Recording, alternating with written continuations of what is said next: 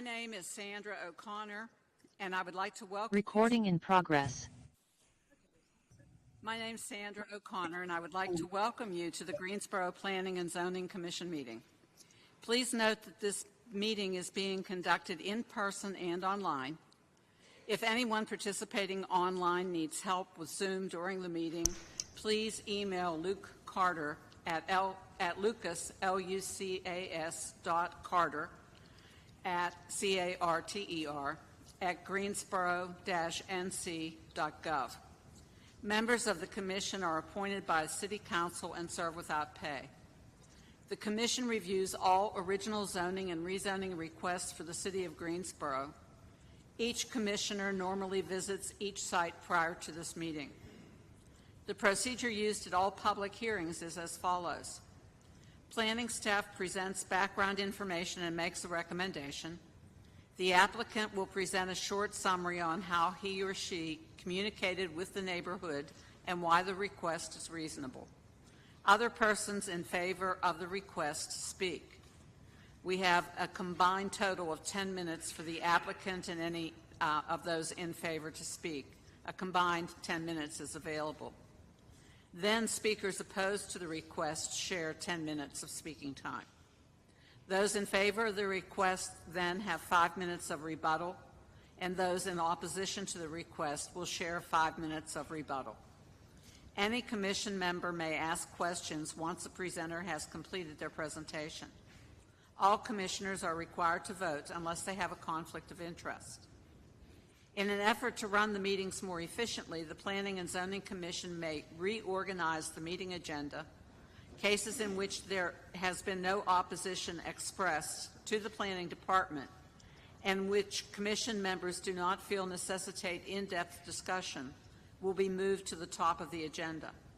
Staff will provide a shortened presentation for those expedited cases, and applicants have up to 2 minutes to address the Commission if they desire to provide any additional information they want the Commission to know. Expedited cases will then follow the procedures outlined previously. All denied cases and all approved ordinances receiving 6 or more favorable votes will constitute final action unless an appeal is submitted in writing to the Planning Department and the appeal fee is paid within 10 days. All ordinances receiving a majority of favorable votes, but less than 6, will be subject to a public hearing by the City Council. When the case is called you are interested in, people wishing to speak online will need to use their raise hand function, and you will be called upon to speak in the order in which hands were raised. Please find the raise hand function under the reaction button. People wishing to speak in person will need to come to the podium. When you're called upon to speak, please state your name and address for the record. Please also direct all comments and questions to the Zoning Commission. Participants in the Zoom meeting will be able to view the meeting and speak when they are called upon. This meeting is being recorded and televised on Greensboro Television Network. In addition, the telecast is being closed captioned for the hearing impaired. I would like to have the commissioners introduce themselves, and then we'll have comments from our city attorney. Starting at my far right in chambers, we have Catherine Magid, Richard T. Bryson, Mary Skeens, and online we have, can you unmute yourself? Zachary Engel. We have Mr. Engel, and do we have Mr. Egbert?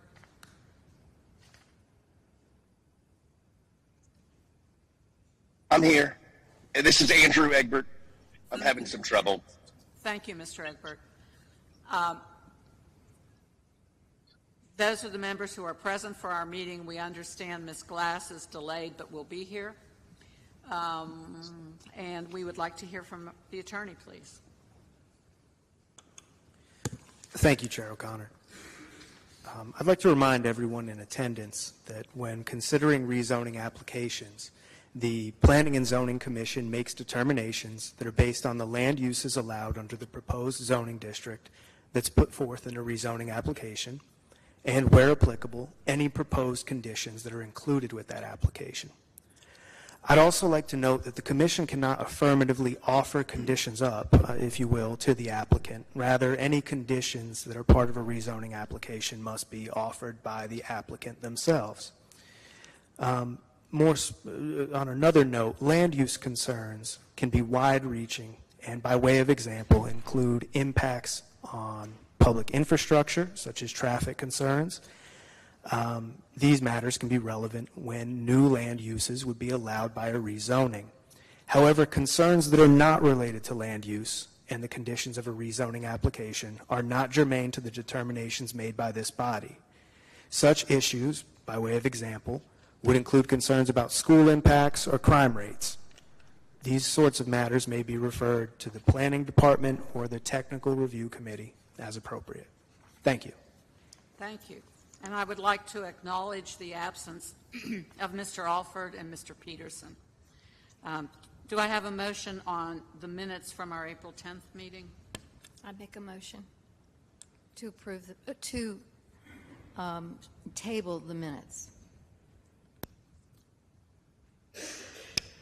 I'll second. And for ratification here, we're tabling them because they're very lengthy and we just received them and we need time to review. So if we could continue that to our June meeting.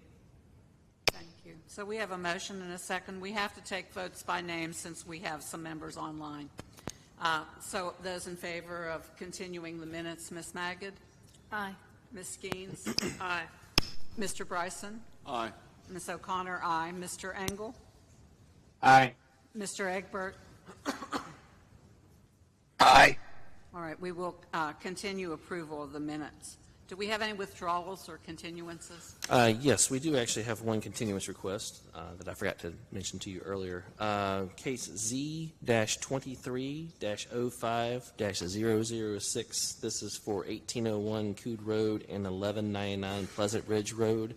You had been informed earlier that there are some opposition, and the applicant and the opposition are both in support of continuing the request. I believe Attorney Terrell is here and can speak to the request for continuance as well if you have questions. Yes.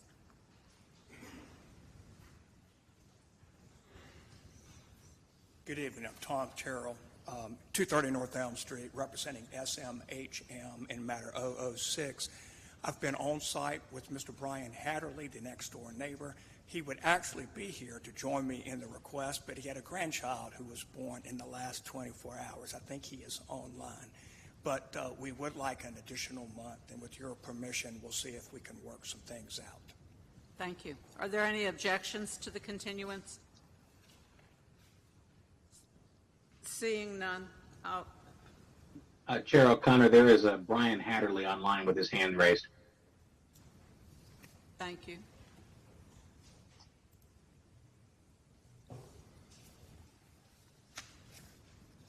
Go ahead, please.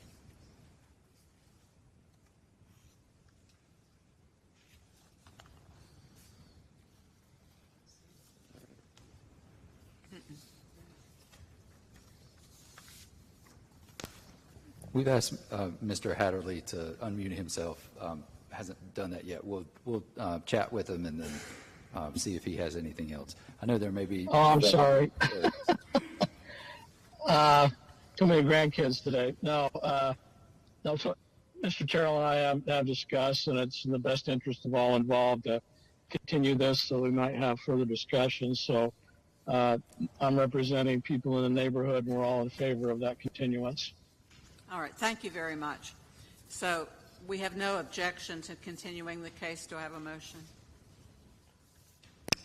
In case Z-23-05-006, make a motion that we continue that. This is the Coode Road, Pleasant Ridge Road case. Continue that to our June meeting. Yes. Second.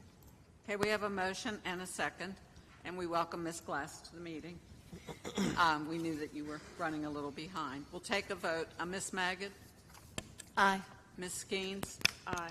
Ms. Glass? Aye. Mr. Bryson? Aye. Ms. O'Connor, aye. Mr. Engel? Aye. Mr. Egbert? Aye. Thank you. We will then continue matter Z-23-05-006.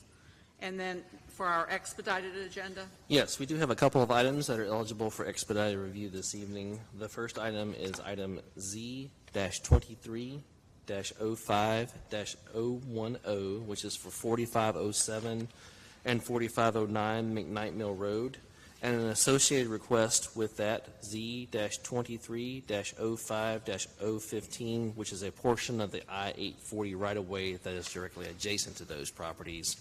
Those two items are eligible for expedited review this evening. Do you want to read the other one as well, or you want to start at that one first? and then 23-05-013. And then the other one is Z-23-05-013, which is for 623 Summit Avenue. Okay, thank you. We'll move that group of the first items on McKnight Mill Road and then the Summit Avenue to the expedited agenda. So we'll start with that one, please. PLP 23-11 and Z-23-05-010. It's an annexation request for 4507 and 4509 McKnight Mill Road and a portion of I-840 right-of-way west of McKnight Mill Road, north of I-840, and a portion of I-840, as well as 4507, 4509 McKnight Mill Road, west of McKnight Mill Road and north of I-840.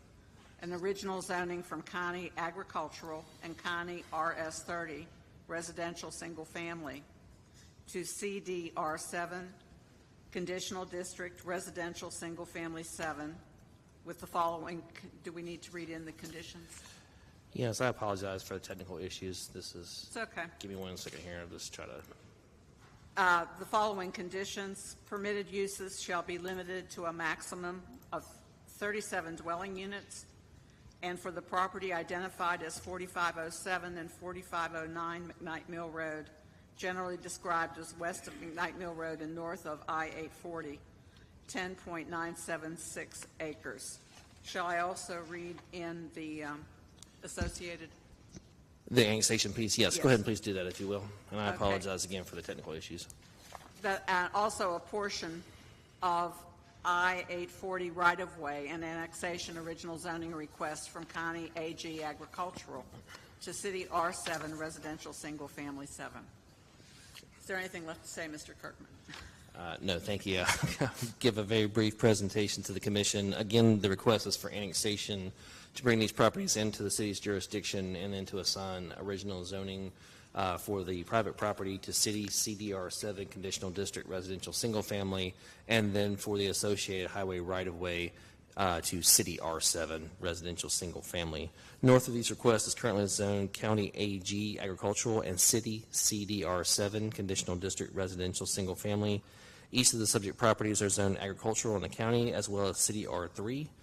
South of the property is zoned County AG, County RS30, and City CDR7, and west of the subject property is currently zoned County AG. The subject properties are currently undeveloped at this time. There is one single-family house, but the majority of the land is undeveloped and does include a portion of the I-840 right-of-way. North and east of the requests are single-family dwellings as well as undeveloped land.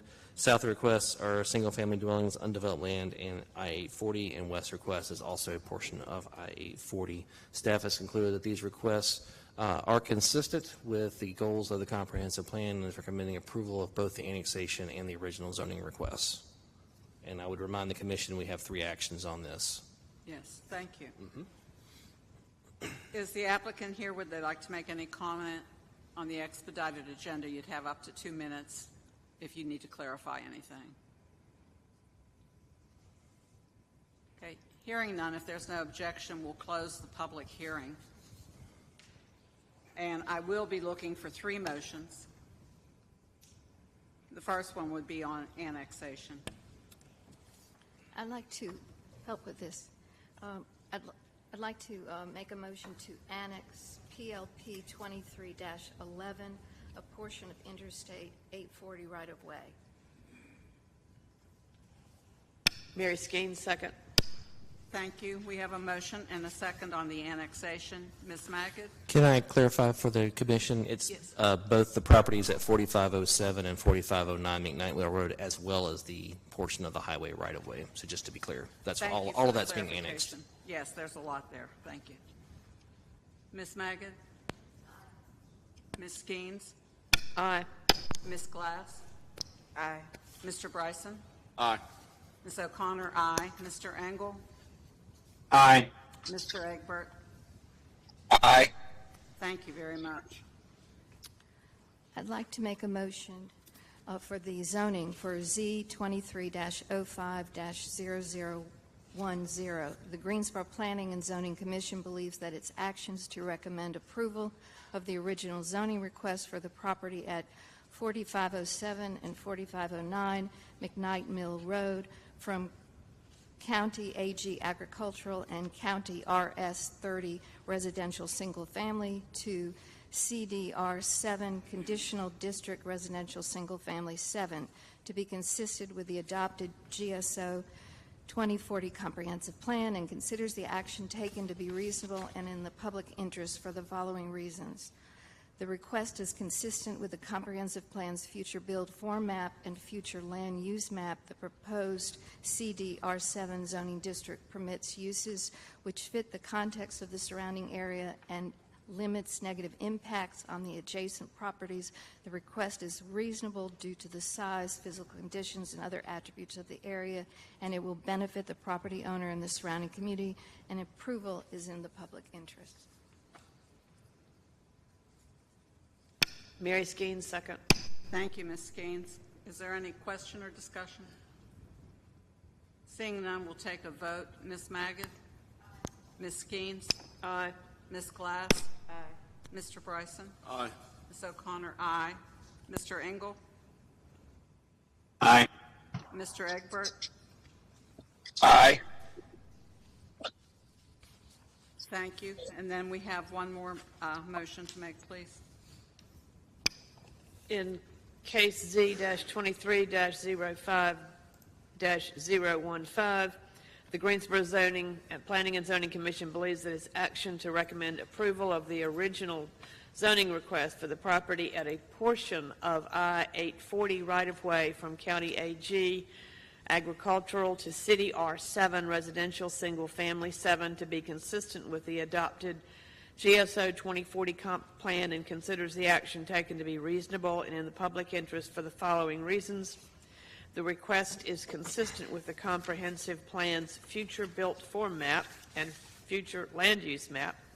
The proposed R7 zoning district permits uses which fit the context of surrounding area and limits negative impacts on the adjacent properties. The request is reasonable due to the size, physical conditions, and other attributes of the area. It will benefit the property owner and the surrounding community, and approval is in the public interest. Second. We have a motion and a second. Any questions or comments? If not, we'll take a vote. Ms. Magid? Aye. Ms. Skeens? Aye. Ms. Glass? Aye. Mr. Bryson? Aye. Ms. O'Connor, aye. Mr. Engel? Aye. And Mr. Egbert? Aye. Thank you. This constitutes a favorable recommendation and is subject to a public hearing at the Tuesday, June 20th, 2023 City Council meeting. Thank you. Next item on our agenda.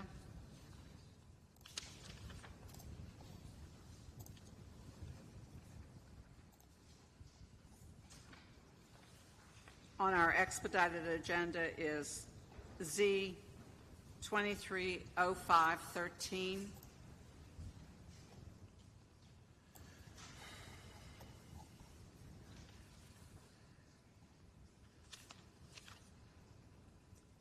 For 623 rezoning 623 Summit Avenue, northwest of Summit Avenue and southwest of Yanceyville Street. A rezoning request from CDCN Conditional District Commercial Neighborhood to O Office for the property identified as 623 Summit Avenue, generally described as northwest of Summit Avenue, and southwest of Yanceyville Street, 0.26 acres. Mr. Kirkman? Yes, thank you, Chair O'Connor. Again, the subject request is to go from conditional district commercial neighborhood CDCN to O office. North of the property is currently zoned R5 residential single family. East of the request is zoned office. South of the west of the request is a combination of office and R5 residential single family. The subject property currently contains a tourist home use. North of the request are single-family dwellings. East of the request is an accounting service office and single-family dwellings and multifamily dwellings further to the east. South of the request is a community resource center, a real estate office, mailing center, and personal and professional services, as well as single-family dwellings. And west request is offices with professional services and single-family dwellings. Staff has concluded this request does meet the goals of the comprehensive plan and is recommending approval of this request. Can answer any questions. Are there any questions or comments? If the applicant would like to make a statement, you have up to 2 minutes.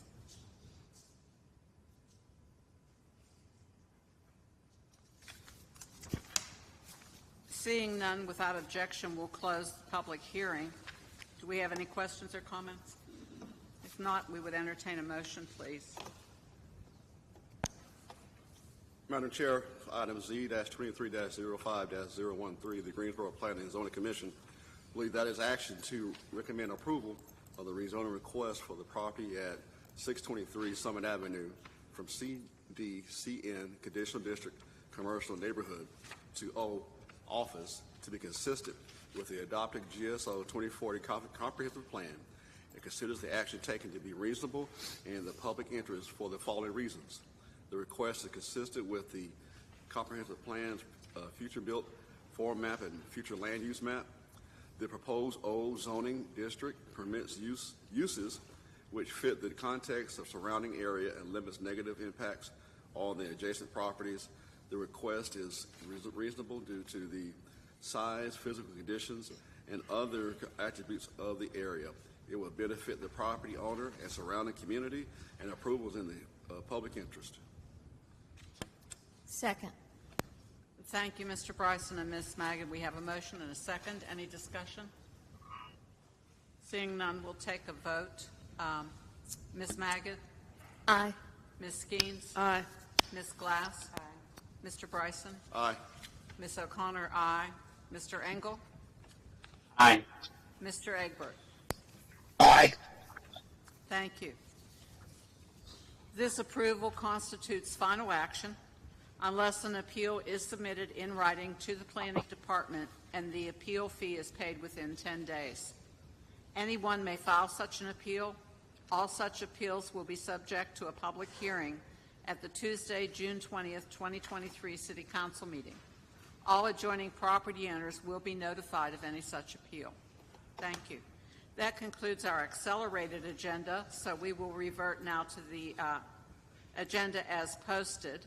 And the next item will be Z-23-04004, a rezoning from R5, residential single-family 5, and CDRM 8, conditional district residential multifamily 8, for the property identified as 1007 Willard Street, generally described as north of East Wendover and west of Willard Street, 4.46 acres. Mr. Kirkman? Yes, thank you, Chair Connor. Again, the request is to rezone from R5 residential single family to CDRM8 conditional district residential multifamily. North, east, and south of this request is currently zoned R5 residential single family. West of this request is zoned a combination of RM8 residential multifamily and R5 residential single family. The subject property is currently undeveloped at this time. North, east, and south of the request are single-family dwellings. West of the request is a duplex and single-family dwellings. This is an image showing the subject property as it's seen from Willard Street. This is a single-family dwelling located northwest of the request, zoned R5. This is a single-family dwelling located north of the request, zoned R5. This single-family dwelling located east of the request, again zoned R5. This is undeveloped land located east of the request, zoned R5. These are single-family dwellings located southeast of the request, zoned R5. This is a view facing north on Willard Street. The subject property is on your left in this picture. And this is a view facing south on Willard Street. The subject property is located on your right. This is a conditional zoning application, and this is the condition that was presented by the applicant and advertised as part of the hearing this evening. GSO 2040 Comprehensive Plan designates this site as urban central within an urban mixed-use corridor on the future built form map and the residential on the future land use map. The proposed rezoning request supports the comprehensive plan's filling in our framework goal to arrange land uses for a more vibrant and livable Greensboro, and the Creating Great Places goal to expand Greensboro's citywide network of unique neighborhoods, offering residents of all walks of life a variety of quality housing choices. The proposed CDR district allows a variety of medium-density residential uses that are consistent with other zoning in the area, and includes the height limitation to aid with compatibility with adjacent lower intensity residential uses that are directly adjacent to the subject property. Staff is recommending approval of the request, and I can answer any questions. Are there any questions? No questions. Then with the applicant, you have up to 10 minutes to speak in favor of your application. I have Jahan Waller and Reggie Tatum. If you'd come to the podium and give your name and address, please.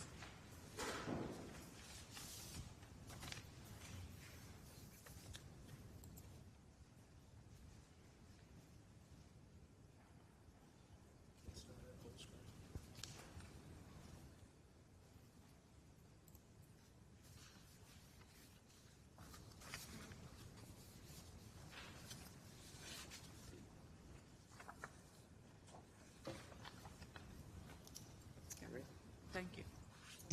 Good afternoon. I'm Dr. Jahan Waller. I'm with J.C. Waller Associates, and we are here representing the technical experts for Feedgate Development and Mr. Reggie Tatum on the 1007 Willard Street property. So we've notified all the residents within the City of Greensboro's radius for this particular rezoning. We've had two community meetings, one on May 2nd and May 9th, and you guys were invited to that particular meeting. And in the packet I just handed out, I also sent out the meeting minutes from that particular meeting so you can see some of the neighbors' concerns. And so we had a follow-up meeting on May 9th to provide information on the questions that the residents had that we were not able to answer at the May 2nd meeting. I want to point out that this case did come before you about a year ago, and it went to City Council, and then the applicant at the City Council meeting pulled it back to have additional discussions with the neighborhood, and that's when they, again, involved J.C. Wall and Associates to help them through this particular process. So we came back and we added a condition to minimize the height of the units. Again, the developer wants to develop this piece of property for townhome development, not apartments, again, to add additional housing stock to this side of Greensboro. In addition to that, the density that we're proposing, even though we're proposing RM8, is around 6 dwelling units per acre. So we're not increasing the density too much above the the R5 zoning designation that it currently has. Again, in the vicinity of this parcel, there is RM8 zoning designation, so there's nothing new to this particular neighborhood, and we believe this product will be a good fit for the community. They also raised some transportation concerns. We've had opportunity to reach out to GDOT about those concerns, and again, most of the concerns that the neighbors had relative to traffic are outside of the purview of this particular project, such as speeding on the road, and they're concerned about the width of Willard Street. And so we've reached out to GDOT with those concerns, and in your packet you'll see the response from Nolan Tipton regarding those issues that they brought up at the meeting. At the follow-up meeting, after they received the answers to their questions, everybody that was at that meeting, we had 2 families that were interested in receiving the additional information. They felt pretty comfortable with the rezoning and didn't take any objections. And that's all that I have. Any questions? Do we have any questions? I don't see any. You have 7 minutes and 22 seconds remaining if we have another speaker. Basically, last time, the part that we were missing was, my name Could is you Reggie give your Tatum. name and address, please? Yes, my name is Reggie Tatum. I live at 709 Stoneway Court in Greensboro, 27455. Basically, last time, the community involvement with the application was missing. So that's why we hired Mr. Wall and his firm to take care of that part for us. We reached out the way the city wants us to engage with the community. We listened to the community. We heard what their concerns were, and I think we had positive dialogue back and forth. We still might face some opposition, but right now the land is being used as like an impromptu dump for the community. They're throwing tires and mattresses and things on that property, and I think developing that property is better than just watching trash get dumped over in that neighborhood. I'm from the east side of Greensboro. I was raised on that side of town. So I'm very familiar, and me and my team wanted to just give that side of town a different type of housing, something that we were hearing that the community wanted for that area, townhomes. In the last 2 years, we've built over 20 single-family homes, so we have both single-family and multi-family going on in the area. So our thing was just to grow and expand Greensboro and to bring some affordable housing to the area. Thank you. Do we have any questions? Is there anyone else, and staff will alert us if there's anybody online for any of these hearings. Is there anybody else who would like to speak in favor? There's 6 minutes and 1 second remaining. We see none. I would like to commend you for your neighborhood outreach and appreciate the summary. Thank you. We have 10 minutes available for anyone who wants to speak in opposition. And I have a few people registered. If you'd like to come to the podium, please. I have a Karen Leak, Richard Myers, Ronald Williams, and Pamela Myers, who registered to speak in opposition, and all of you will have to share 10 minutes. So if you just give your name and address, please. Hi, my name is Karen Leak. I live at 1015 Willard Street, 2 doors down from the proposed site. I just want to say I've lived in my home for 30 years. I want to retire and spend the rest of my life there. The applicant wants to build 25 units in the middle of a small residential block. The street is 18 feet wide. There's 2 naturally flowing creeks in front of this property. What's going to happen to the environment? Where will the water go? You can see these creeks from either side of the street, again, because it's only 18 feet wide. When I back out of my driveway, my car nearly touches my neighbor's street across the street because the street is so tight. It's an extremely small block.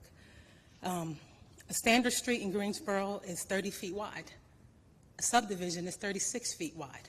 We're half the size of a subdivision.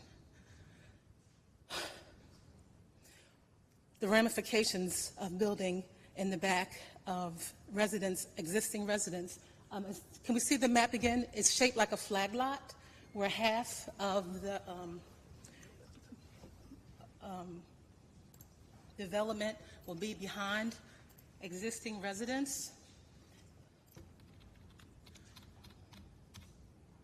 That long line where the arrow is pointing to, that's Holt Avenue. It's 8 houses along that area that'll be in their backyards. And the front side is Willard Street. On the other side, it's behind 5 houses. I've spoken to those residents. I have their names and phone numbers. Extremely concerned, extremely scared to have a development in their backyard, literally in their backyard. What happens if an emergency breaks out? God forbid there's a shooting, the bullets go through someone's window. The area isn't fit, this doesn't fit the land to be built in 8 backyards. How would they get out? One exit out to Willard Street, again, 18 feet wide. You know, I'm sorry to say this area code is a low-income neighborhood, $39,000, 191 crime reports since January. It's It just doesn't fit the land. So please don't ask us to live in more fear with something like this in our backyards, to rezone this small residential neighborhood. It just doesn't fit the land. That's all I want to say. Thank you. Thank you. We have 7 minutes and 52 seconds. Hi, I'm Richard Myers, 810 Willard Street. My family's been there over 60 years, and the biggest problem with this property of all is that the pictures that's being shown are not showing that there's a hill on each side of this property, causing blind spots for people coming in and out, and with the added traffic this is going to bring, it's going to make it harder and harder for the residents on this block of Willard Street to get in and out of their properties, get in and out of their drives, and even the idea of widening. If you see how short these front yards are at these homes, they have no front yards. And this is just basically going to box them in even more. And still, you still have these hills, a hill on each side of this property that does create blind sides on each side of the property. And more problems for the people in the neighborhood with more traffic. Thank you. Thank you. Hello. My name is Ronald Williams, and I reside at 908 Willard Street. And like he just said, on each end of the street, you're running into a hill on both ends, and then it comes out flat in front of that property. And nothing has changed. The neighborhood is still the same. The community is the same. Still got kids out there playing in the yards. You got speeders coming down the street. I've had vehicles in my front yard that run off the road into my yard, hit my trailer, hit my truck, and nothing has changed, none whatsoever. I don't see any kind of development. It's the same now as it was then. Nothing at all has changed.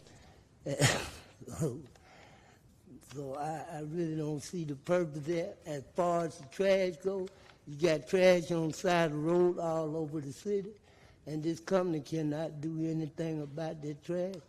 And so I don't see why they even making any comment about that. So nothing has changed that I can emphasize that enough. The street is still the same width from one side to the other. Kids are still out there playing. Speeders are still speeding up and down the road. And you got it in front. The property sits on a flat line at the top of both hills there. So once you top a hill on this end, you at that spot. Top a hill on this end, you at that spot. There's no difference at all whatsoever. So actually, I don't know where they're trying to go from here, but nothing has changed, nothing at all. Thank you. We have 5 minutes and 7 seconds. Hi, my name is Pamela Ingle Myers. My husband owns 810 Willard Street. I would like to speak of my experience in the past 37 years of visiting to Willard Street. This is a very narrow road, as been mentioned already. The cars park on the side of the street because the driveways are short. The front yards are short. When we go to visit his parents, over the years, 2 of the sons live out of town. The parents had 2 cars, had a car apiece, so that's 2 cars already. You try to bring 2 or 3 more cars in, it's all we could do to stay out of the road. When the traffic problem starts from this complex, what's the solution? To widen Willard Street? Where are you going to widen it to? You're going to take part of these little tiny yards and these short driveways. Where are the residents that are already living there going to park? I believe Greensboro passed an ordinance about you cannot park in your yard. Your vehicles have to go in the driveway. Am I correct? So where are they going to put their vehicles? I want to see some regard for the residents that are already living there instead of the residents we're going to bring in. Why disregard the ones that have lived there? Some of them elderly that can't be here, that don't have computers to watch you online. You know, and the difference, there is townhouses and apartments. in that area, but the difference is they're on a major thoroughfare. You get out to East Wendover. Yes, there's one right in sight nearly, but it's on the side of Wendover. There's no other entrance or exit except on Willard Street, and there's not room. Please give consideration to the existing residents, some of which have lived there 50 and 60 years. Thank you. Thank you. Is there anyone else that wants to speak in opposition? We have 3 minutes and 19 seconds remaining.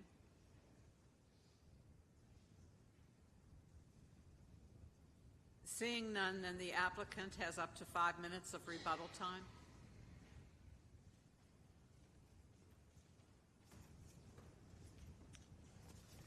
Thank you. I would like to first start off and say that I appreciate the passion that the residents that has showed up tonight, and we understand your issues and concerns because, again, some of the transportation issues came up at our rezoning community meeting, and because of that, we reached out to GDOT to ask some of the questions about their future widening plans with Willard Street and concerns about speeding.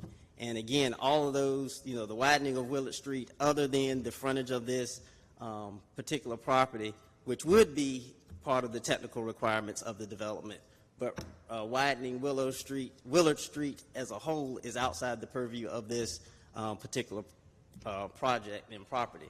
And those same concerns would still exist even if it was developed as R5. So that is not unique, to this particular rezoning case. It's just one of the challenges that they just have on Willard Street. And in addition to that, someone brought up about generating a large number of traffic with this new development of up to 24 units. According to GDOT's estimate, there'll be about 10 new trips, AM peak trips generated for this particular development and 12 PM trips generated. So it's not a huge amount of traffic that will be generated by this particular development. Again, this development is for home ownership, so you will not have some of the stigma and things that go along with apartment complexes. These will actually be homeowners, just like everybody else in the community. They just live in a different housing product. So it's very compatible to the neighborhood. Another comment somebody made about the widening of Willard Street. Willard Street has a 50-foot public right-of-way, so there's plenty of right-of-way for GDOT to do future road widening without impacting the neighbors substantially. And that's all I have. Any other questions that you may have, questions or concerns? I know there's a lot going on. Thank you. You still have 2 minutes and 53 seconds of rebuttal time if you wanted to say anything else. We're good. Thank you. Thank you. The opposition, anybody speaking in opposition, you have up to 5 minutes of rebuttal time if you wanted to make any further comment.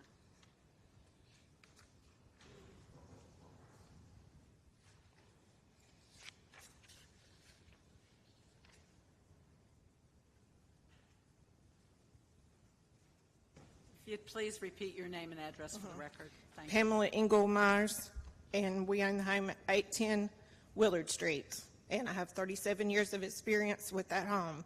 My husband has over 50, I think 59 years. I forgot to speak on the fact it has been spoke that at least 21 units and 42 cars. No one's speaking about the guests of these units. There'll be guests. Where's the guest going to park? That creates more traffic too. It's not just the 42 cars. When you have a home, you have guests that come to visit. So we need to count that too. I just want to make sure that we understand we're not talking about just 42 cars. And like I said, the guests of the residents on Willard Street can't fit in the driveways as it is. If you take some of their front yard and their driveway, where are they going to put the cars? Most of them only have room to put 2 cars on Willard Street as it is. If there was another entrance, but I understand this backs up to backyards, there's no other way in, no other way out. And there's a traffic problem as it is. With the current residents parking on the street, we have to stop, slow down and go around and watch out for people backing out of driveways as it is, then you're going to add more. You know, it's already a problem. Thank you. Thank you. If you'd give your name and address again, please. Karen Leak, 1015 Willard Street. Again, my heart just drops when I see that long line behind 8 homes facing Halt Avenue and 5 homes facing Willard Street. No one's mentioned anything about the safety of the folks who will have residents living in their backyard. You know, no one's mentioned anything about the security if something happens back there, God forbid. And in the city and environment that we live in now, it's not a matter of if, but when. Thank you so much. Thank you. We have 3 minutes and 10 seconds remaining of rebuttal time if anybody had an additional comment. Seeing none, unless there's an objection, we'll close the public hearing. Do we have any questions or comments from the commissioners?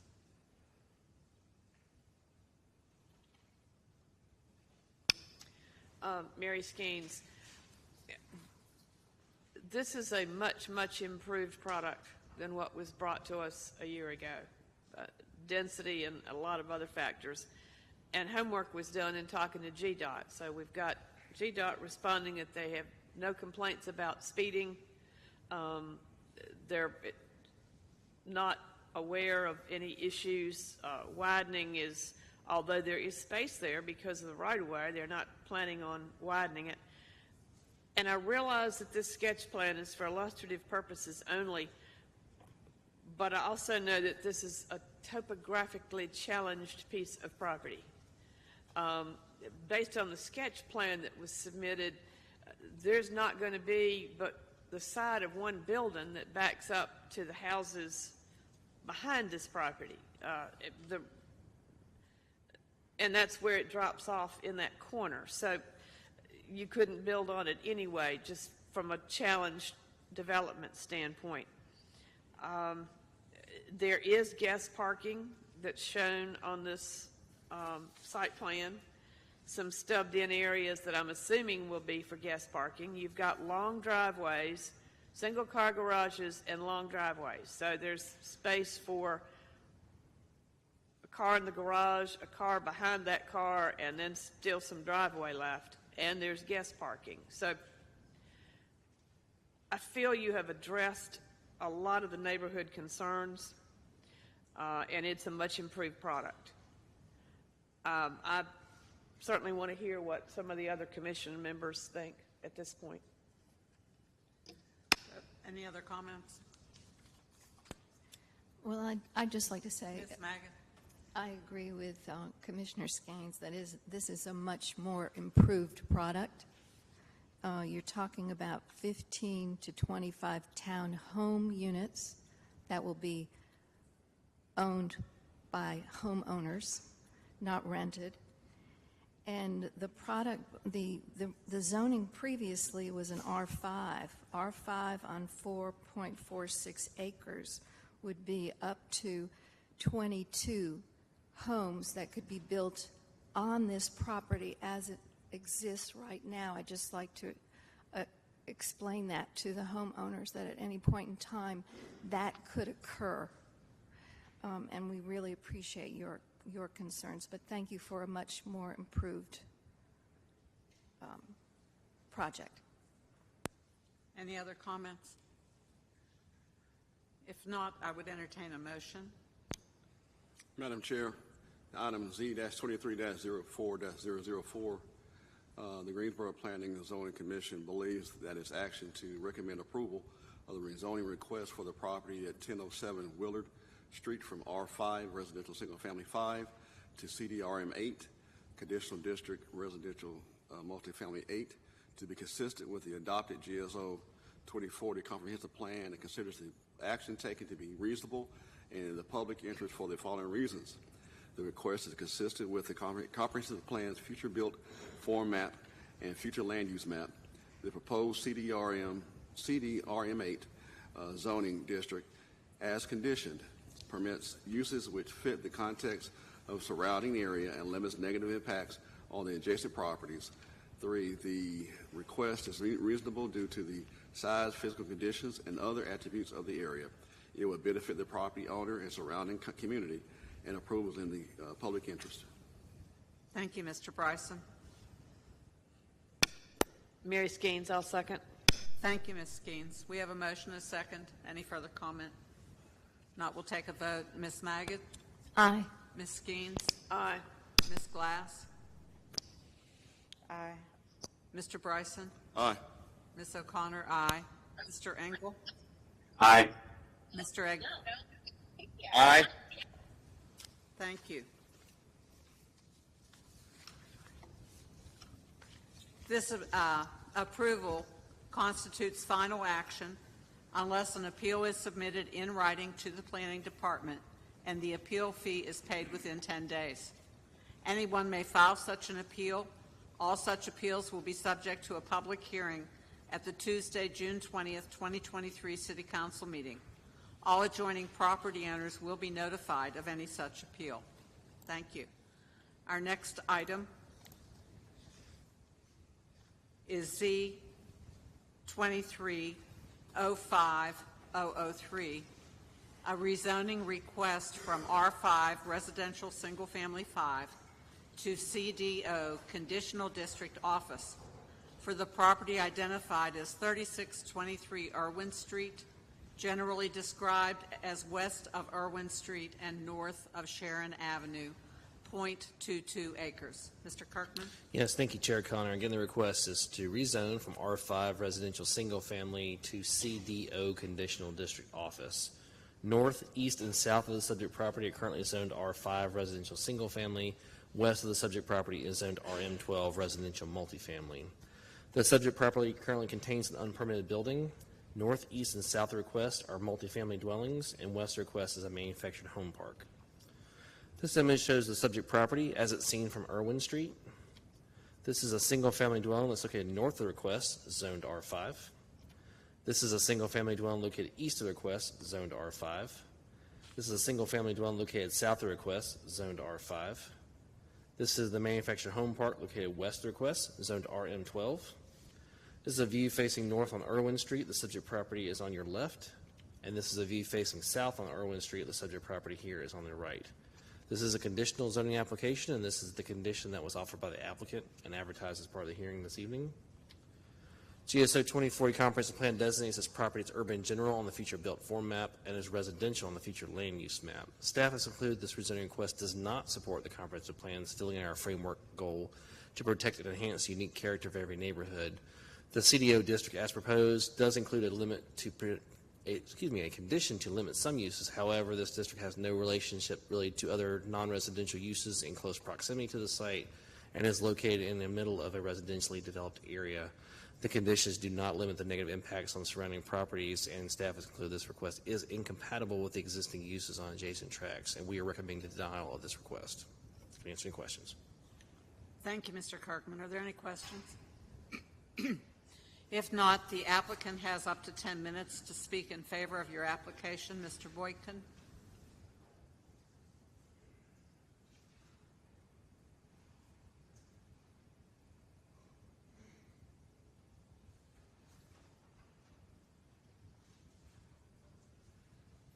If you'd please give your name and address. Thank you. Arthur Boykin, 3623 Irwin Street, Greensboro. Yeah, I just wanted to turn that office modular into a call center. Could you repeat? Pardon me? That office modular that's sitting on the property, I just wanted to turn it into a call center. A call center? Yeah, for water damage restoration.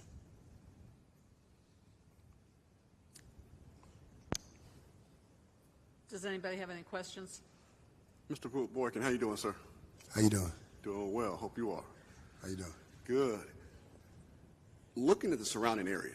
Yeah. How did you get a call center because it's not conducive for everything else around there. How do you get a call center and want to put a call center in the middle of a residential area? Well, I'm going to fence in the property.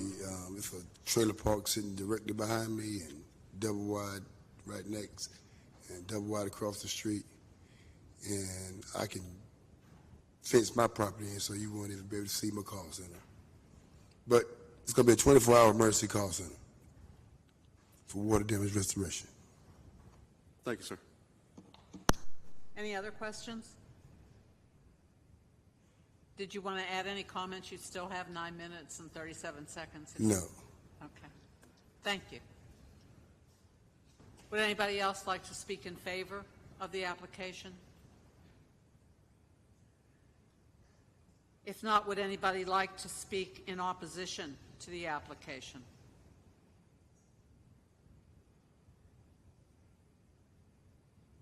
Do we have anyone online? No. We don't have anyone speaking in opposition, so I see no need for a rebuttal. Unless there's an objection, we'll close the public hearing. Do we have any comments or questions? If not, I would entertain a motion. I'll just simply say this is probably, unfortunately, and I think staff called this right, the clearest example I've seen of an attempt at spot zoning in a long time, and I won't be supporting it this evening. Thank you, Mr. Engel. Do we have Ms. Gaines? An additional comment is that this is just not at all conducive to a neighborhood environment, and it's not a good fit. So I won't be supporting it either. Thank you. Do we have a motion?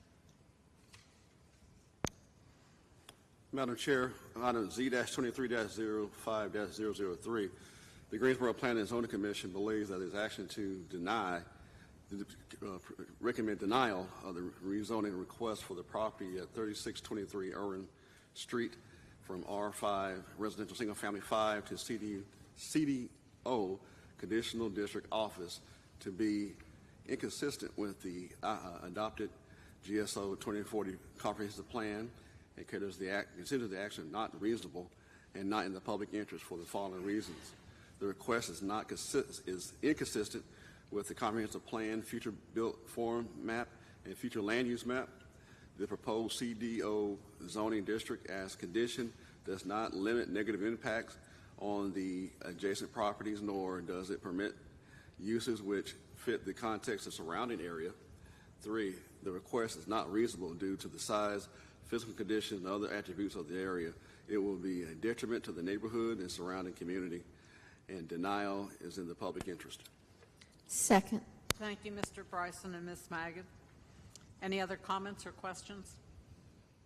If not, we'll take a vote. Ms. Maggid? Aye. Ms. Skeens? Aye. Ms. Glass? Aye. Mr. Bryson? Aye. Ms. O'Connor? Aye. Mr. Engel? Aye. Mr. Egbert? Aye. Okay, this constitutes a denial, and that's final excuse me, that's final action unless an appeal is submitted in writing to the planning department and the appeal fee is paid within 10 days. All zoning appeals will be subject to a public hearing at the Tuesday, June 20th, 2023 City Council meeting. Thank you. The next item on our agenda is combined items PLP 2310 and Z 2305-004, and annexation and original zoning from County MXU mixed use and County RS 40 residential single family 40 to City CDPI conditional district public and institutional for the property identified as 5909 through 5915 West Gate City Boulevard, 5800 and 5900 Scotland Road, and 5810 Marion LC Drive, generally described as west of Gate City Boulevard, north of Scotland Road, and south of Marion LC Drive, 7.3 acres.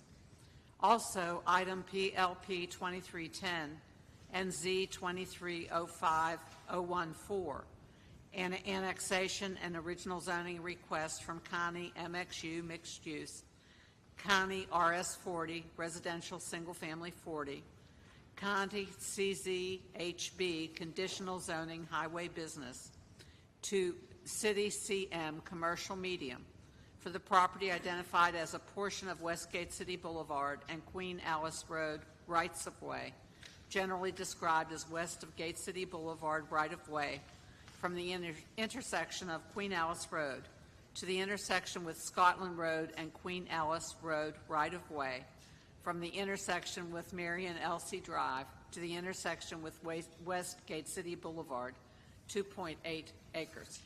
Mr. Carter. Thank you, Chair O'Connor. That was a lot.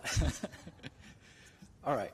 This is the zoning map for the subject properties. Everything that Chair O'Connor said is basically we've got an annexation for this request and two original zonings. We've got the original zoning for the private property section, which is identified as Z-23-05-004, and that is a request for annexation and original zoning from County MXU, which is mixed use, and County RS40, which is a single-family residential zoning district. And the request is to take it to City CDPI, which is Conditional District, Public and Institutional. And then you have the area within the rights-of-way for Westgate City Boulevard and Queen Alice Road, and that request is identified as Z-23-04-014. That is a request for annexation and original zoning from County MXU, County RS40, and County CZHB, which is Conditional Zoning Highway Business, to City CM, which is just a straight commercial medium zoning district for the area within the right-of-way. North and east of the subject property is zoned County Ag. South of the subject property is zoned LI. I'm sorry, that is incorrect. North and east, north of the subject property is zoned CZHB, CDCM, and you've got RS40 east of the subject property and south of the subject property. And then west of the subject property has a Jamestown CIV for civic zoning designation. This is the aerial photo of the subject properties. The subject property, most of it is currently undeveloped. One portion of it has a single-family dwelling on it, and then again, portions of the subject property include Westgate City Boulevard and Queen Alice Road rights-of-way. North of the request contains undeveloped land. East and south of the request contains single-family dwellings, and then west of the request contains a cemetery. This is the subject property as seen from Westgate City Boulevard. This is the subject property as seen from Scotland Road. And this is the subject property as seen from Marion Elsie Drive. This image shows undeveloped land that is located north of the request, zone City CDCM. This image shows an example of a single-family dwelling that is located, or examples of these single-family dwellings located north of the request on Queen Alice Road, which is zoned County RS40. This image shows another example of single-family dwellings located north of the request on Queen Alice Road, zoned County RS40. And this image shows an example of the single-family dwellings located east of the request on Marion Elsie Drive, zoned County RS40. And this is another example of the single-family dwellings located north of the request on Marion Elsie Drive, zoned County RS40. This is an example of the single-family dwellings located south of the request on Scotland Road, zoned County RS40. This is another image of a single-family dwelling on Scotland Road, south of the request, zoned County RS40. This image shows undeveloped land located south of the request on Westgate City Boulevard, zoned County RS40. And this image shows the cemetery that's located west of the request on Westgate City Boulevard, zoned Jamestown CIV. And this image is facing northeast on Westgate City Boulevard. The subject property is on the right. And the subject property, that's the subject property for case 05004. 05014 is the areas within the right-of-way that you see there. This is facing southwest on Westgate City Boulevard. The subject property is on the left. This image is facing southeast on Queen Alice Road. The subject property is on the right. And this area within the right-of-way is included in the request as well. And the area within the right-of-way here is also included in the request, and this is west, facing west on Queen Alice Road. Subject property is on the left. This view is facing southeast on Marion Elsie Drive. The subject property is on the right. And this view is facing northwest on Marion Elsie Drive. The subject property is on the left. This view is facing west on Scotland Road. The subject property is on the right. And this view is facing east on Scotland Road. The subject property is on the left. This is the condition that has been proposed by the applicant as of notification. The applicant might have some more additions to this if they so choose later. Staff finds that in recommending approval of this request, that the GSO 2040 comprehensive plan designates the property as urban general and also being located within an urban mixed-use corridor on the future built form map. The Western Area Plan's land use map designates this property as commercial and residential. I think that's just the GSO 2040 plan that designates it as commercial and residential. The proposed original zoning request supports the comprehensive plan's the comprehensive plan's filling in our framework goal to have every neighborhood safe and has convenient access to first-rate schools, services, shopping, parks, and community facilities. The proposed CDPI zoning district as condition allows uses that are compatible with existing commercial, civic, and residential uses located on adjacent tracts. And with that, I can answer any questions that you have at this time. Do we have any questions for staff? If not, we'll proceed with our public hearing. And just a reminder for commissioners, before you speak, if you'd also identify yourself for the sake of the person recording the minutes later. Thank you. So if the applicant would like to come to the podium, you have up to 10 minutes.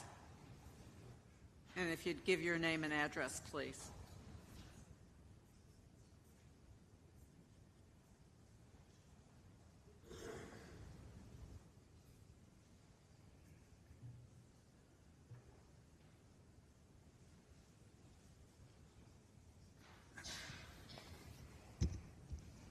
Ladies and gentlemen, good evening. My name is Jason Goins. My personal residence is 3723 Apple Orchard Cove, High Point. I am the senior pastor of Renaissance Church. Just to give you a very quick history of our church, we will be celebrating our 15th anniversary this year. We, over the 15 years, have grown to a membership of about 650 individuals, most of which reside within Guilford County. We, at our church, boast one of the largest food banks in the state, as well as a larger outreach that helps folks with housing. We currently have, and by way of description, this will help understand the scope of the project we're proposing, 2 different real properties that we own. The first is, I guess, what you would call our headquarters, our main campus. It's located on Harvey Road, just behind Furnitureland South, if that makes sense. It's a 35,000 square foot warehouse that we've renovated and brought a renaissance to. We've put almost $2 million into that building to transform it from an eyesore into something that the community can be proud of. It is there where we have our Sunday morning church services, 2 services currently, one at 9:30 and one at 11:15. Our other property we purchased in the last year. It is on East Chester Drive in High Point. It's commonly known as the old Caldwell Banker building, where that real estate shop used to be until we purchased it. We have converted that building space, the office space there, into co-working space, where we are presently leasing to about 25 different businesses and entrepreneurs. Part of the heart of our church is to reach into the professional community, give them a leg up, to give moms who work from home a place to get away from their kids for a moment and go to the office and work. And so that's been a great success. Within the last 6 months, we've completely filled that building up. On the side of that same building, we will be launching another campus of our church in September of this year. We see that model as a needed model as churches respond to the crisis of COVID and trying to raise funds and support themselves. Unfortunately, as you all know, a lot of churches have gone, I guess, out of business because of what COVID presented to us. So this is an opportunity, we think an innovative opportunity for churches to fund themselves through creative means and also to reach into the community. So that's where we are. What we'd like to do and what we are proposing in the Gate City area is the construction of 2 different buildings. The first will be a church building, just a normal contemporary church building, where our campus that is on Harvey Road will move into, sorry, I talk with my hands. Our campus on Harvey Road will move into. The Harvey Road building will then be used by our outreach ministries exclusively. So our outreach ministries will have 35,000 square feet to do creative outreaches to love on the community there. The second building we are proposing building is a 12,000 square foot office building, which would follow the model of what we've done on East Chester Drive, which is this co-working space. As you all know, that area of town, it's booming. It's amazing things are happening there. There's not a lot of office space yet. And so as we have let the community know our plans, we've already gotten a lot of interest in co-working office space there. And we're at least 9 months away, at least, depending on how tonight goes, with even being ready to open that building. And we're already seeing a lot of interest there. And so we're excited about that kind of outreach. We, as a church, want to make sure that we are a lighthouse in the community. We want to cooperate with our community. And so we were excited last Tuesday evening to host about 16 folks. We sent out north of 60 letters to the surrounding community. We had about 16 folks come into our building on Harvey Road, and we ate pizza together and talked. And there were some concerns raised, some of which we agree with. So we've had some dialogue. And the first of the concerns that was raised by the community last Tuesday evening was the traffic on Scotland Road. We believe that there will be an entrance there. The Department of Transportation has approved that, but there were some concerns with, is that enough? And, you know, in our original plans and presentation to the Department of Transportation, we had asked for access along Gate City, but unfortunately they told us no. In response to our communications with the local neighbors, we have talked to our engineers. We've had some preliminary conversations with the Department of Transportation, and we will be pursuing and believe will be granted another entrance exit on the property on the Queen Alice Road, which is to the north of the property. We want as many entrances and exits on that property as we can possibly get. We have every interest in making sure traffic flows the right way as well. A second concern that was voiced last Tuesday evening was the permitted use of the land, that perhaps we are requesting too broad of a permitted use. And so just by way of just some background, the commercial use, which we are not applying for here or requesting here, is broader than the private, than the PI zoning that we are requesting here.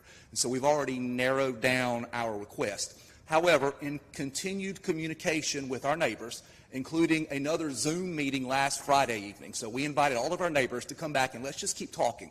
And so we have agreed to further restrict our uses on that property, and would propose that these permitted uses, that the property only be allowed for these uses. And I'm just going to read this into the record if that's okay, if that's proper, or is that okay? So what we would propose is the property be used for agricultural uses, forestry and crops, residential uses, all except rooming houses, religious assembly, public and civic uses, libraries, museums, and art galleries, educational facilities, all except truck driving schools, medical facilities, medical, dental, and related offices, daycare, daycare centers, recreational uses, sports and recreational camps, office, retail, and commercial uses, business incubators, all office uses except listed below, temporary uses and structures,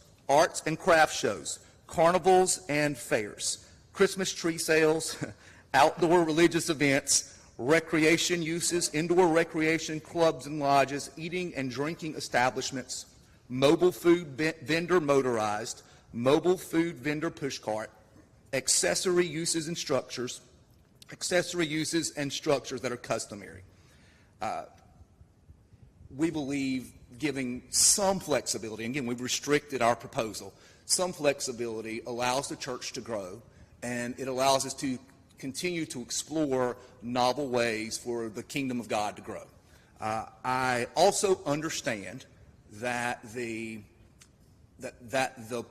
property in question does extend into the surrounding neighborhood, and we want to be good neighbors. We've instructed our engineers and our designers to make sure that on the backside of this property there are water features and drainage ponds and trees left there so that there is sufficient buffer between what we are doing with the church and the community that is around us. I think I've said quite a bit. If there are any questions, I'm happy to answer them. I think at this point, I think the commission needs to consider the list of permitted uses, since that's a different condition than you have currently right now. So if we can we put, yeah, it's nice we put that on the screen here. That might be easier.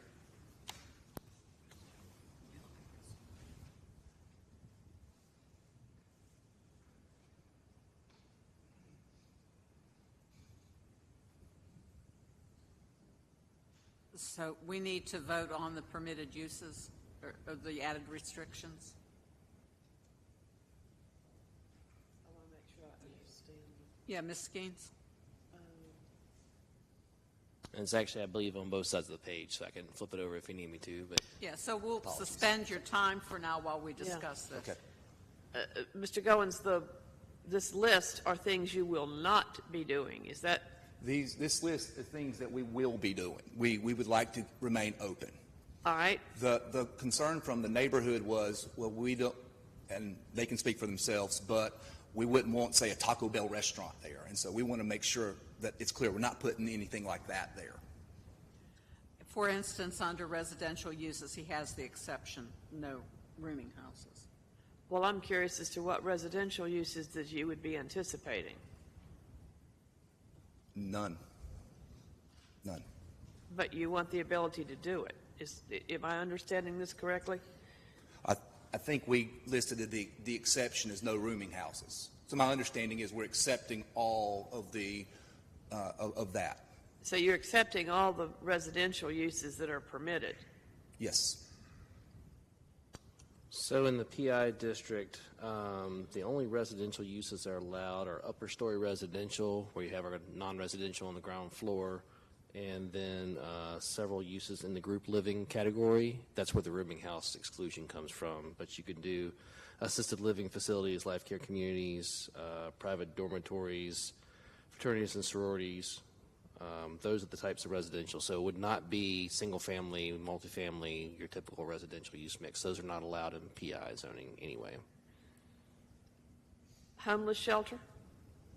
That's a temporary use. That's under social service facilities.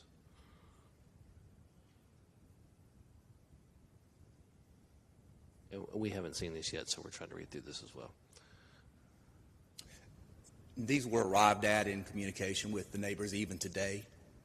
And so that's the reason for the late presentation. So apologies for that. Yeah, and these are the ones that are allowed. So that would be a social service facility, which is not on this list. So it would not be allowed, to answer your question. Could you repeat yourself, Mr. Kirkman? So this list is saying things that they are allowed to do. A homeless shelter, which was the question from Commissioner Skeens, is it considered a social service facility, and that category of use is not listed in this list, so it would not be allowed.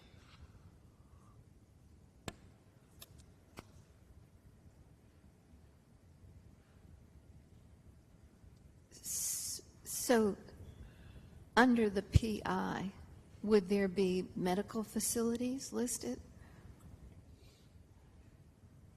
As it exists now?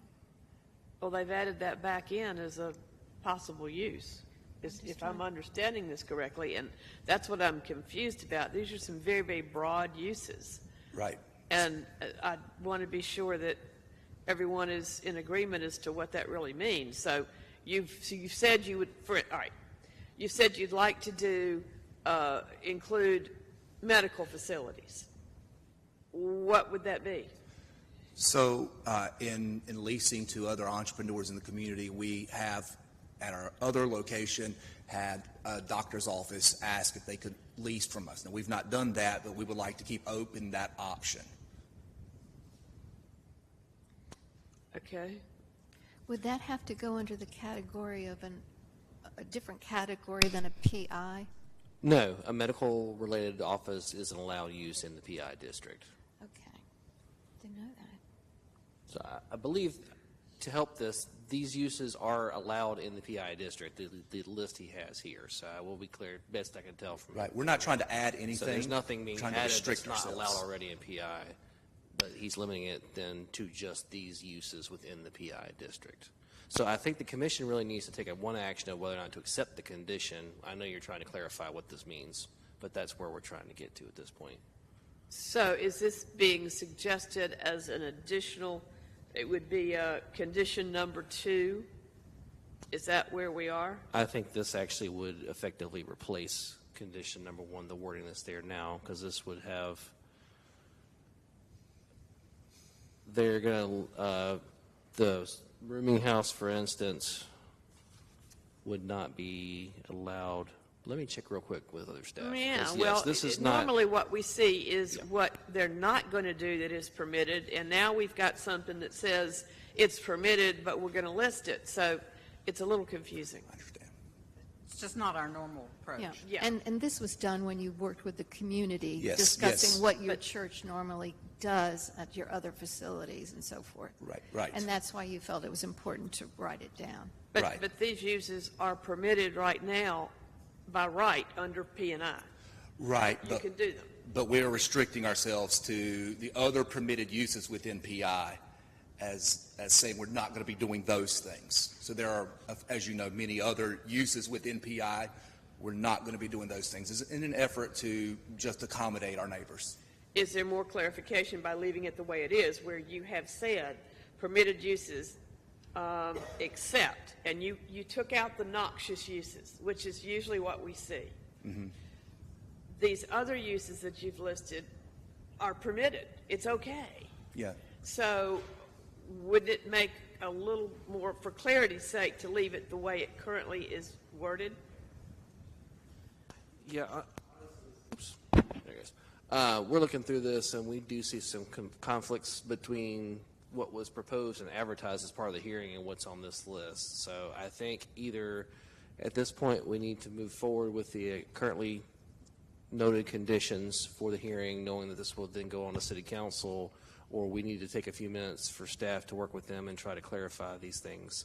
But I'm not completely confident since we're just now seeing this. It's yes, So I agree. I guess, yes. While there is the intent that he wants to restrict the uses a little further, the language is not matching It's up with what was unnecessarily publicly. complicating the request is what I'm seeing. Well, we're seeing where uses actually either aren't part of the conversation or actually are in conflict with what was advertised as prohibited uses for this hearing. So we can't move forward with adding uses that were already noted as being prohibited when it was publicly advertised. But you could add the exceptions to this exception list that's in the conditions initially. So you could add rooming houses, and where's the other exception? Trucking driving schools as part of their exceptions. Yeah. And then everything else would be allowed under the PI, right? It's just hard to do that on It the is fly. very hard to do this on the fly, I will Yeah. say. And quite honestly, I think we were just talking, and we probably would advise the commission, and this is not to take away from the work by you and your folks on there, but it may make sense to proceed with the conditions as currently advertised. And then this can be part of a continuing conversation as this moves forward to the city council to try to resolve these issues. I think it's probably I'll going to withdraw my list then, if Okay, that's I appropriate. think I'll that's withdraw probably my our list. best approach at this point. Okay, he's withdrawing this Can we hold list. this at least for reference? Oh, yeah, you can have it at yours. I think we'll still continue working with the applicant on there, but I agree it is very difficult for the commission to be able to vet this since we haven't been able to vet this yet. It makes more sense that way. Yes. Just so you understand our heart is to reach out. Yes. Absolutely. Thank you so much. Okay. Are there any other questions for me? Are there any other questions? This was the church that had a fire? Was it? Yes, ma'am. 2 years ago, we had a fire in our food bank, and we've rebuilt from that and moved on. Okay. Thanks for mentioning that. Thank though. you so much. Yes. Well, you still have 2 minutes and 32 seconds for anyone in favor, if you have more to say or if any of your colleagues do. Thank you. Thank you. Would anybody else like to speak in favor of the application? All right, then. Yes, Ms. Skeens has some questions, please, if you want to come back.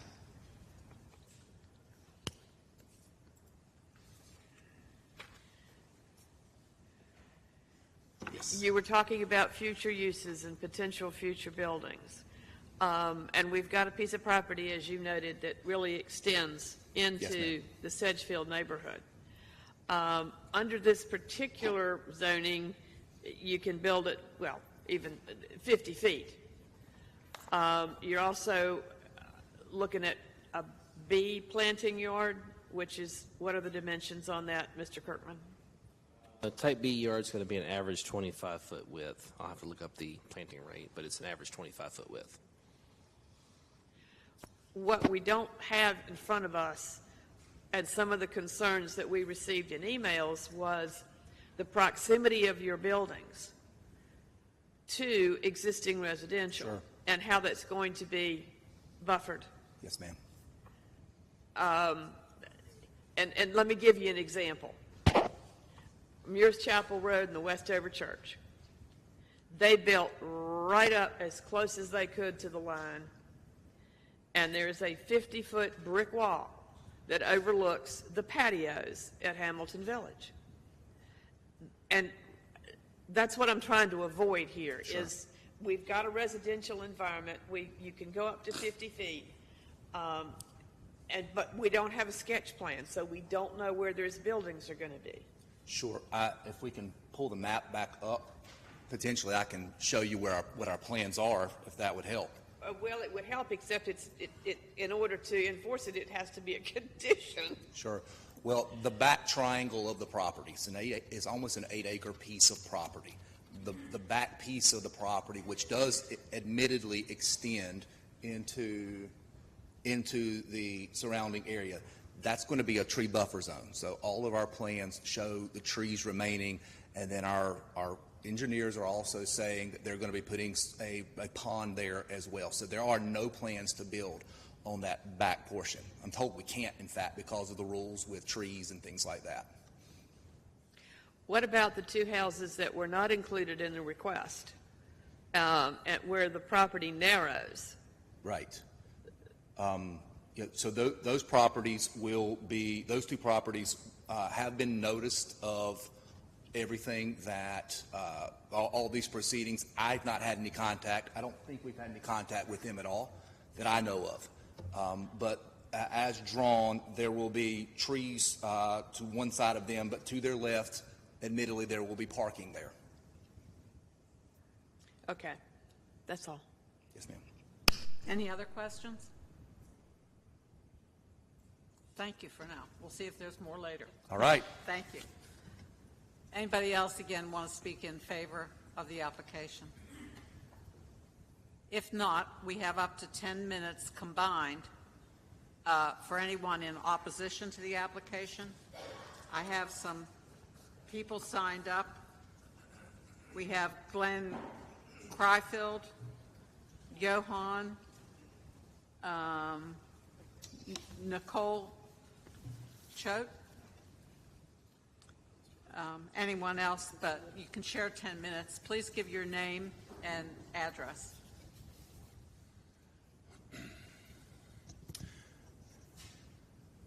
Good evening. My name is Glenn Criffield, and I live at 3324 North Rockingham Road. I sent you all an email. I believe some of you might have gotten it. My approach to this has been to look at it from the traffic perspective because of Scotland Road mostly, because that's what myself and my family travel down a lot. And as Gate City Boulevard has been widened and as there's been more commercial development facing Gate City Boulevard, there's been some growing pains, but that's to be expected. The property that the church wants to develop, which I've got shown here in the sort of the beige, is their zone within the city's comprehensive use plan, land use plan, as I understand it. And I've got that diagram here, which I got from the city. So from my perspective and from, I think, most common understanding, there is an understanding that that is commercial, whether it's in the county, whether it's in the city. You've got water issue, right? You've got to connect to that, so you need to annex it. I don't have any objection to that, and I think a church can be a very good neighbor and a very good addition to the mix of functions in the area. My entire concern boils down to the part I've got flagged there in red, which is in the residential zone in the city's comprehensive land use plan. While the entire area is urban general, the way that this property positions itself deeply into the Sedgefield neighborhood with all of the surrounding RS-40, which are large lots. I know it's not entirely uniform, but that's generally what it is. I think it's an incompatible use. So there has been some dialogue. I've had several good conversations with the folks from the church last Tuesday, as well as on Friday, and by by phone with the architect today. And the city staff has been very helpful. I think there's a way to do a transition from the intense use out by the road and what they're proposing inside the residential zone, the city's own comprehensive plan residential zone. So I would like you, I guess, to reject the current proposal, not because I'm opposed to the church or opposed to any of that out by Gate City Boulevard, but because the inner use, as it injects as it does, office buildings, potentially, right here. There's no reason necessarily why they couldn't put a pond in the middle that we know of. Now, there may be engineering reasons, but none of that apparently can be discussed as a function of the zoning, site plan, and all the rest of it. So as presented, I regrettably have to suggest that it be denied for tonight. And I accept any questions anyone would have for me. Thank you. We have 7 minutes and 12 seconds remaining. If you'd give your name and address, please.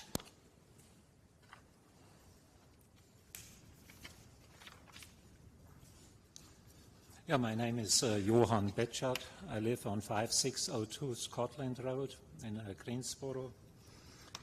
And I would like to ask you to disapprove this current zoning request for the following reasons. That there is no land on West City Gate Boulevard or any other place close by where public institutional zoning has been approved that encroaches about 600 feet into a residential area. And you can see this on this map here.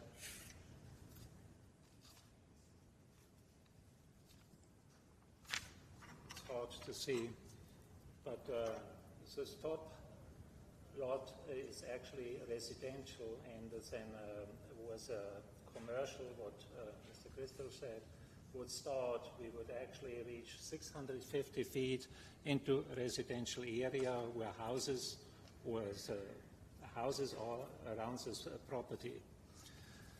The Greensboro 2040 policies are not met if the zoning gets approved.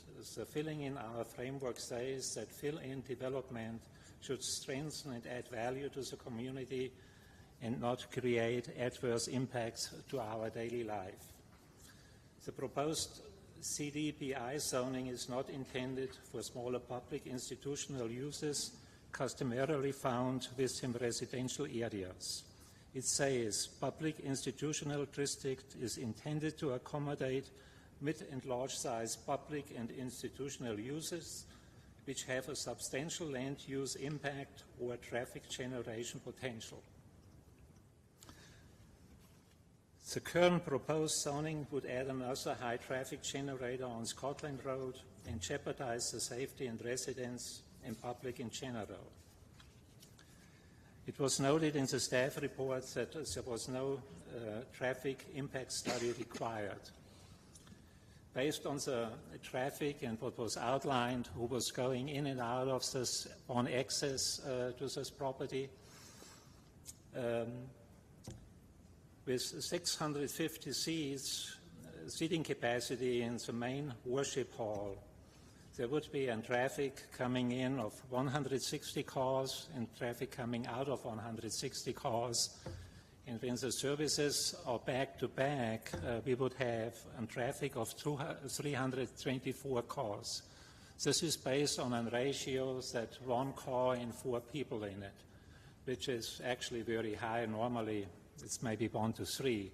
But anyway, I do think that this traffic pattern would justify a traffic impact study and be evaluated if it moves forward.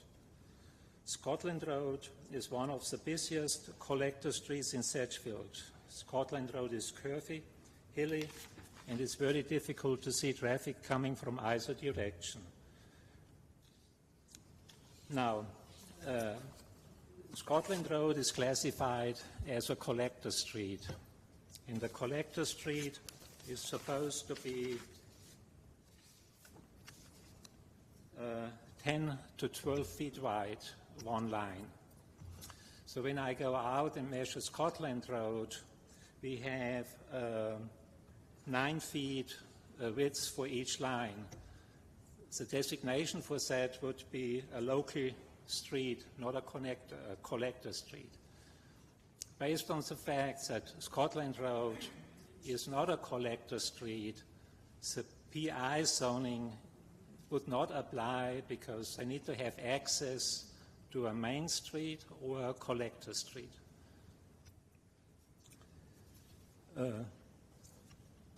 And since there is still the question, why not use Westgate City Boulevard as an access, and this hasn't not really been answered by the developer or by the planning department.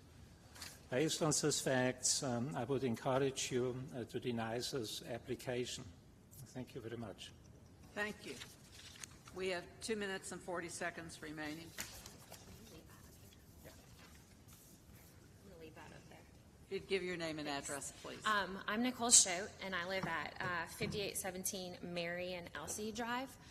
So just to give some perspective, this is my house right here. So this is where this residential space, it backs up right to there. Immediately, some of our biggest concerns in our family is the traffic concern. It's been mentioned multiple times. In our meeting on the Tuesday, they said that they're going to have 250 parking spots for their 650 worship seat capacity. And they mentioned a ratio of like 1 to 3 or 4 per car. And my concern with that is what happens if that ratio changes and they need more parking. Where are they going to go? Are they going to bump more into the residential area? How does that affect our neighborhood? How does that affect our neighbors as well? Scotland, if there is no overflow parking available anywhere on that seat, there's not a business nearby that they could go park in that neighborhood. Across the street is the cemetery. If they need overflow parking, where are they going to send them? We talked about the width of Scotland Road. Was a big concern. Speeding down Scotland Road, also a big concern. There's families that are on that road.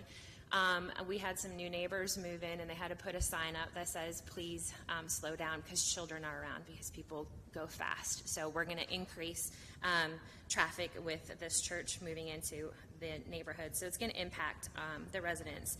A big concern for us, too, is the construction. Where are the construction vehicles going to be? Are they going to end up on our property using our land to go in and out? Our street is a gravel road. It's a dead end. How are they going to turn around? What does that look like? and how long is this going to happen? Another concern is what we've talked about also is what are we going to do with that additional residential property? Are you going to keep it residential, or are they going to be able to come in and just build whatever they need in that area? As of right now, the communication is there's no plans for anything, but we all know that could be subject to change. And so, yeah, that's all.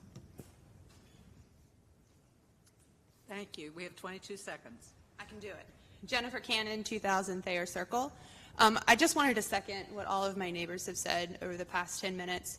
In addition, you know, I talked with the owner about trying to keep it as a residential, and they did mention that they didn't want to have to come back if they did want to, you know, put a fellowship hall or a picnic area or anything of that nature in that space. So I really have some concern over approving this before we really get to talk more about the conditions that they've put forward for the committee. So I do think we should look those more. Thank you. Thank you. Perfect. We have 5 minutes of rebuttal time for each side, so if the applicant would like to address anything, you have 5 minutes.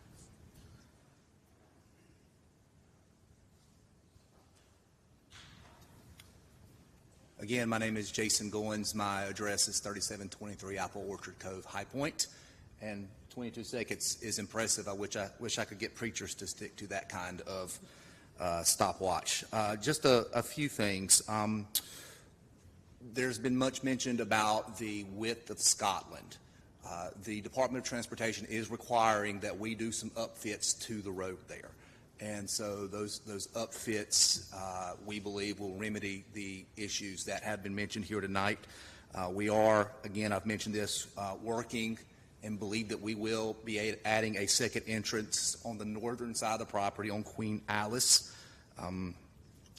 Also with the traffic flow, if the church grows beyond where it is, we have already shown our willingness to have a second service instead of overloading one service. I mean, overloading one church service doesn't grow a church. It stagnates a church, and so we wouldn't want to do that. People want to be able to move when they go to church.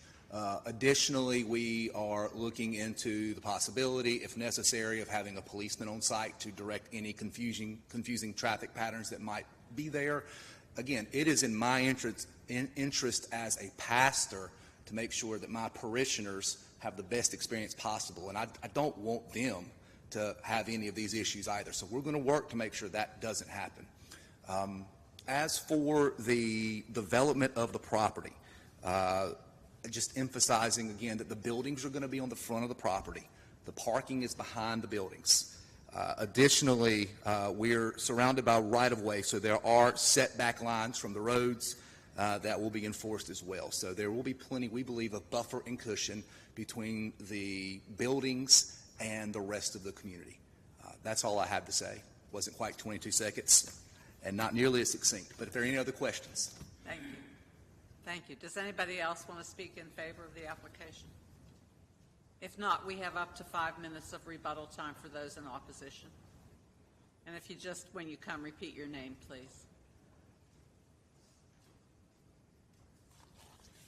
Glenn Criffield, 3324 North Rockingham Road.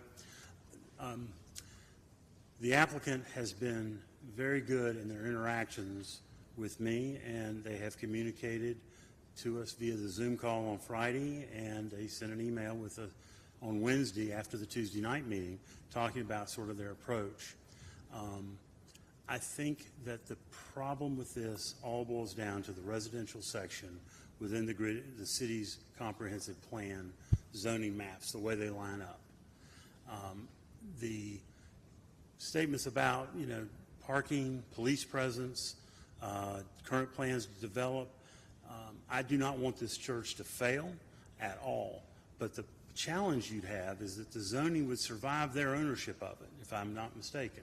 So if this church isn't successful or they decide they want to sell the land, particularly on the inner side, to some other purpose, it would have the zoning with the conditional PI in it. And as such, the conditions around all of this seems to be the moment in terms of the action of a zoning commission to sort that out now. I've tried to suggest some things to them, and they've been receptive, but I think due to the pressures of time, We haven't been able to get there yet, and I think there's a possibility to sort it out, but I would be open to talking about it further. Thank you. We still have 3 minutes and 32 seconds for anyone in opposition. If you just repeat your name again, please. Yeah, Johan Betschart, 5602 Scotland Road, Greensboro. Thank you. Just a few more points. In a way, the activities going on, it's not just when the service is taking place. As we were told, the 65 offices, then you add the staff. Daycare for children was mentioned, since the websites are referring to study groups, prayer sessions, young adult meetings, support groups, community groups, exercise classes. Then with the auditoriums, there will be movie nights and other events like weddings, funeral, and conventions. They all will generate a lot of traffic, not just on the weekend or on Sundays, during the weeks. When people are coming in on this collector road, they have to face it. And one of the things is when you come in from Westgate City Boulevard into Scotland Road, to get to the church, you have to take a left turn on Scotland Road to access this property. The buffer between this access and the traffic light is very short. When there's opposite traffic coming from Rockingham up to Scotland Road, these people have to wait to make a turn. And when you have this high traffic volume, the traffic will back up to Westgate City Boulevard. And here again, the question is, why not use the Westgate City Boulevard as an entrance to this property? Thank you. Thank you. We have 1 minute and 59 seconds remaining if anyone else wants to speak in opposition. And if you would repeat your name again, please. Yes. Nicole Choate, 5817 Marion Alsey Drive. I know a lot of talk has been said about keeping the trees. Our house looks directly into, there was a picture of it that was shown, looks directly into that lot. And when you look into that lot, all of the trees are very, very mature. They've been around for a long time, and then there's a bunch of underbrush. And so to keep the trees sounds great, but there's a lot more to it than just, clearing out that area. There's an abundance of nature that goes through there. It's very a wooded area, and so to turn that into parking or to a pond, I'm just not sure that we're on board with that. And I also just want to say that there's just been a lot of confusion as to what that property could be, that residential property, and so what they can do or can't do. Even today there was a lot of confusion, and so I just want to make sure that that is addressed before it ever gets approved.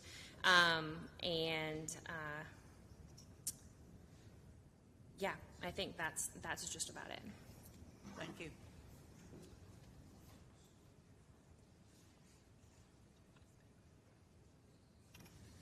Jennifer Cannon, 2000 Thayer Circle, for another 52 seconds. I just wanted to point out from my comments that I did make earlier that the property that I was referring to that we really wanted to try and keep residential because of conversations, they don't know what they want to put there yet, even though right now it's trees, is this area right in here, which is right into the community. So I just wanted to point that out and add some more clarity over those comments. Again, I echo everything that my neighbors have shared here today and those that couldn't be with us as well. So thank you for your time. Thank you very much.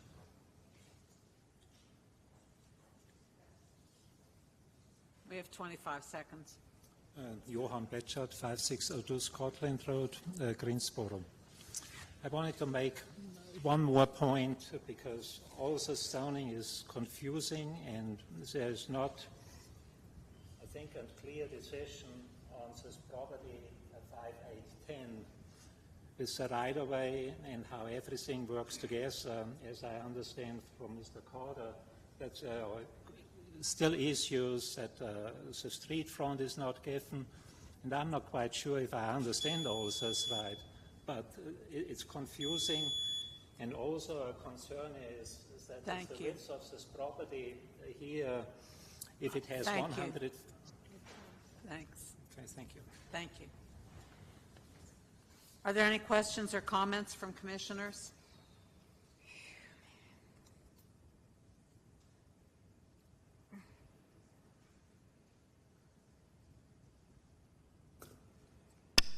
Ms. Gaines? This is a toughie.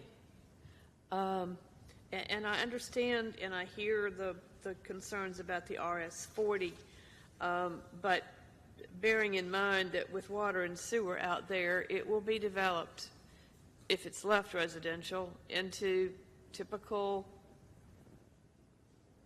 a quarter to a third of an acre lot, because that's what you can do with water and sewer.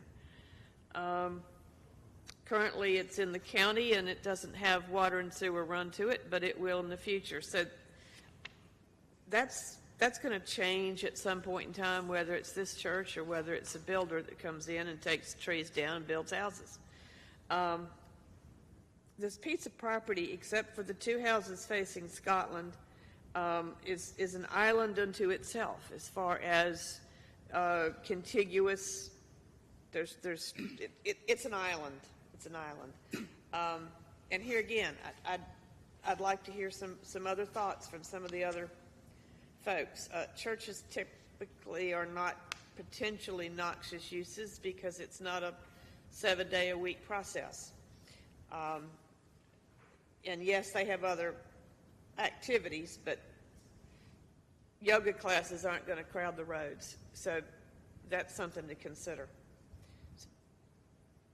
I'd like to hear some other thoughts. I'll agree with you, Ms. Skeens, that this is difficult. From somebody who lives beside one church and across the street from another, that's right. I have to say that I don't have any problem with the church as a neighbor. In one way, we're accustomed to seeing site plans because that gives us some comfort in trying to put our hands around what will go on that piece of property, but that is not required. And the neighbors are correct that whatever the zoning is, regardless of who owns the property, the zoning goes with that piece then. So I'm not having a lot of trouble with the concept or with the fact that it can fit in there. I think what Ms. Gaines said has some wisdom to it, that if we did not recommend this rezoning, you would still be faced with some other type of development, and we have one bird in hand rather than knowing what else might be proposed. There's no control over that. So I'm leaning toward approving it, but I am open to hearing other comments if there are any.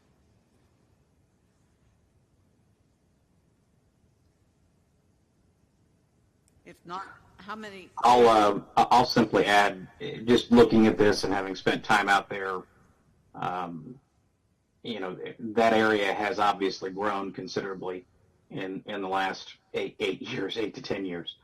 You know, just what used to be kind of going out to the middle of nowhere to Marisol is now, you know, you've got that whole complex down there with the Publix and things along that way. That's what has really driven Gate City Boulevard. You know, you've got essentially 6 lanes there. And so I don't see single family going out near Gate City Boulevard. If I were to look at anything out there, just were to come to me tomorrow, I could see anything from RM12 to RM18 on the park fronting, and maybe something like townhomes in the back.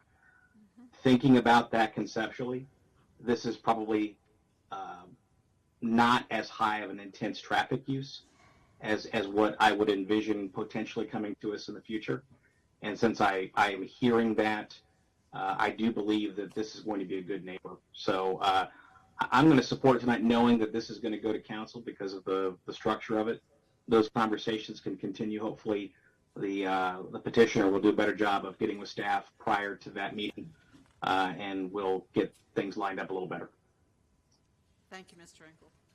Any other comments? If not, Mr. Kirkman, are we looking for one motion for annexation and one for zoning? So it's one motion for annexation, and then there will be 2 motions for zoning, because you'll have to do the conditional zoning and then the straight zoning for the right-of-way. Thank you. Chair O'Connor, this is Commissioner Engel. I would move we annex the property. Thank you.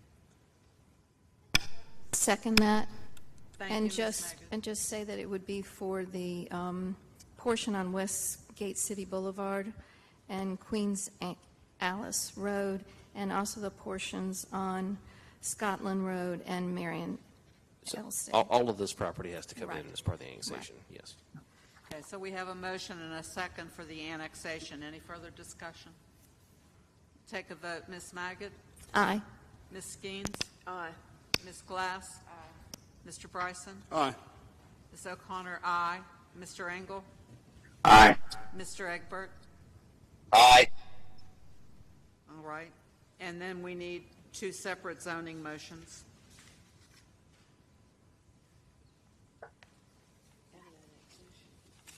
No, one annexation. I'll do two one. votes.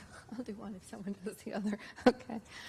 Z 23-05-004, the Greensboro Planning and Zoning Commission believes that its actions to recommend approval of the original zoning request for the properties at 5909 and 5915 Westgate City Boulevard, 5800 and 5900 Scotland Road, 5810 Marion Elsie Drive, from County MXU Mixed Use and County RS 40 Residential Single Family 40 to City CDPI, Conditional District, Public and Institutional, to be consistent with the adopted Greensboro 2040 Comprehensive Plan, and considers the action taken to be reasonable and in the public interest for the following reasons. The request is consistent with the comprehensive plan's future build and future form map and future land use map. The proposed city CDPI zoning district as condition permits uses which fits the context of the surrounding area and limits negative impact on the adjacent property. The request is reasonable to the size and physical conditions and other attributes of the area. It will benefit the property owner and the surrounding community, and approval is in the public interest. Mary Skeens, second. Thank you. We have a motion and a second. Any discussion? If not, we'll take a vote. Ms. Maggot? Aye. Ms. Skeens? Aye. Ms. Glass? Aye. Mr. Bryson? Aye. Ms. O'Connor, aye. Mr. Engel? Aye. Mr. Egbert? Aye. Thank you. And finally, we need a motion on the right-of-way. Item Z-23-05-014, the Greensboro Planning and Zoning Commission believes that its action to recommend approval of the original zoning request for the property at a portion of Westgate City Boulevard and Queen Alice Road, rights-of-way from County MXU Mixed Use and County RS 40 Residential Single Family 40, County CZHB Conditional Zoning Highway Business, to City CM Commercial Medium, to be consistent with the adopted GSO 2040 Comprehensive Plan, and considers the action taken to be reasonable and in the public interest for the following reasons. The request is consistent with the Comprehensive Plan's future built form map and future land use map. The proposed City CM zoning district permits uses which fit the context of surrounding area and limits negative impacts on the adjacent properties, and the request is reasonable due to the size, physical conditions, and other attributes of the area. It will benefit the property owner and surrounding community, and approval is in the public interest. Second. This Commissioner, Okay. Thank you. We have a motion and a second. Any discussion? We'll take a vote. Ms. Maggot? Aye. Ms. Skeens? Aye. Ms. Glass? Aye. Mr. Bryson? Aye. Ms. O'Connor, aye. Mr. Engel? aye. Mr. Egbert? Aye. Thank you all. This constitutes a favorable recommendation and is the subject to a public hearing at the Tuesday, June 20th, 2023 City Council meeting. Before we proceed further, it's time that we take a break. So let's take about 10 to 15-minute break here, and we will return. Thank you.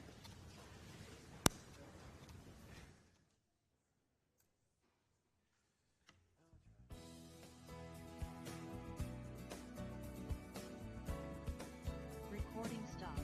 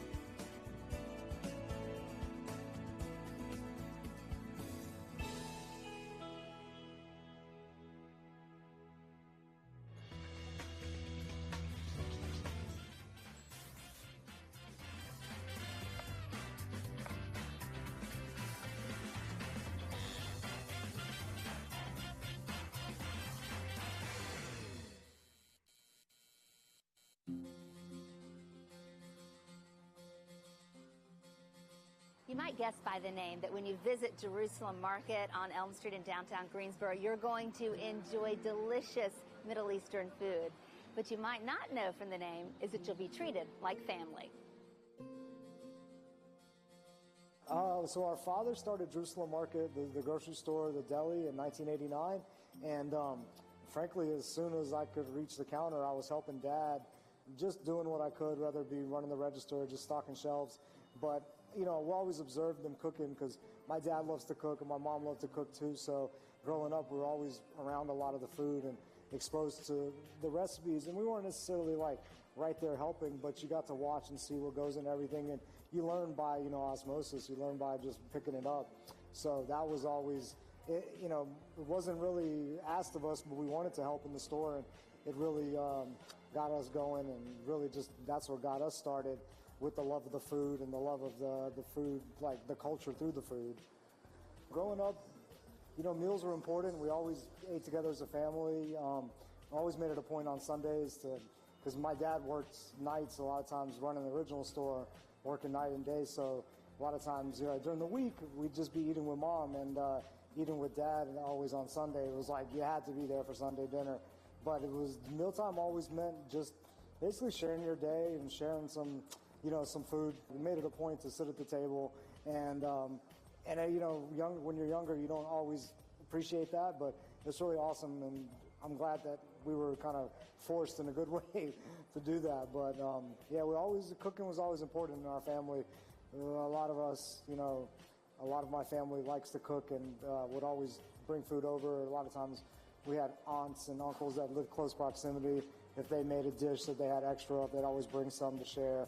And that's always like part of the community too, just sharing the food and sharing, you know, if you got it, you share it, and that's what's cool. So just working with our dad all those years, you know, we always had a limited kind of menu at the deli there, and it was something we wanted to expand on because there's so many recipes like the one I shared with you earlier called mashi, kusa mashi, which means stuffed squash. It's, you know, yellow squash, like a spring squash, hollowed out and stuffed with a meat and rice, like ground lamb and beef, mixed with just basically white long grain rice, cooked with spices, and then you stuff the squash in there. And you can cook it in like a light tomato sauce or even a yogurt sauce, and you just eat it like that. Get a few squash on your plate with the sauce, and you get that way you get the sauce when you cut it open on the rice. And you can even, you know, you can even, if the season is right, have really small grapevine leaves that you blanch really quick, and then put that same meat and rice mixture into and roll them. And that was a really special thing because you didn't have those all the time, and that was something like almost never made it to the table because everyone would end up munching them as the other food is being ready. Like the stuffed grape leaves were sitting there, and everyone just, you know, kind of squirreling them away. So yeah, that's my personal like favorite thing growing up, and still really to this day actually. Another favorite dish growing up, it was something very special called msakan. It's a Palestinian roasted whole chicken, or even use Cornish game hen if you want to be really fancy. But it's served with a highly reduced mixture of sumac. Sumac is a lemony, tangy, purple-colored spice. Sumac and onions sautéed down so the onions are super caramelized and, you know, nice and creamy. So you take some fresh pita bread, or my dad's oldest sister would make a very special bread that she cooked on rocks, like stones, so it would have an awesome cratery texture, and she makes a nice big loaf of that fresh bread, and then after you roast the chicken, you put the sumac onions on top of the bread and the chicken on top of that, and then finish in the oven for 5-10 more minutes, and it comes out and it's served family style, so it's intended, everyone just kind of, you know, back home you eat with your hands, and this is definitely one of those dishes. It's best served that way, where everyone just kind of tears into it.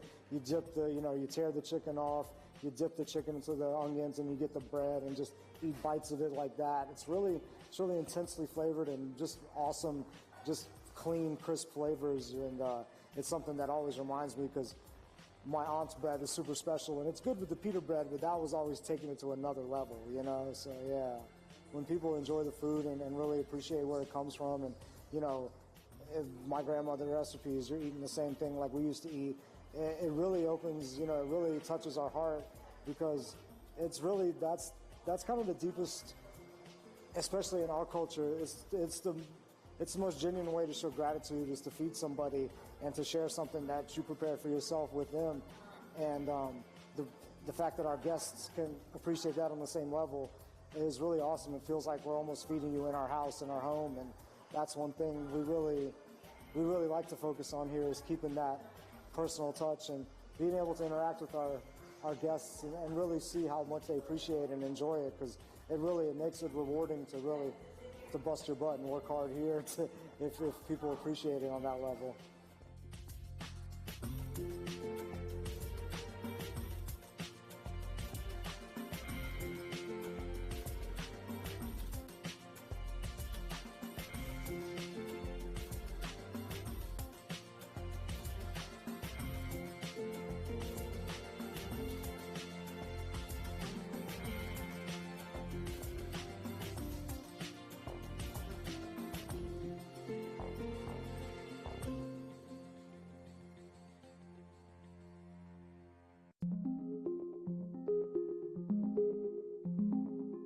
We are all aware of the importance of water and how it moves. From the highest points of land, it moves downstream, through streams and rivers, eventually making its way to the sea. Cities like ours collect and treat this resource so it can be used safely by all residents. But this water does not belong to us alone. Once it's been used, it's collected again, treated, and released back into those same rivers and streams, which take it downstream to our neighbors and other towns and cities who depend on it just as much as we do. The City of Greensboro Water Resources collects and treats as much as 11.9 billion gallons per year. Take a moment to think about how you use water daily. When we take showers, we use soap, shampoo, and other products. When we wash dishes and our clothes, we use detergent. Most of what we use water for at home, aside from drinking and cooking, require that we add some product to it. Any personal care products, cosmetics, hair treatment, things that you wash off, all end up in the wastewater that is treated and sent to our neighbors, who use the water for the very same things. It's important that we consider the safety of our downstream neighbors as we use water in our city. By being aware of the types of products we are using, we can avoid the buildup of harmful byproducts. For example, 1,4-dioxane, which is a byproduct of a manufacturing process called ethoxylation, is found in many common household products. This organic chemical is one of many found in trace quantities in both ground and surface waters throughout the U.S. Uses and sources of 1,4-dioxane include industrial solvent stabilizer found in paint strippers, varnishes, soaps, makeup and personal care products, antifreeze, etc. It also exists as an unintended byproduct in manufacturing and recycling of certain plastic and polyester products. Because 1,4-dioxane is a byproduct of the manufacturing process, it's not listed on the label of household products. Read the label of any product that generates suds. Try to avoid chemicals ending in ETH, for example, sodium lauryl sulfate, as well as products that have chemicals ending in oxanol and PEG. Often these chemicals are found in things like laundry detergents, shower gels, and personal care products that create suds. Paints, dyes, waxes, and grease can also contain these chemicals. You can look for unfragranced Castile soaps, or wording like USDA organic and made safe as alternatives. For more information about these alternative products, you can visit the Environmental Protection Agency website at www.epa.gov/saferchoice/products. The City of Greensboro's Water Resources Department has been investigating sources of 1,4-dioxane within the city's sewer collection and wastewater treatment facilities since 2015. Considerable progress has been made, and the department continues to work proactively with local industries through the Industrial Pretreatment Program. Greensboro has a long and strong working relationship with NCDEQ and appreciates its guidance and assistance in our efforts.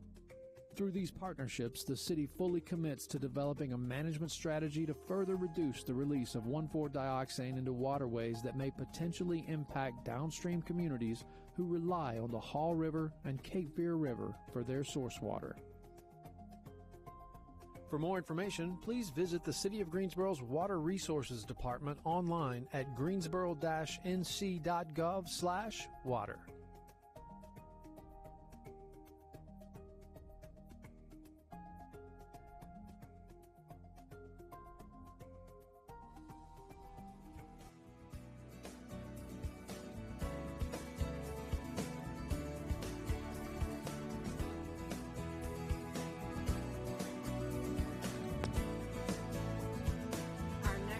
Item is Z-23-05005, a rezoning from R5 Residential Single Family 5 to CDO Conditional District Office for the property identified as 4000, 4002, and 4010 Walker Avenue, generally described as north of Walker Avenue and east of South Holden Road, 1.93 acres. Mr. Kirkman? Thank you, Chair O'Connor. Let's see if we can get this to work. There we go. Okay, so again, the request is to rezone from R5 Residential Single Family to CDO Conditional District Office. North, east, and south of the subject property is currently zoned R5. West of the subject property is zoned a combination of R5 and R3. Subject property currently contains a religious assembly use as well as a single-family dwelling. North, east, south, and west request are single-family dwellings. This is a view of the subject property as seen from Walker Avenue. And this is another view of the subject property that it shows the single-family dwelling on Walker, this shows single-family dwellings located north of the request on Parkwood Drive. This is zoned R5. This is a single-family dwelling east of the request along Walker Avenue, also R5. These are single-family dwellings located south of the request on Walker Avenue, zoned R5. These are single-family dwellings located west of the request on South Holden Road, zoned R3. This is a view facing north on South Holden Road. The subject property here is on your right, and this is facing south on South Holden Road. Subject property is on your left. This is a view facing east on Walker Avenue. The subject property here is on your left, and this is facing west on Walker Avenue. The subject property is on the right. The applicant submitted several conditions as part of this. The applicant is requesting to amend and add to those conditions, so I'll try to work through that for you to add to the record. The applicant has requested that condition number 2 be adjusted to note that external signage shall not exceed 8 feet in height. Condition number 3, additional uses have been added to the prohibition list. So uses that would not be allowed now include twin homes, upper story residential, any uses in the indoor recreation or outdoor recreation use group, any uses in the overnight accommodations use group, any uses in the daycare use group. Also notes that no accessory uses and structures are permitted except for those that are customary and associated as accessory dwelling units. And then a new condition 4 is being added. Hours of operation shall be limited to 7 a.m. to 11 p.m. So I'll ask the commission to accept those conditions and changes. Thank you, Mr. Kirkman. We want to point out there's a typo at the heading of what is on the screen. Yes, thank you. That is not supposed to be McKnight Mill. That is indeed It's Walker Holden Avenue. Walker. Yes, thank you for clarifying that. And we need a motion to accept the additional conditions, please. Chair O'Connor, I'd like to also let you know that Commissioner Egbert had to leave the meeting, so he is no longer in the meeting. So now we have six commissioners. Thank you very much. We'll note that Mr. Egbert has left the meeting. So do I have a motion on accepting these proposed conditions? Catherine Magid making a motion to accept the conditions. Thank you, Ms. Magid. Mary Skeens, second. Thank you, Ms. Skeens. Any comment? Not, we'll take a vote. Ms. Magid? Aye. Ms. Skeens? Aye. Ms. Glass? Aye. Mr. Bryson? Aye. Ms. O'Connor? Aye. Mr. Engel? Aye. All right, thank you. That's accepted. I got to err on this one too, unfortunately. We'll note that the 2040 Comprehensive Plan designates property as urban general in the future built form map and residential in the future land use map. The proposed rezoning request does support the comprehensive plan, still in our framework goal to raise land use for more vibrant and livable Greensboro and creating great places strategy to protect and enhance the unique character of every neighborhood. The designation as condition allows a mixture of office uses that are compatible with nearby residential uses and restricts the number of uses that might conflict with the existing residential development in the area. Staff is recommending approval of the request. I will note also that this particular rezoning request will trigger an amendment to the Lindley Park neighborhood plan. And so the Planning and Zoning Commission's action this evening will only be to take a recommendation on the zoning request, because City Council will have to take final action on that request in order to amend the plan. But you only have one action in front of you this evening. Can answer any questions. Okay, so this will be a recommendation only item? Correct, yes. And this is not unlike a matter we considered last month that Correct. had a different plan that had to go to City Council? Correct. Thank you. Are there any questions on that process? Since we've just done this, it should be familiar. Okay. Okay, we have up to 10 minutes for the applicant or those speaking in favor. Excuse me, did those conditions say denial underneath? I thought Did they say what? I'm sorry? Denial That underneath was an it? error. That was, Okay. it is Okay. staff is recommending approval. Okay. You have a presentation, correct? Okay. If you'd give your name and address, please. Hello, my name's Jason Randall Little, and I live at 639 Scott Avenue, Greensboro, which is in Lindley Park. And I'm here to represent the Lindley Park Neighborhood Association Executive Committee. And I have a statement I'd like to read from the committee. Good evening, I'm Randy Little, and I'm here representing the LPNA Executive Committee. On behalf of the LPNA, the Executive Committee has committed to supporting the Kellen Foundation's proposed rezoning of property located at 4000, 4002, and 4010 Walker Avenue, previously owned by the Lindley Park Baptist Church. We appreciate the consideration of the Kellen Foundation has shown the residents of Lindley Park by adding conditions to their application to preserve the church building, which has a long history in our community, and to protect the primarily residential character of our neighborhood. Although most comments from the Lindley Park community have been positive and supportive, a few concerns have been expressed. We also appreciate their willingness to continue conversations about additional steps that they can take that will help us all be good neighbors for years to come.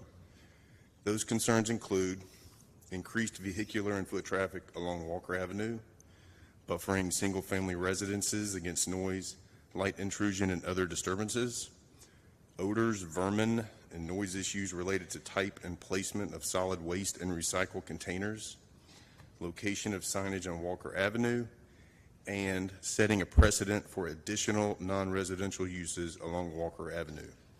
We look forward to a long-term relationship with the Kellen Foundation and hope to find many opportunities to join forces to support the health and well-being of the residents of Lindley Park in Greensboro. Thank you.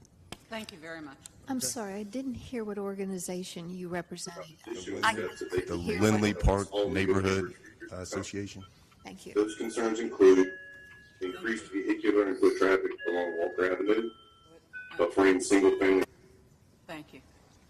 Thank you. Okay, we have 8 minutes and 21 seconds remaining for the applicant. Get me queued up here before we start the clock.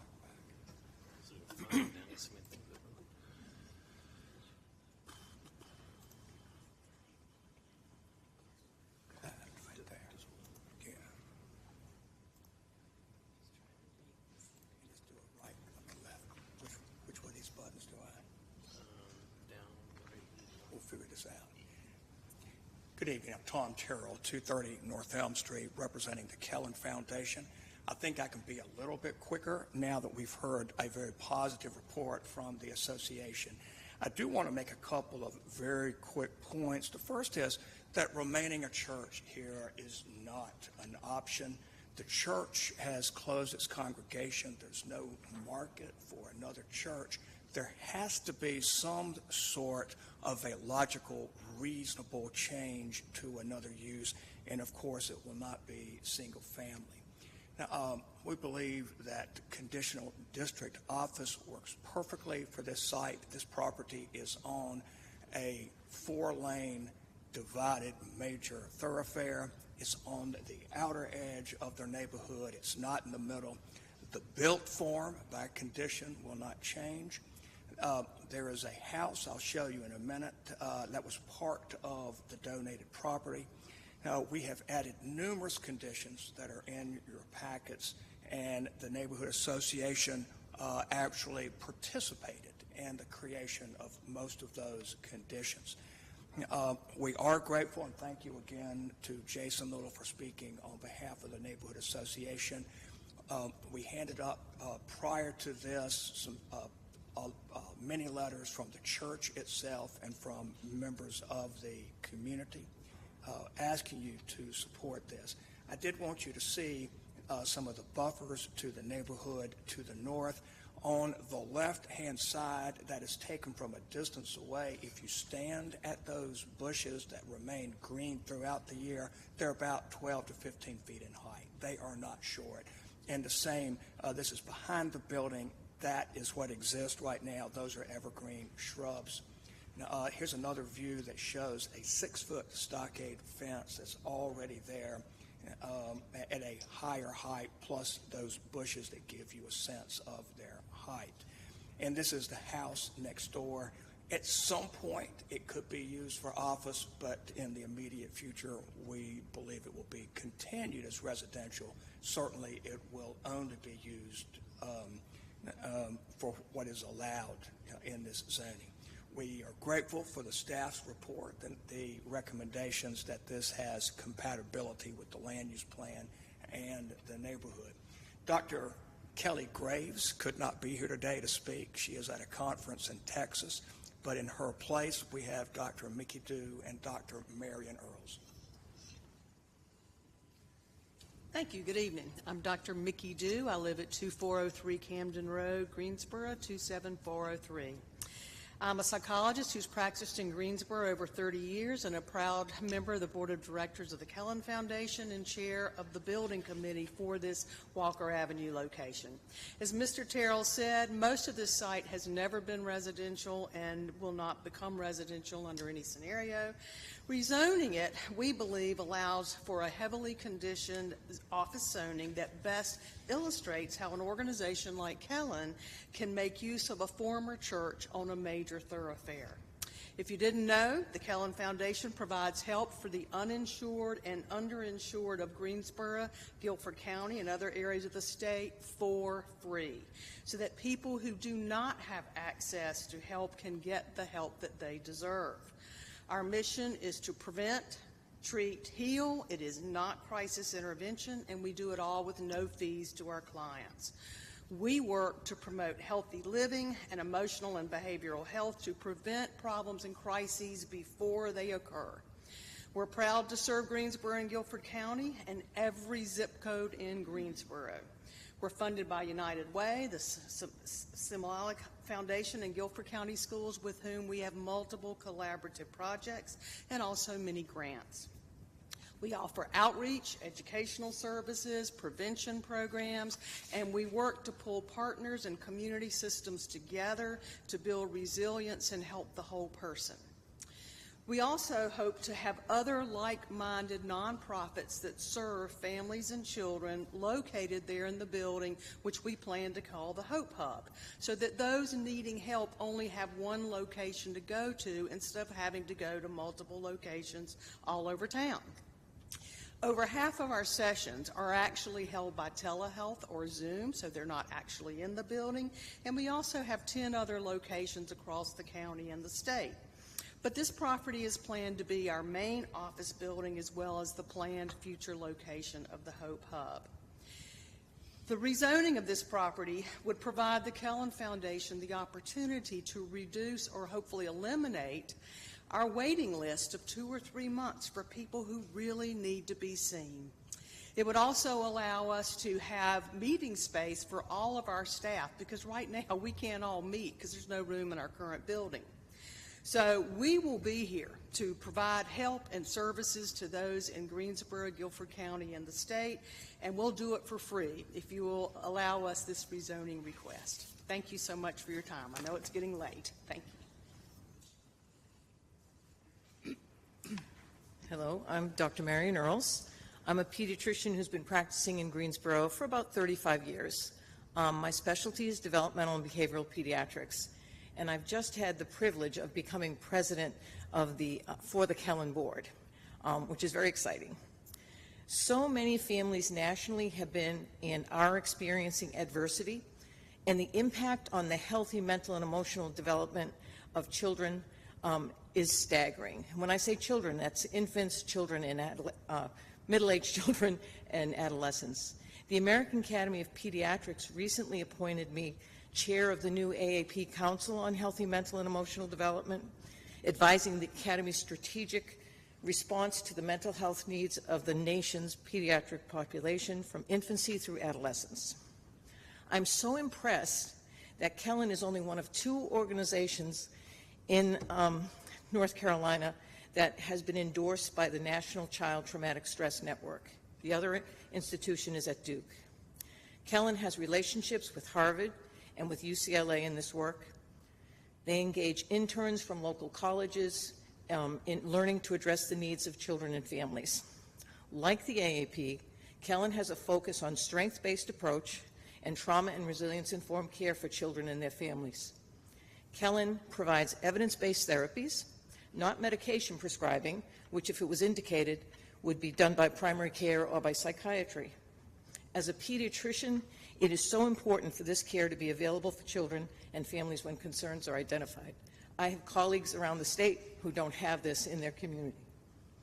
The generous gift from the church's congregation, the opportunity to enhance the capacity of Kellen, and the vision of the Hope Hub enrich our community in supporting children and families. We sincerely ask that you work with us and approve this rezoning so that we can take steps needed to serve the community. Thank you. Thank you. We have 55 seconds remaining if anyone else wants to speak in favor of the application. If not, we have up to 10 minutes for anyone who wants to speak in opposition.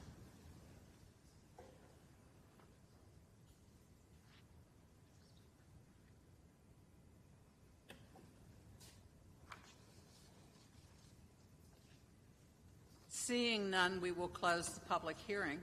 Are there any questions or comments? Nothing other than to say, y'all did your homework. I have never seen so many letters of encouragement, agreement. This shows a lot of work, and I'm impressed. Thank you. We'll entertain a motion. Madam Chair. Yes. Richard T. Bryson, Z-23-05-005. The Greensboro Planning and Zoning Commission believes that its action to recommend approval of the rezoning request for the properties at 4000, 4002, 4010 Walker Avenue from R5 Residential Single Family 5 to CDO Conditional District Office to be consistent with the adopted GSO 2040 Comprehensive Plan and considers the action to be taken to be reasonable and in the public interest for the following reasons. The request is consistent with the comprehensive plan's future built form map and future land use map. The proposed CDO zoning district, as conditioned, permits uses which fit the context of surrounding area and limits negative impacts on the adjacent properties. The request is reasonable due to the size, physical conditions, and other attributes of the area. It will benefit the property owner and surrounding community, and approvals in the public interest. Thank you, Mr. Bryson. Do I have a second? Second, Catherine Magid. Thank you, Ms. Magid. We have a motion and a second. Any comments? If not, we'll take our vote. And again, just as a reminder, this is a recommendation only because it also involves a neighborhood plan that has to go before City Council. Ms. Magid? Aye. Ms. Skeens? Aye. Ms. Glass? Aye. Mr. Bryson? Aye. Ms. O'Connor? Aye. Mr. Engel? Aye. Thank you. This constitutes a favorable recommendation and is subject to a public hearing at the Tuesday, June 20th, 2023 City Council meeting. The next item that was on our agenda has been continued, so the next item to be considered is item Z 23-05-007, a rezoning request from R3 Residential Single Family 3 to R5 Residential Single Family 5 for the property identified as 4334 Four Farms Road, generally described as southeast of Four Farms Road and south of Horsepen Creek Road, 7.82 acres. Mr. Carter? Thank you, Chair O'Connor. This is the zoning map for the subject property, which contains approximately 7.82 acres and is located southeast of Four Farms Road and south of Horsepen Creek Road. This request is for a rezoning from R3 to R5.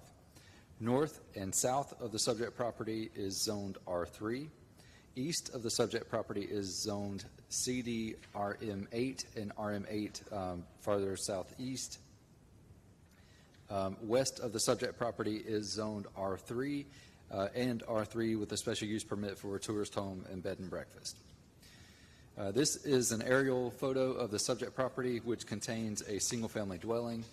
North and south of the request also contain single-family dwellings. East of the request contain multifamily dwellings, and west of the request contain single-family dwellings and a single-family dwelling with a special use permit for, just for the bed and breakfast. This is an image of the subject property as seen from Four Farms Road. This is an image of a single-family dwelling located northwest of the subject property, zoned R3. This is an image of a single-family dwelling also located northwest of the subject property, zoned R3.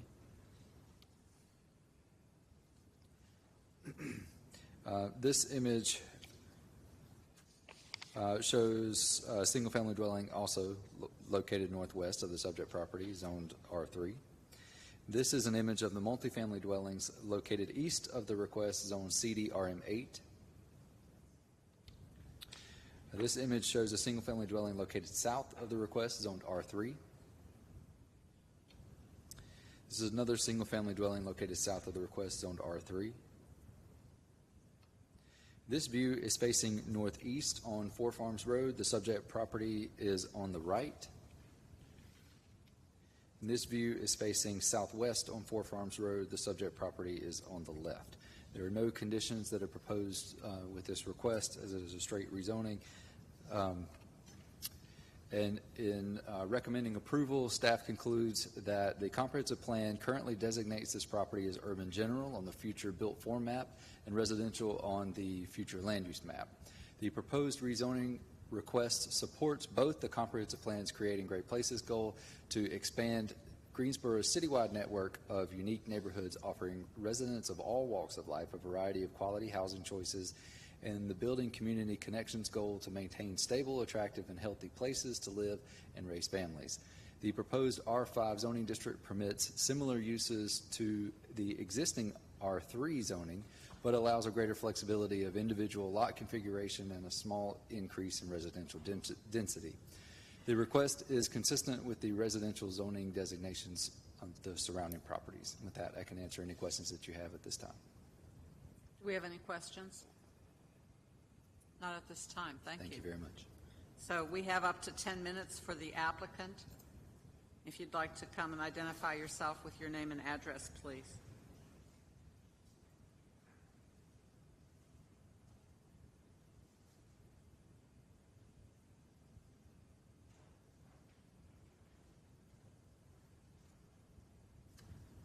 Good evening. Brent Cockrum with FBI Civil Engineers and Land Surveyors. We're located at 8518 Triad Drive, Colfax. I'm here on behalf of Mark Disney, who's also present. He's the developer of the property, and on behalf of Karen and David Parks. As we've gone through the process, we do appreciate staff support and help during and look forward to hopefully the next phase of development with site plans and construction drawings. As stated, the request before you is to go from R3 to R5 single family zoning. This zoning does allow for smaller lot sizes, which assist with the feasibility of the proposed project and is consistent with the GS 2040. We will be developing the project according to the current UDO, which includes infrastructure improvement to Four Farms Road. We'll be making utility and driveway connections in accordance with Greensboro policy for single-family residential. Our neighborhood outreach was performed on May the 2nd at Borough Mill Training Room. And out of all the people that were notified, we did have 12 folks in attendance, and most of those folks lived along Four Farms Road. Issues that were raised during the meeting consisted of traffic, adequate power, number of lots, and property values. With regards to the traffic, Four Farm Road's improvements will be done as required by the city's transportation departments, which includes improving our side of Four Farms Road, which will have curb and gutter and sidewalk. With regards to the intersection of Four Farms Road and Horsepen Creek Road, we do not anticipate any improvements beyond what COG Transportation has recently completed within that area with the improvements to Horsepen Creek. Driveway and any potential connections to Four Farms Road will be fully realized during the design, and it will be done as allowed by the driveway manual. With regards to power, we have already reached out to Duke Energy and discussed the project with them. Of course, we don't have any firm feedback, but they do not anticipate any issues with supplying power to the neighborhood. I'm here. Brian is also here. If you have any questions, we'll be happy to answer them. Thank you. Are there any questions? Okay, we have 7 minutes and 50 seconds remaining if you'd like to say anything further in support of the application.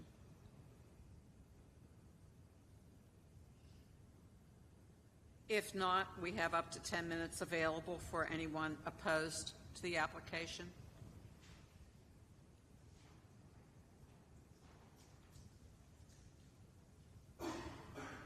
If you'd come to the podium and give your name and address, please. Good evening, ladies and gentlemen. I'm Jeff Skehan. I live at 4324 Four Farms Road, adjacent to the property on the south side. I'm here to speak in objection to the proposed zoning as proposed with no conditions. I was away when this came out, and I wasn't able to make the public meeting that they just referred to, but the information that I have from my neighbors is that they're proposing to develop 9 homes along Four Farms Road with 9 driveways in this 500 feet of road frontage. Four Farms Road is, when I moved there 27 years ago, it was the county, and it's low-density development. It's more like single-family homes on acreage lots. My lot's 2.3 acres with a single-family home. That's a small lot on Four Farms Road. So the question is, we inherited this R3 zoning, which allows 3 units per acre, so we understand that the property owners have the right to develop at R3, but we're being asked to, they're requesting a change of zoning to R5, and there's 7.8 acres there. So doing the math, it's potentially something like 35 to 40 homes could possibly be developed there. We don't know what they're going to do because there are no conditions on this application. So there's 2 things that are important here, and I'm going to watch the clock and kind of keep it short. In considering a change of zoning, the 4 bulletin points on this guide to public hearings include the 3rd one, the impact on public infrastructure if new uses are allowed, and the ability of the adjacent roadway, bicycle and pedestrian facilities to handle the increased demand from new development. Four Farms Road is about 18 feet wide of asphalt, and it's not capable of handling a school bus to turn around. Now, I understand that they want to develop 9 homes, and some of those homes are most likely going to have children that need to go to school. And when that bus comes down the road, it's not going to be able to turn around without going on private property. All of these driveways are very narrow. I've seen trucks back up on Four Farms Road all the way when they've come down and made a mistake. It is a dead-end road. So this infrastructure is not capable of handling this increase in development unless there's a single point of ingress egress like the townhouse development that was done some years ago, Pennington, which is 25 units up on the north end of the road. When the bus comes down, it pulls in there and it can offload and pick up children and back out and turn around safely. That's not what we understand is going to happen here. So I don't know how they're going to have school buses servicing these 9 homes. So we would like to see some conditions applied to this. We wouldn't like to see a blank check given away. And the other point that I'll just make is that on these 10 questions to determine if rezoning request is consistent with the comprehensive plan, number 5 is, are the uses permitted with the proposed zoning district of a similar scale, intensity, or off-site impact of existing nearby uses? So the answer to that question is no.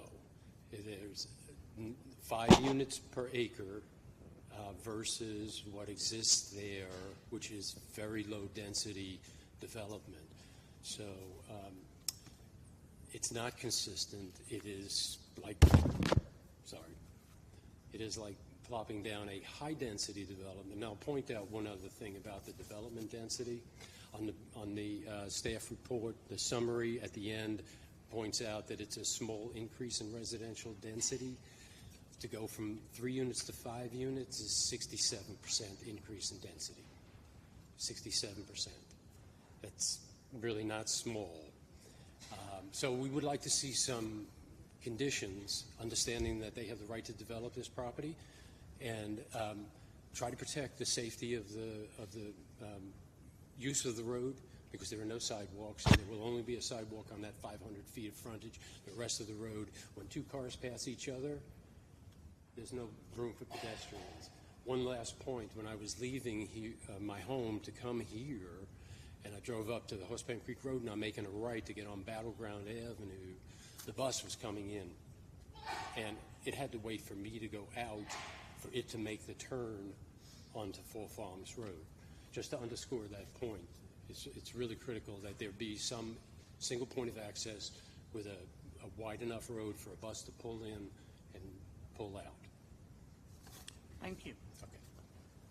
We have 4 minutes and 30 seconds remaining. If you'd give your name and address. Thank you, Chairman O'Connor and other commissioners. Thank you for the opportunity to be here to express ourselves about this objection. My name is Tom Berry, and I live at 4323 Four Farms Road. My company is Berry Co. Fuels, and I too am a commissioner of wildlife for the state of North Carolina. I understand what you guys are doing, and it's a thankless job, but thank you for what you're doing.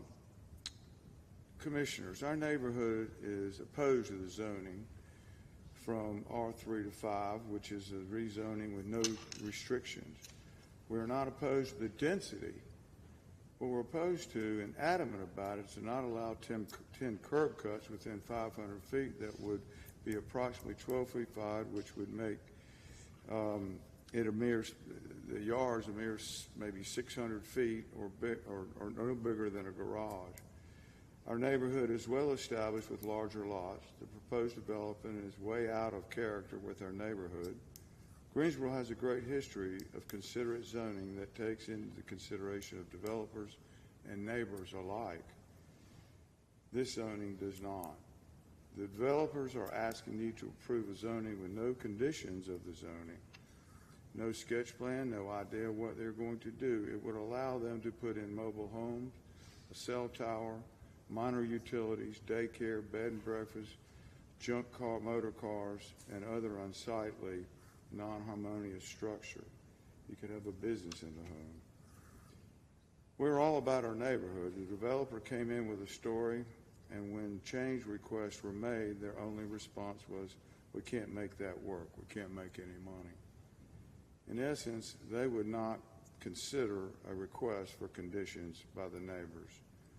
Our request would be that to deny the zoning and have the developer resubmit zoning request with 2 curb cuts only, berm, fence, and landscape, much like our neighboring townhome development, and also eliminate undesirable zoning or get some conditions of their zoning. We're not opposed to the density.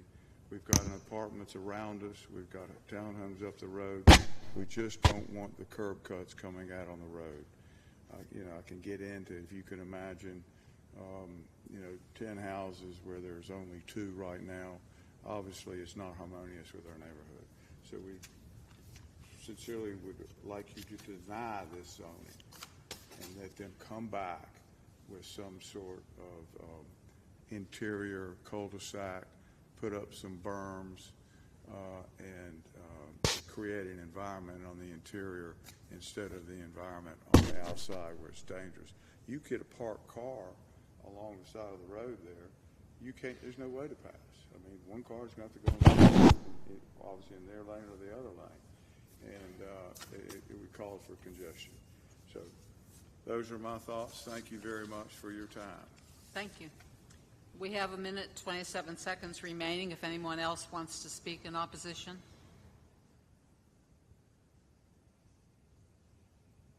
If not, we have up to 5 minutes of rebuttal time available for the applicant.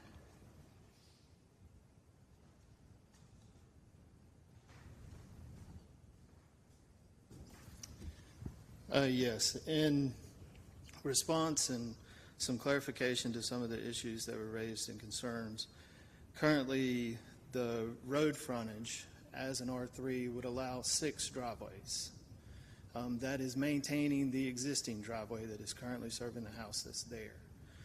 With the lot widths that are approved with an R5 rezoning, that would push that to 9. So we're talking about the difference between 3 driveways from what would be a use by right to what the rezoning would allow. The site, unfortunately, is very challenging. It's got a lot of challenge to it. It's got 50 feet of fall from the front to the back. So it does not lend itself very well to a full development like you would see at the townhomes just north on 4 Farms or the residential multifamily that's across the creek. The intent is to stay single family. The intent with this density is to stay low density. So we're not trying to cram everything into the subject property. And in the end, we are talking about the difference between 3 driveway cuts, use by right with the zoning. And that's all I had. Thank you. Thank you. We still have 3 minutes and 51 seconds if you want to make any further comment in support. If not, then we have up to 5 minutes available for the opposition if you'd like to add any comments.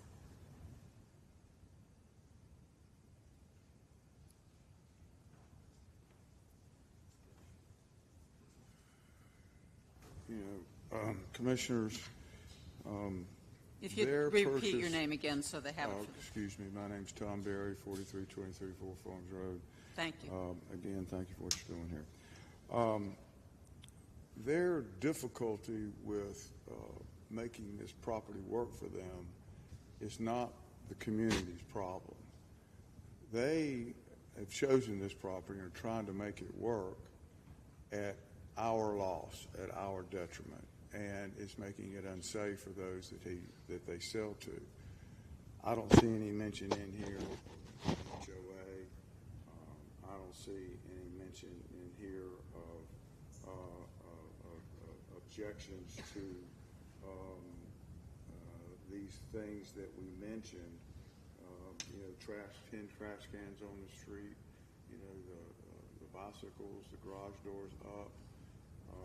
Why can't they just, we're okay with it. Put up 25, but put them on the inside. Don't bring them on the outside. I think it's a reasonable request. I've lived on this road for 70 years. And my neighbors, the neighbors over there, wave at everybody. We've got a harmonious community there, and it's not in harmony to have 10 driveway cuts, 9 or whatever it might be. And if they were going to try to do 6, I mean, I don't know what the objection would be or how we would do it, but we would certainly think that would not be fair. I don't think a developer would do that. I think there's too much opportunity to do townhomes on the inside. They just don't want to spend the money to do it. They could probably make more money if they did that. So, thank you for your time, and we appreciate it, and we hope you turn down this running request. Thank you. If you want to give your name and address again. Jeff Skehan, 4324 Four Farms Road. And so I just wanted to point out what was brought up about the topography of this land. It does fall down into a natural drainage area that then collects in a pond on the property that is to the south of me. And there's going to be, I believe, unintended consequences of clearing these woods on what happens naturally with rain. It just goes downhill, and it's going to impact that pond, which is in the front of my neighbor's house down there. I think we have to ask ourselves, why should we have to suffer the consequences of multiple driveways in a short span of the road because the land is really not conducive to that density of development. So again, going from R3 to R5 is a 67% increase in density. Thank you. We have 2 minutes and 8 seconds available for anyone else in opposition. Seeing none, then we will, without objection, close the public hearing. Do we have any questions or comments? Ms. Gaines? I guess this is a question for the neighborhood. We heard about traffic and cars and school buses, but I heard distinctly twice that if they wanted to put in a cul-de-sac and put 20 homes, that you were okay with that. Is that what I heard? Can I get a nod? All right. How does 20 homes... Excuse me, do you want to come up to the podium so we can all hear you, please, so you can answer her question? Well, did you not close the public hearing, just to be clear? You did. We did, but Okay. that was a question being asked by Commissioner. Just clarifying. Thank you. It's still more cars than what they're going to have right now by putting in a cul-de-sac, because they've all still got to feed out onto Horsepin Creek. So that's where I'm having some...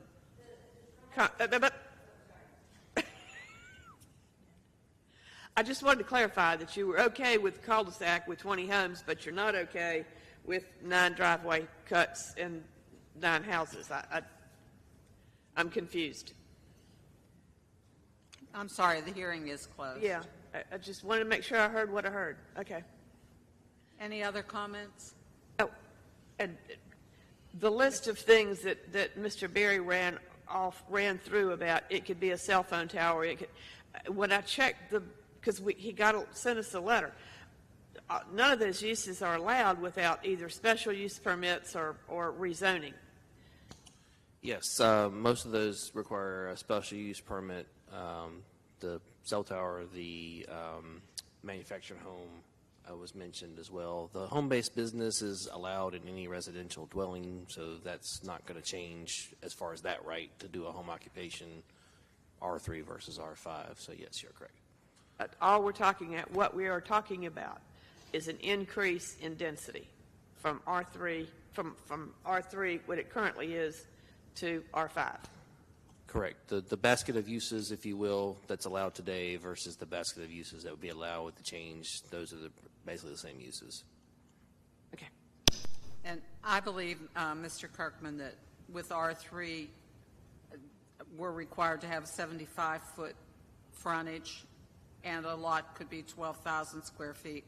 In R5, it would be a 50-foot frontage and a 7,000 square foot lot. Is that correct? That is correct, yes.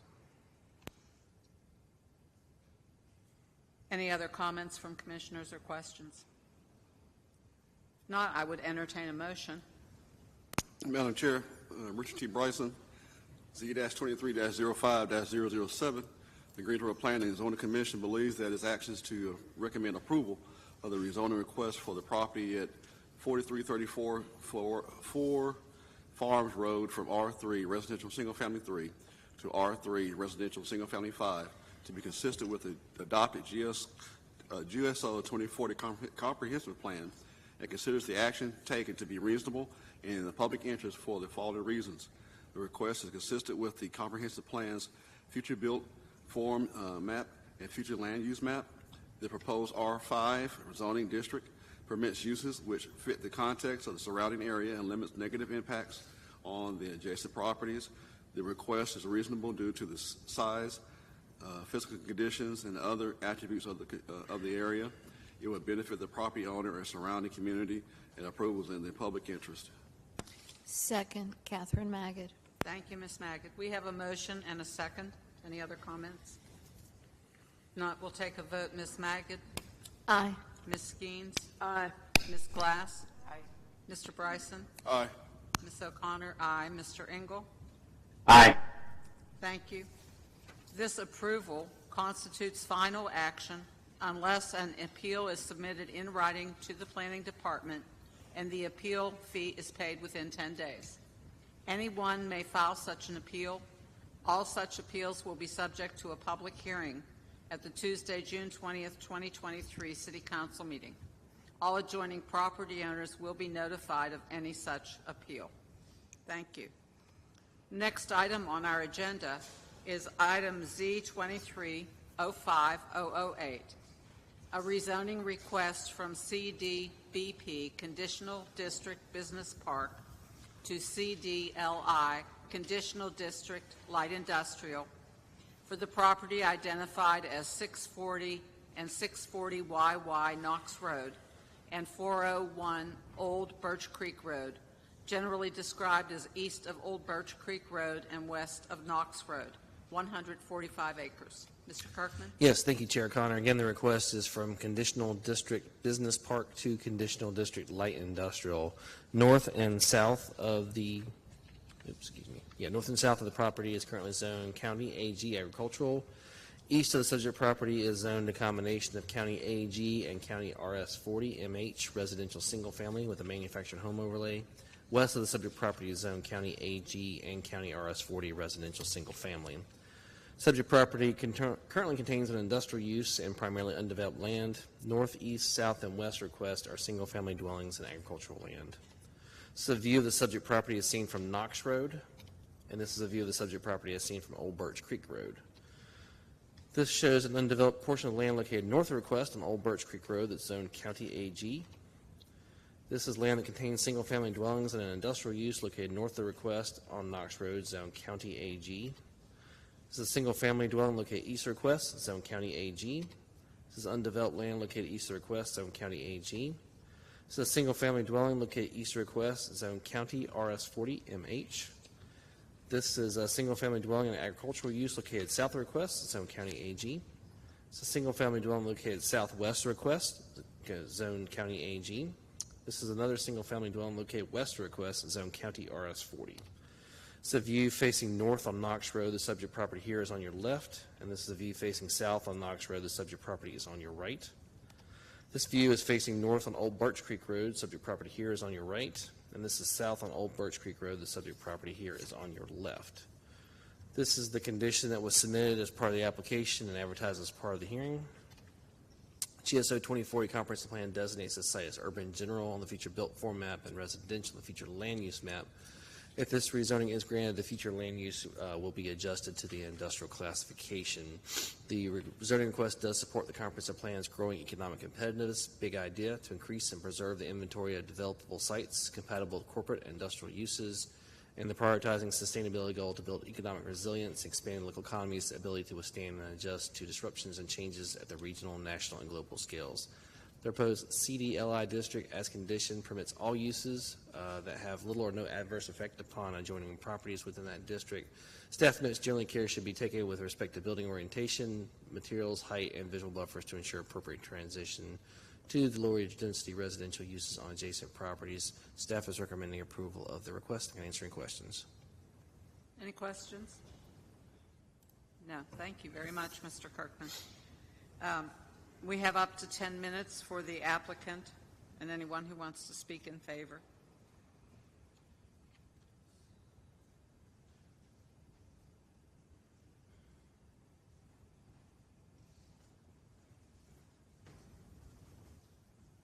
Could you give your name and address, please? Yes, ma'am. Good evening. Madam Chair and Commissioners, my name is Alex Elkin. I'm an attorney with Brooks Pierce Law Firm, 230 North Elm Street, Greensboro. With me this evening are Randy Warren with the Welcome Group, who is one of the co-applicants, Mr. Austin Watts, also with Welcome Group, and with the Kimberly Horn Consulting Firm, and attorney Mr. Mark Isaacson, who is representing co-applicant, who is the landowner, American Express. And Welcome Group is the contract buyer and also a co-applicant.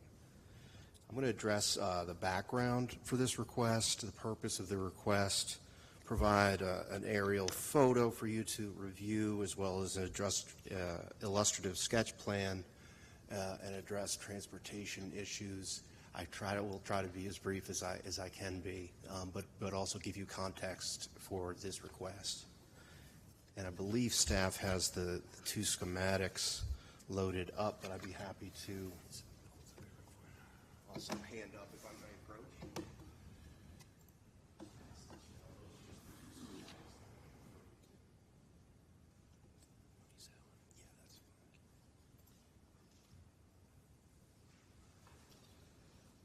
So to provide a little bit of background, American Express obtained annexation rezoning of this property in 2010 for business park development. I believe actually Mr. Isaacson's father represented American Express in that proceeding. At that time, Amex had contemplated developing and using the property as a logistics and distribution support facility for its existing data processing center here in the area. In the intervening years, Amex has since decided that it does not need to develop this property and has agreed to sell it to Welcome Group, subject to the rezoning. The purpose of this request is to allow more flexibility. The request is from CDBP to CDLI, and that change will allow more flexibility in the layout and address the changing business needs for logistics and distribution facilities, which is similar to what had been anticipated with the move back in 2010 to CDBP. But as you can see from the development of the Publix Distribution Center to the north and the McConnell Road Distribution Center to the south, these are the types of changing needs for the logistics and distribution facilities, and so that's why we're looking for the change to LI, which will allow for that flexibility that is demanded now, essentially, in the current market. If I could direct you to Exhibit A, which, sorry. Here we go. All right. My apologies. That's an overview of the area. You see in the center is basically residual of the sketch plan that I'll show you as Exhibit B. And to the north, you can see the Publix Distribution Center. To the south, we have is now developing the McConnell Road Distribution Center. And essentially this project, as well as the other projects that have taken place in this area, are an actualization of the vision of the city, staff, and city council that are being realized in this area.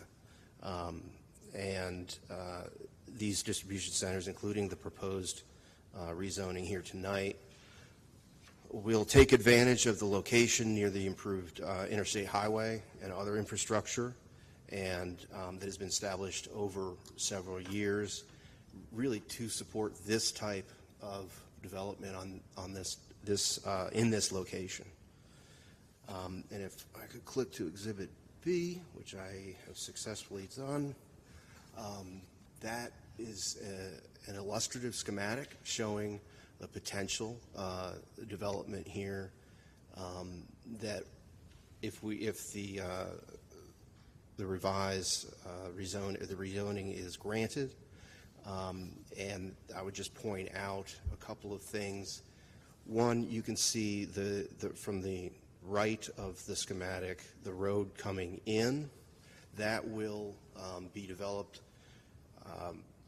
and as the property is developed, and we'll be able to tie in to planned transportation in the area.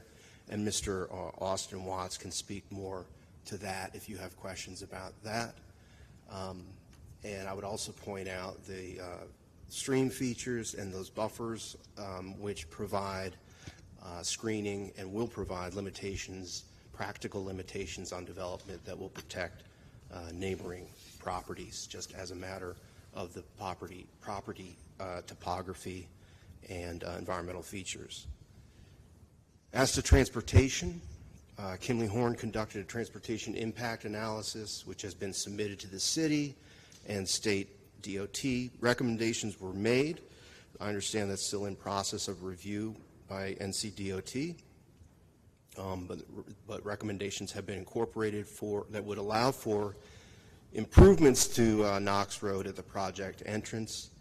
And the comprehensive transportation plan for this city calls for this extension of the future connector road that I referenced earlier, which it will be carried out during site development. In summary, I would say that it appears to the applicant, and we would argue that this is precisely the type of use that the city had planned for property in this location, and that this property is well suited for. And we appreciate the recommendation of staff to approve, and would ask that you do the same. And I'd be happy to take questions or have Mr. Isaacson, Mr. Warren, or Mr. Watts address any particular issues that arise. Thank you. Thank you. We have 3 minutes and 23 seconds remaining if anyone else wants to speak in favor of the application. I would take 20 seconds and say, and I omitted Mr. Warren's extensive outreach efforts to the neighbors. 40 letters were sent out. He's spoken with dozens of folks, or a dozen plus folks. There was a neighborhood meeting, and he'd be happy to address any issues that or any questions that you may have about that as well. Thank you. Any questions? Thank you very much. Thank you, ma'am. No one else wants to speak in support. We have up to 10 minutes available for those who are in opposition to the request. I have a Cheryl Lowe and an Edward. I believe, are they online?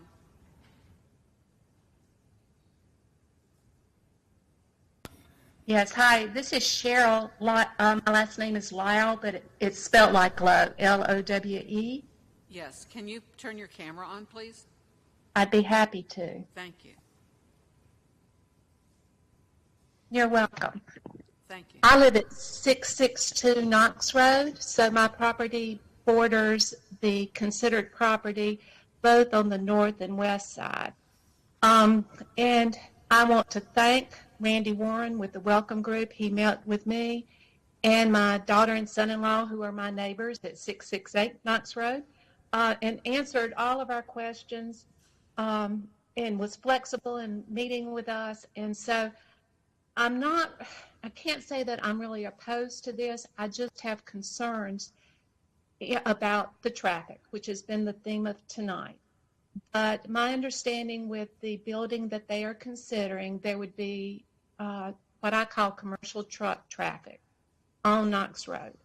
I think that the powers that be, the zoning commission, as well as the transportation, both local and state, have done a good job of getting the area ready for the Publix facility. That improvements have been made from 840 on Highway 70 down to Publix. But from my understanding of the area, trucks that are coming from the east would come off at Rock Creek Dairy Road, which has its own congestion issues, travel up Highway 72 Knox Road come in that way, or coming from the west, they would get off at Mount Hope Church Road, get on Knox Road, and travel down. And Knox Road, I have questions that whether it has the capacity to handle this traffic. Another concern I have related to traffic is, I believe in January of 2022, the commission approved rezoning 4 properties on Knox Road, which would be just south of this area that's being considered. It was changed to light industrial, which had a traffic study as well, but I question whether the traffic study that was done for this project that we're talking about tonight considered that possible development. I know we're kind of in an iffy place that although it's been approved, these properties that I'm talking about south of this concern, the potential is they both could get developed at the same time and we have huge traffic. So from my perspective, and I also want to say personally, I have not been involved in this as much as I would like. My husband died unexpectedly April 18th, and so I have not been able to put the time into this. So I was just going to ask the commission if you would consider getting the traffic study completed for this particular project. Give me a little bit more time. I'm just talking to the next meeting to get involved, talk to my neighbors, be able to dialogue with you about my concerns about traffic. And those are my comments. Thank you for allowing me to speak.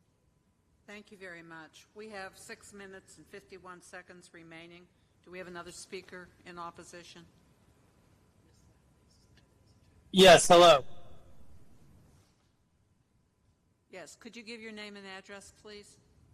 My name is Edward Rongich, and my address is 668 Knox Road. I have a written statement, so I don't ramble. I will be brief, but I would like you to consider the recommendation, to reconsider the recommendation of approval of the rezoning from business park to light industrial. Light industrial designation would negatively impact the traffic flow and environmental quality due to an increase in the truck traffic to the proposed site. The traffic situation on Knox Road is particularly at the intersection of Knox Road and Mount Hope Church Road is already extremely congested and dangerous at times.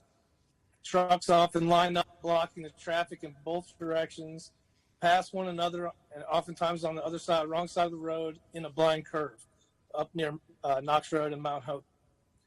Rezoning this plot of land to light industrial would only exacerbate this problem. Knox Road is a road that many people travel en route to Eastern High School, middle schools. If you add increased and often dangerous tractor-trailer traffic up to 150 trips in the morning and in the afternoon commutes, teenagers, the likelihood of another fatality accident arises. Additionally, rezoning the light industrial threatens the natural environment, including the watershed that feeds into Lake McIntosh Water Reserve. Light industrial designation would allow for businesses with a greater likelihood of polluting the watershed and possibly the groundwater that feeds the wells of the residential properties in the area. In the zoning staff report, the economic development plans of Greensboro 2040 plan are cited as reasons to improve the rezoning of Knox Road plot to light industrial. However, in reading the Greensboro 2040 plan, we notice that the rezoning of this property is in direct opposition to parts of the plan. Primarily, this land plot is designated as residential and urban general in the future use maps and not as an industrial site. Additionally, the economic competitiveness section of the 2040 plan is highlighted that older industrial areas within the city limits are becoming obsolete and offer opportunities for reinvestment. Redeveloping existing vacant industrial sites such as the Precor warehouse that is closing just a few miles from this site is a viable alternative than to rezoning this one. These sites are already set up to handle truck traffic and types of businesses that light industrial designation would bring. Encouraging reinvestment and redevelopment in these existing sites would still meet the economic competitiveness goals of the 2040 plan. Those of us who live in the area would be negatively impacted by the increased traffic, the light pollution, and potential environmental effects of the light industrial site. I urge the committee to please reconsider leaving the zoning as a business park, which would still allow for economic development without harming the existing residents of Knox Road and those who travel in the area daily. Thank you for your time and consideration on this. And I would like to point out that the statement earlier with American Express having this as a logistics facility seemed a little off, because I know their plan was to have it as a backup data center, as a business park. So using the word logistics facility made it seem like there may have been truck traffic like this, and I don't think it's the same thing. So again, thank you for your time and consideration, and hope everyone has a great evening. Thank you. Is there anyone else who would like to speak in opposition? Could we clarify, I believe there was a traffic study done for this? There was. Thank you. All right, we have rebuttal time available. We have up to 5 minutes for the applicant.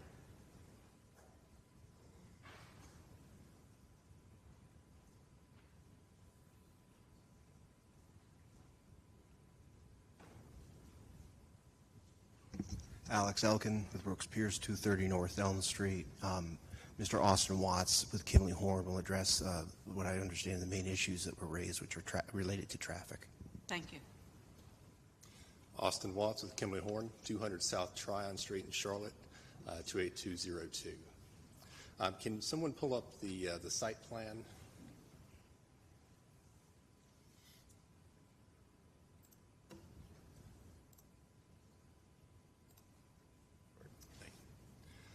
Okay, my company did the traffic study for this. It's currently in review. I believe we've received some comments, but NCDOT is still reviewing it. But the crux of the matter is these are very large buildings, but ultimately they are pretty small traffic generators. So based on the TIA as it currently stands, the only offsite improvement required because of the low amount of traffic is a left turn lane into the site off of Knox Road. You can see that this particular plan, it's similar in fashion to the previous plan that was approved, or that was proposed by American Express years ago that never moved forward. From a environmental standpoint, these are essentially warehouses. So these are not they're not manufacturing uses. We're not dealing with dangerous chemicals. If there's a chemical inside, it's stored until it is shipped out on the next truck. From a light pollution standpoint, we will meet code. That's part of TRC is to have zero uplighting. So all the on-site lightings that's required will required to meet the city's photometric requirements. From a landscape and buffering standpoint, one of the benefits of this particular site is I have outlined in various colors of green the existing buffers as they stand on the streams that run through the site, and then there's wetlands through the site that we cannot impact, and then additionally on the right there's a stream that is not buffered, but again we cannot get into that stream, so all the landscaping and trees around that particular piece will remain intact as well. In addition to the required buffers that are, again, part of the TRC process, but we have a 45-foot type A buffer against any of the residential areas. So if there are any other questions that I'd be happy to address while I'm here. Ms. Gaines? Just a quick question as to whether or not this traffic impact study was shared with the residents during the community meetings? I don't believe that we really discussed traffic from that standpoint. So they're not aware of the turn lanes and the lights and the things that are going to be required to do to make this work? As it stands now, the improvements are the left turn lane in, and that is all that's required. But ultimately, whatever is required, we have to do. If we want to develop the project, the DOT comes back and says we have to do whatever it is, ultimately the approved TIAs will be bound by that to mitigate our traffic. Thank you. Any other questions? Thank you. Thank you. We have up to 2 minutes and 43 seconds remaining of rebuttal time for the applicant. If not, those speaking in opposition have up to 5 minutes of rebuttal time. Would either of the online speakers like to add any comments?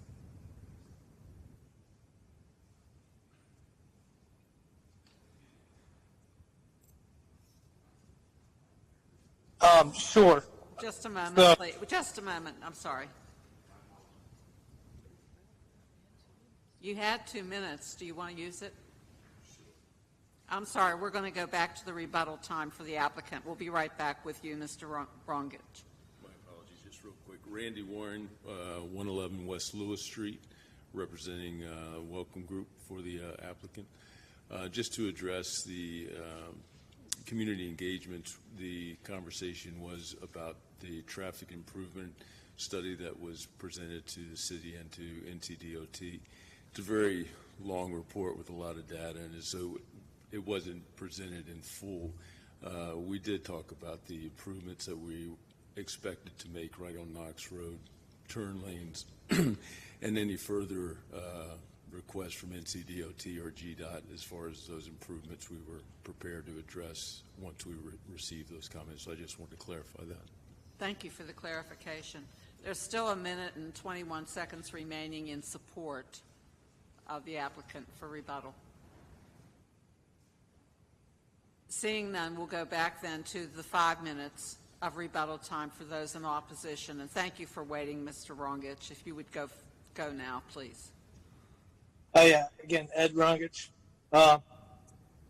Yeah, Randy, I really appreciate all the outreach you guys have done, and the dialogue has been great, and your meeting with us has been outstanding. The project itself is the project, but I know, and we did discuss the traffic study lightly and the flow of traffic in. It's just, the concern that I have immensely is with the amount of trucks on this road already is extremely dangerous. We've already had a fatality on this road, and I know it's terrible to say this, and I know action usually happens after a fatality, but someone is going to get really hurt down there by the intersection of what used to be the Pilot, I believe, is now a 1-9 truck stop in the corner of Mount Hope Church and Knox Road. It's extremely dangerous down there, and that's just very concerning. I know my kids are getting ready to start driving, and it's extremely scary. So, like I said, I appreciate everybody's time tonight, and thank you. Thank you very much. Anything else? We have 3 minutes and 29 seconds remaining for the opposition.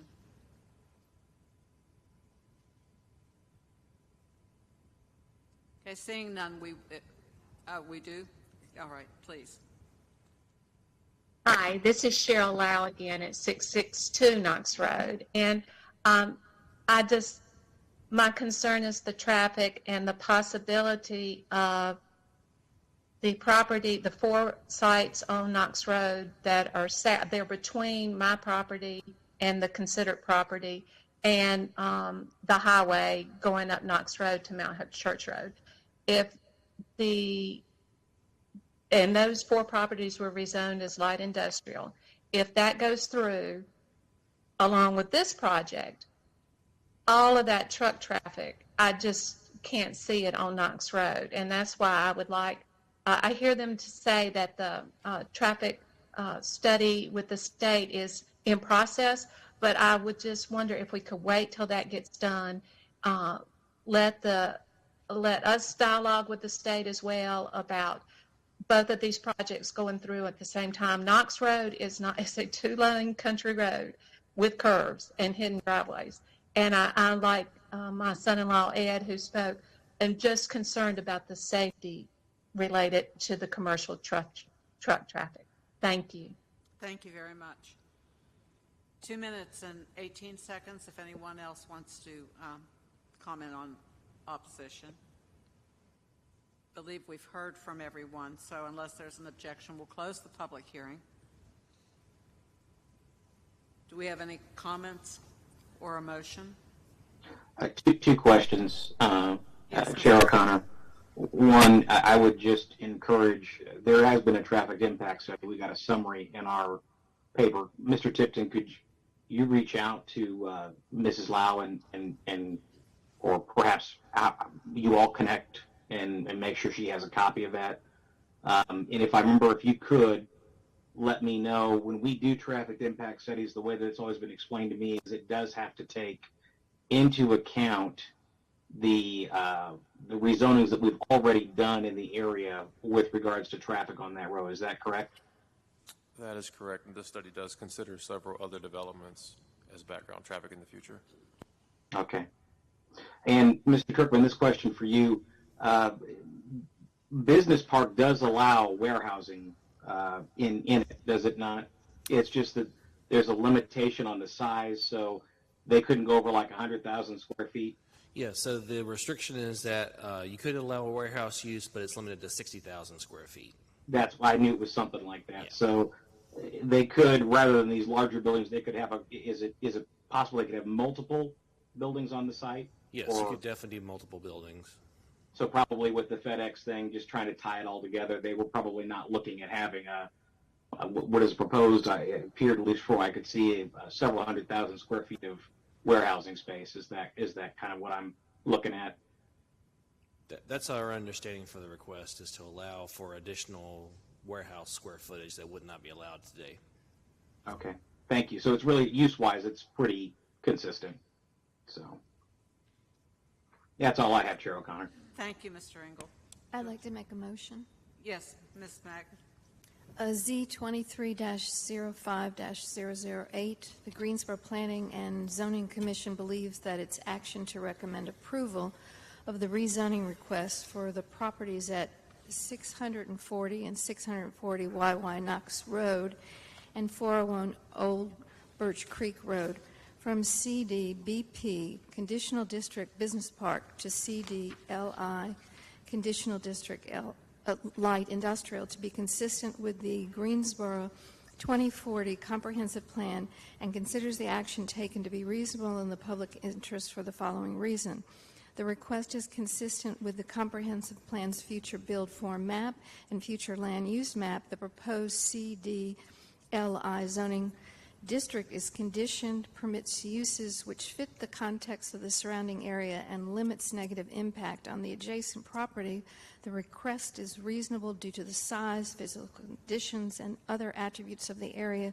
It will benefit the property owner and surrounding community, and approval is in the public interest. Thank you, Ms. Mag. Mary Skeens, second. Thank you, Ms. Skeens. We have a motion and a second. Any comments? I'd just like to thank Commissioner Engel for his comments. That was very helpful. Thank you. We'll take our vote. Ms. Magid? Aye. Ms. Skeens? Aye. Ms. Glass? Aye. Mr. Bryson? Aye. Ms. O'Connor? Aye. Mr. Engel? Aye. Thank you. This approval constitutes final action unless an appeal is submitted in writing to the Planning Department and the appeal fee is paid within 10 days. Anyone may file such an appeal. All such appeals will be subject to a public hearing at the Tuesday, June 20th, 2023 City Council meeting. All adjoining property owners will be notified of any such appeal. Thank you. The next item on our agenda is Z23-05009, a rezoning from CDO Conditional District Office and R3 Residential Single Family 3 to CDO Conditional District Office for the property identified as 5307, 5307 near, 5313, and 5317 West Friendly Avenue, and 722 and 724 Muirs Chapel Road, generally described as south of West Friendly Avenue and east of Muir's Chapel Road, 4.01 acres. Mr. Carter? Thank you, Chair O'Connor. This is the zoning map of the proposal tonight. The subject properties contain approximately 4.01 acres and are located south of West Friendly Avenue and east of Mears Chapel Road. And this is a request for rezoning from conditional district office to R3 single-family residential, and single-family residential 3 to conditional district office. North of this request is zoned R3 and conditional district office. East and south of the request are zoned R3. West of the request is zoned RM12 and CD RM18. This is an aerial map of the subject property showing that it currently contains single-family dwellings. North of the request contains offices and single-family dwellings. East and south of the request contains single-family dwellings.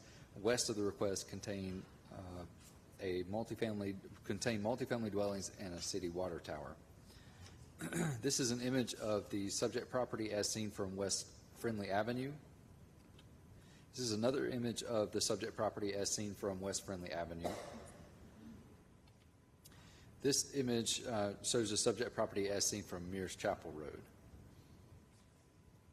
And this image shows an example of the medical office uses that are located north of the request, zoned conditional district office.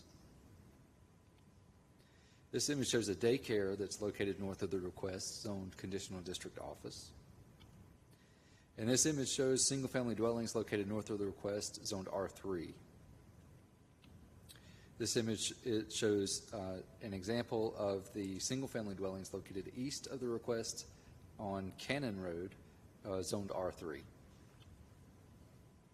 And this image shows a single-family dwelling that's located south of the request on Mears Chapel Road, also zoned R3. This image shows the multifamily dwellings located west of the request, zoned conditional district RM18. And this image shows the water tower located west of the request, zoned RM12. This view is facing west on West Friendly Avenue. The subject property is on the left. And this view is facing east on West Friendly Avenue. The subject property is on the right. This view is facing south on Mears Chapel Road. The subject property is on the left. And this is facing north on Mears Chapel Road. Subject property is on the right.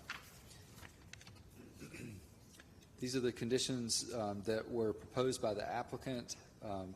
And you see an update to condition number 4. It reads plantings with a required type B planting yard or buffer yard along the southern and eastern. Eastern has been added to this request. Property lines shall be governed or shall be evergreen material. So we can get the commission to accept that additional change, please. All right, I need a motion for the additional. Thank you, Ms. Maggott. Mary Skeens, second. Thank you, Ms. Skeens. We'll take a vote on that. Ms. Maggott? Ms. Skeens? Aye. Ms. Glass? Aye. Mr. Bryson? Aye. Ms. O'Connor? Aye. Mr. Engel? Aye. Thank you. That's approved. Thank you. Thank you. And in recommending approval of this request, staff has concluded that the GSO 2040 Comprehensive Plan designates the property as urban general within an urban mixed-use corridor on the future built form map. The future land use map designates the site as residential and commercial. The proposed rezoning request supports the comprehensive plans filling in our framework big idea to encourage higher density, mixed use, walkable infill development. It also balances the comprehensive plans growing economic competitiveness big idea to build a prosperous, resilient economy that creates equitable opportunities to succeed, and the comprehensive plans creating great places goal to protect and enhance the unique character of every neighborhood. The proposed CDO zoning designation as conditioned will allow a mix of office and professional service uses in immediate proximity to similar office uses, and care should be taken with respect to building orientation, building materials, and height, and visual buffers to ensure an appropriate transition to the lower density residential uses on adjacent properties. With that, I can answer any questions that you have. Thank you. Are there any questions? Thank you. Very much. We have up to 10 minutes for the applicant.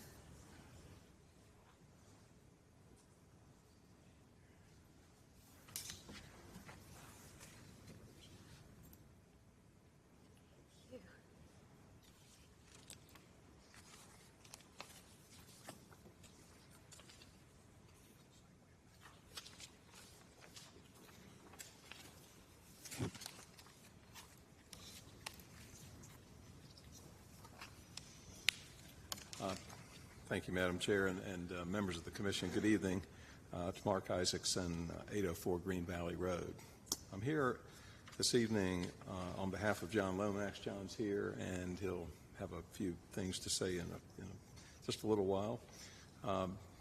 I tend to give the rezoning matters I handle names, and this is Lomax West Friendly Medical Center 2.0. So, as you all may recall, this property was rezoned for medical office use in September of 2021. The intended medical office use has not changed, but what has changed is that Mr. Lomax has acquired additional land behind this property, which will allow him to preserve, save an historic home on West Friendly Avenue. So that was part of the conditions that you saw. So we went through these conditions earlier with Luke, so we'll move right along in the interest of time. The subject property is outlined in dark gray, and the new property on Mears Chapel Road, which was a group home, is outlined in darker gray. And so that's the big change here, is that Mr. Lomax has acquired this additional property, which, as you'll see in a few minutes, gives some flexibility to the site layout and allows the preservation of this historic home that faces West Friendly Avenue. A couple of points before we leave this screen. I think actually at the previous meeting, Ms. Skeens pointed out, Commissioner Skeens pointed out the symmetry of the office zone properties across Friendly Avenue in connection with or adjacent to the single family zone properties behind those office properties.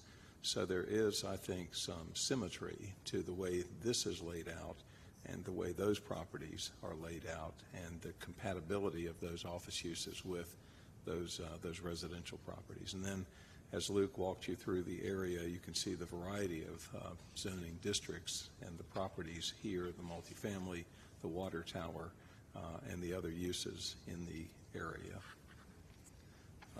This is displayed for your consideration as an illustrative sketch plan. And just wanted to show the Commission in the center, you see the proposed medical office building. There's a stormwater control device to the south. Importantly, to the northeast, you'll see the Cannon House, this historic home that Mr. Lomax intends to preserve on the property, and then an extensive buffer that has been increased in this schematic.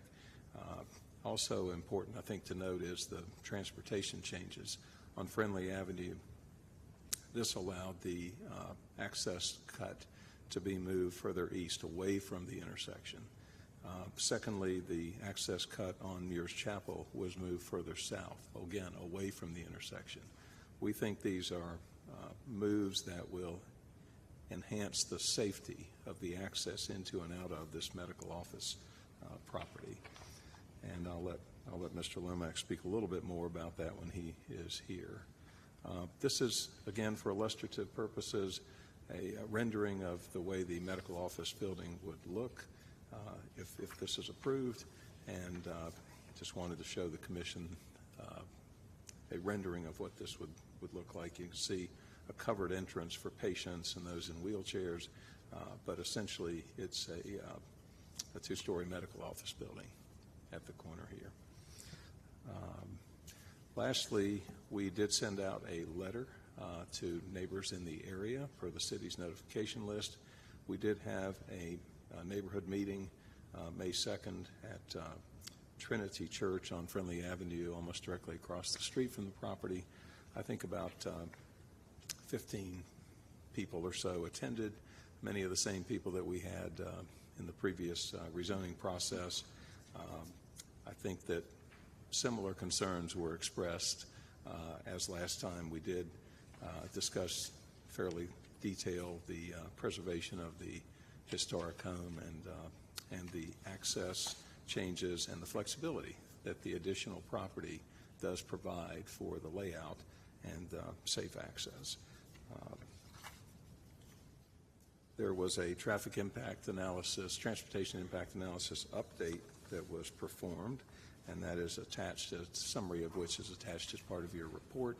I think it actually shows a decrease in traffic on Friendly Avenue from 2019.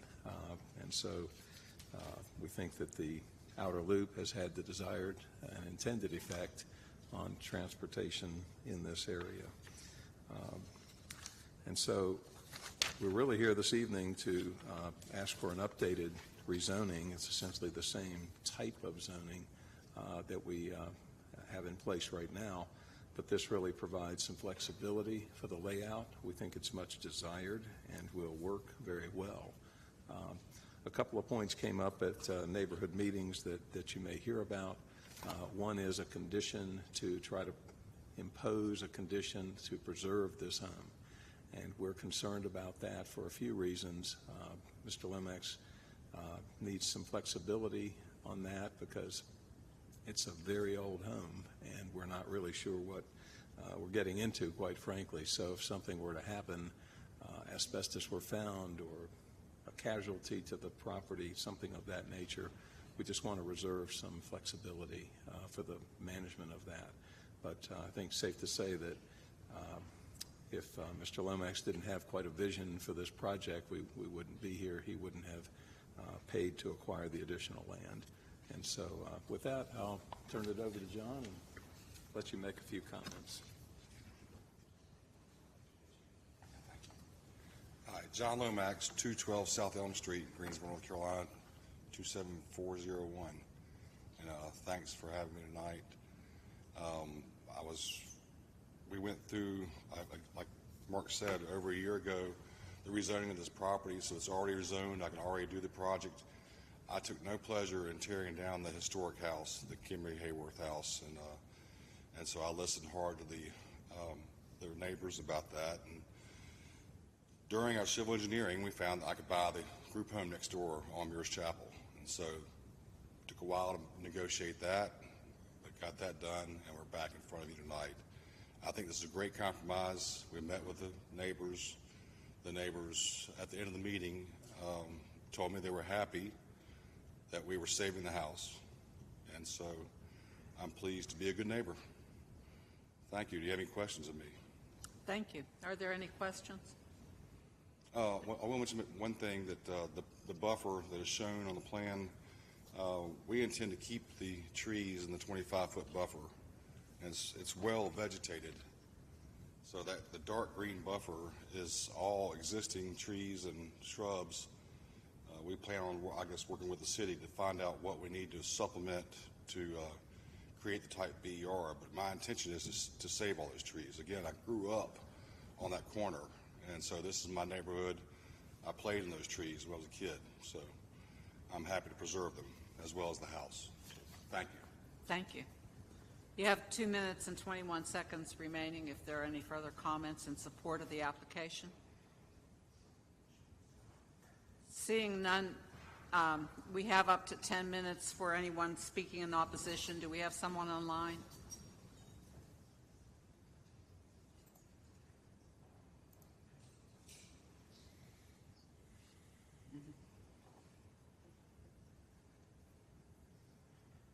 Chair O'Connor, we would like to take Bill McNeil first. Pardon me? One of the speakers online is Bill McNeil. Is it possible for him to speak first? It's regarding a condition. That's for fine. opposition. Thank you.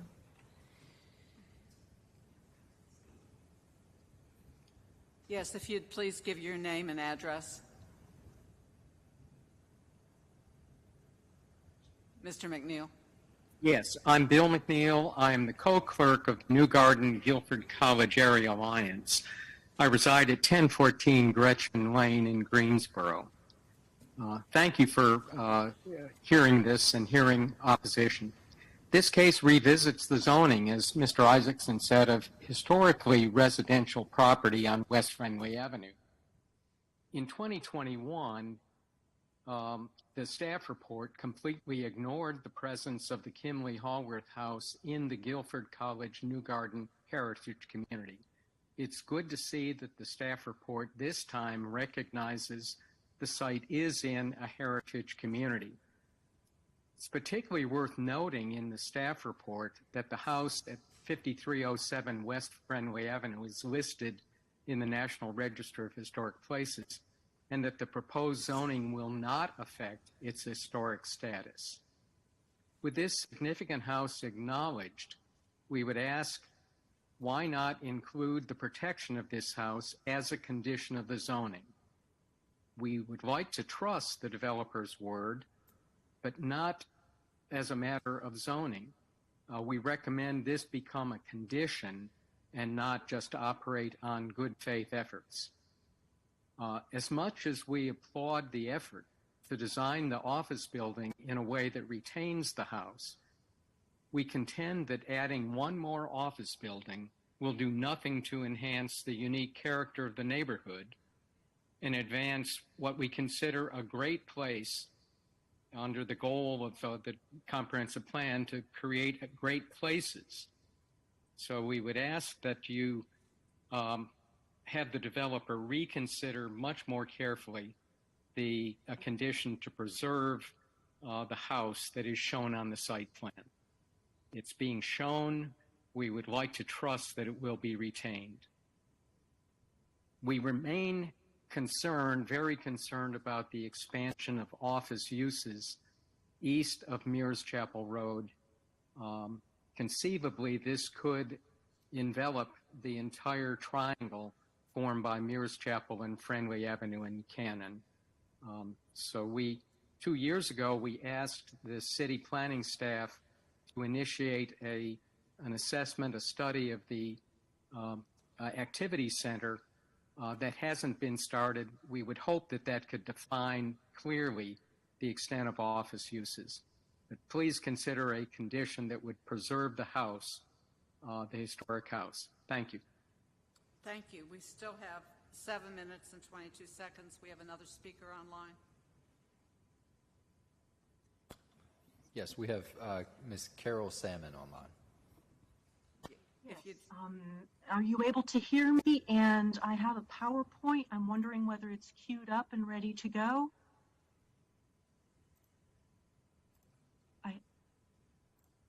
Excellent, excellent. Thank you. I will try to speak quickly. Just wanted to make sure you can hear me first. Everyone can hear me? Yes. Okay, my name is Carol Salmon. I am speaking on behalf of my mom, who has owned 720 Cannon Road since 1974. I live nearby. We are opposed to rezoning CDO. Applicant drawings and artist renderings are confusing. It is unclear what the applicant actually intends to build and its intended use. Next slide, please. Our primary concern is the very large size of the proposed facility and the very large number of parking spaces compared to surrounding structures.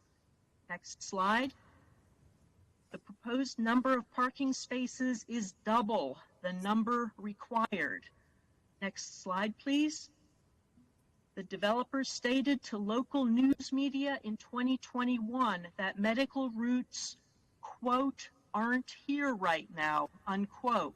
But every red pin on this map locates a medical practice. Zooming in shows even more. I counted a dozen red pins within a half mile of the applicant's proposed facility location, shown here at the star symbol. Next slide, please. A concern since 2021 is that the applicant intends to build a large 24-hour medical facility. Another concern is no tree protection indicated, at least in writing, for the tall, mature growth oaks that currently shield the water tower from view of the residential neighborhood. In the 2021 site plan and 2023 sketch plan presented at the neighborhood meeting, conditions appear to allow clear cutting the entire rezoned parcel with no tree protection even for the buffer. Next slide, please. The large scale of this proposed facility is very unlike the numerous existing small business medical practices already in this immediate area. Such a 24-hour operation with EMS, or ambulance, and truck arrivals and departures will send increased heavy vehicle traffic down Ribbon Pavement Cannon Road, which connects Friendly Avenue with Mears Chapel Road. Next slide, please. In their aerial renderings, the applicant suggests their building and greenery improves an industrial or barren area. Next slide. But I wanted to make sure you knew that this is not an industrial park or desert, but a neighborhood with wonderful dense tree cover that gives our community its beloved character. Next slide. My mom and I believe multifamily dwellings like townhomes or apartments would be a much better use.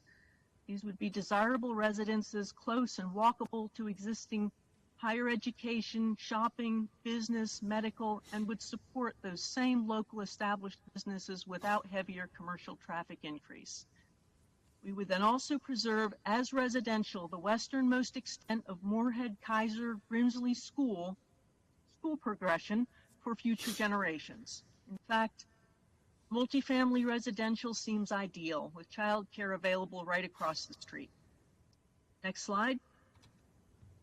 In summary, applicant discrepancies raise concern. We'd lose a heritage house. We are already saturated with medical offices.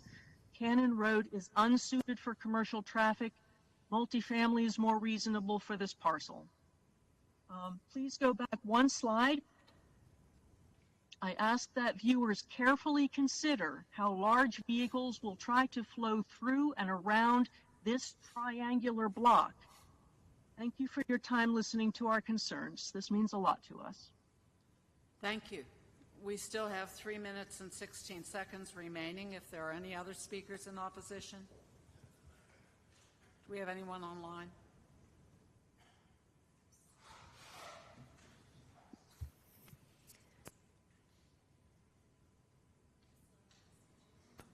Ms. Lomax, would you like to speak next? Oh, I think there's someone online with the name Lomax, sorry, as well. Rosalind Lomax?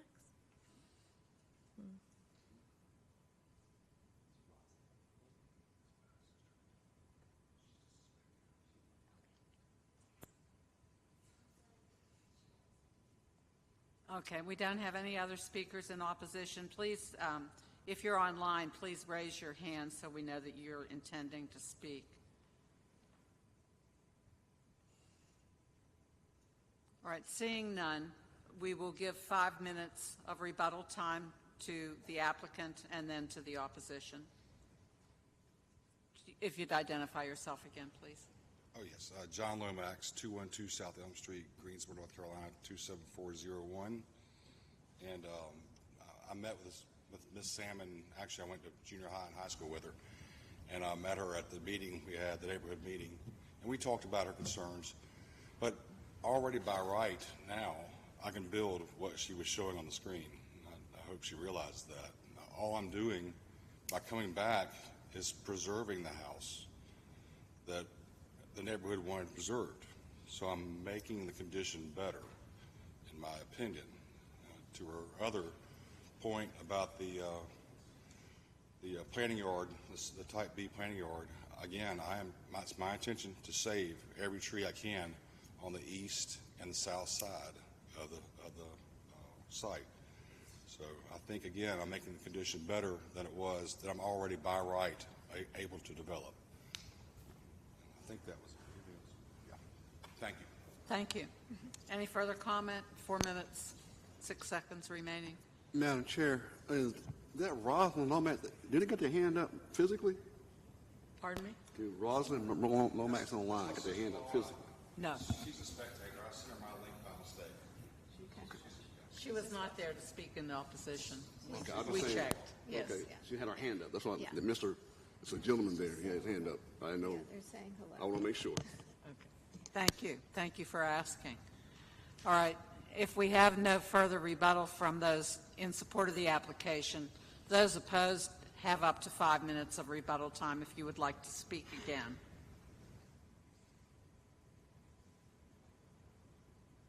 Mr. McNeil and Ms. Salmon, I think, were the only two Mr. McNeil's hand is up. Yes, Bill McNeil at 1014 Gretchen Lane, Greensboro. Once again, if the developer is serious about preserving the house, then build it into a condition. I know Attorney Isaacson is very good at working with you and City Council. If it becomes necessary, the house is unable to be preserved, then you can come back and remove that condition. Thank you. We still have 4 minutes and 36 seconds. Ms. Salmon, did you want to speak again?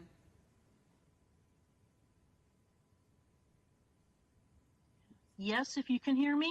Yes. Would you care to put your camera on, please? Okay.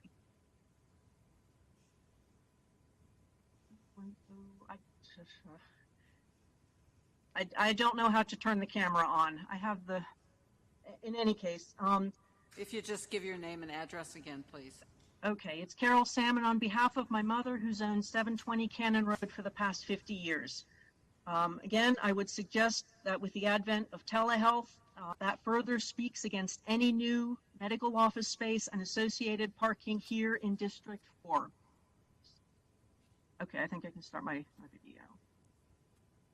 And the applicant may suggest their proposal mirrors what is across Friendly Avenue directly to the north, but I count only 50 to 60 medical practice-related parking spaces across Friendly Avenue in this block segment. The applicant now wants 213 parking spaces. Why so many? Especially since they would be at the expense of so much existing beneficial tree cover. And if the applicant is trying to compare their proposal to existing medical practice properties across Friendly Avenue, why did the developer tell local news media in August 2021 that medical routes, quote, aren't here right now? Again, these kinds of contradictions and discrepancies relating to the applicant's proposal seem glaring and very concerning. Thank you. Thank you. We have 3 minutes and 25 seconds remaining of the rebuttal time. If there's any further comment. If if there's no objection, we will close the public hearing. Do we have any questions or comments from the commissioners? I'd just like to say that I grew up close to this, and thank you so much for preserving the landmark. Thank you, Ms. Magid. Do we have a motion?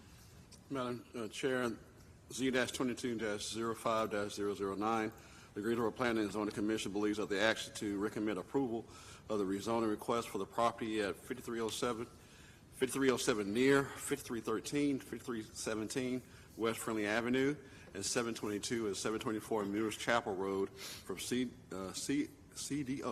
Conditional District Office, and R3, Residential Single Family 3, to CDO, Conditional District Office, to be consistent with the adopted GSO 2040 Comprehensive Plan, and considers the action taken to be reasonable and in the public interest for the following reasons.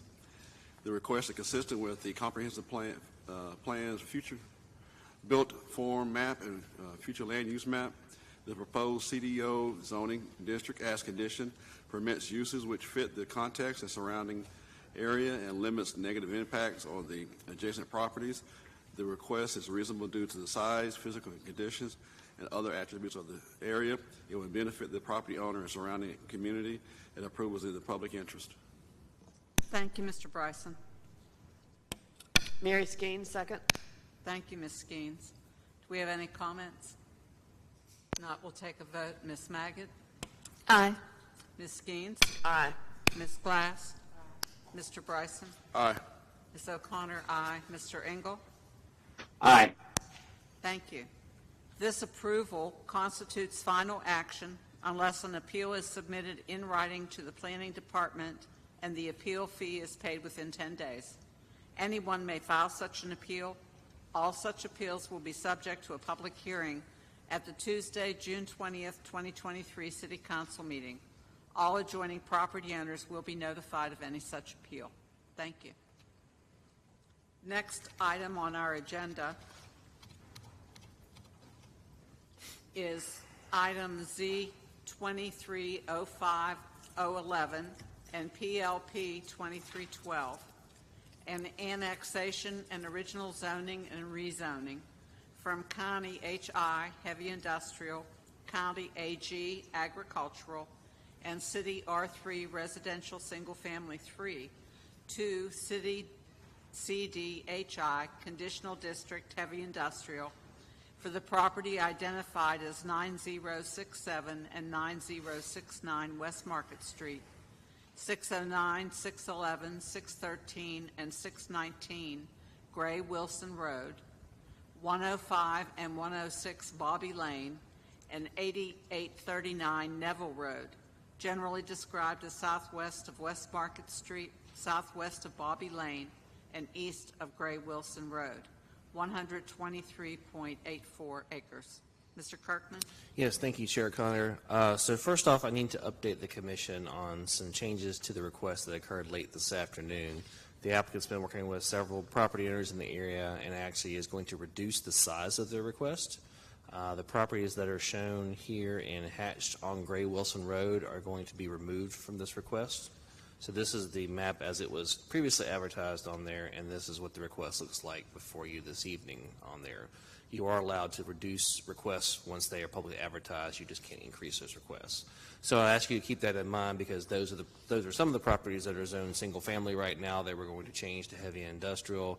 And then there was also conditions that related to the Gray Wilson property specifically, and those conditions are no longer applicable. And I'll go through that when we get to that part of it. So, north of this request is currently zoned City PI and R3. East of the property is zoned City HI and LI. South of the subject request is City R3 and City CDLI, as well as property within the City of High Point zoning jurisdiction further to the south across the highway. West of the subject property is zoned City R3, and then further to the west is property within the City of Kernersville zoning jurisdiction. So at this point, the subject property is undeveloped, does have a couple of single-family dwellings. Actually, some of those came out with this request on there.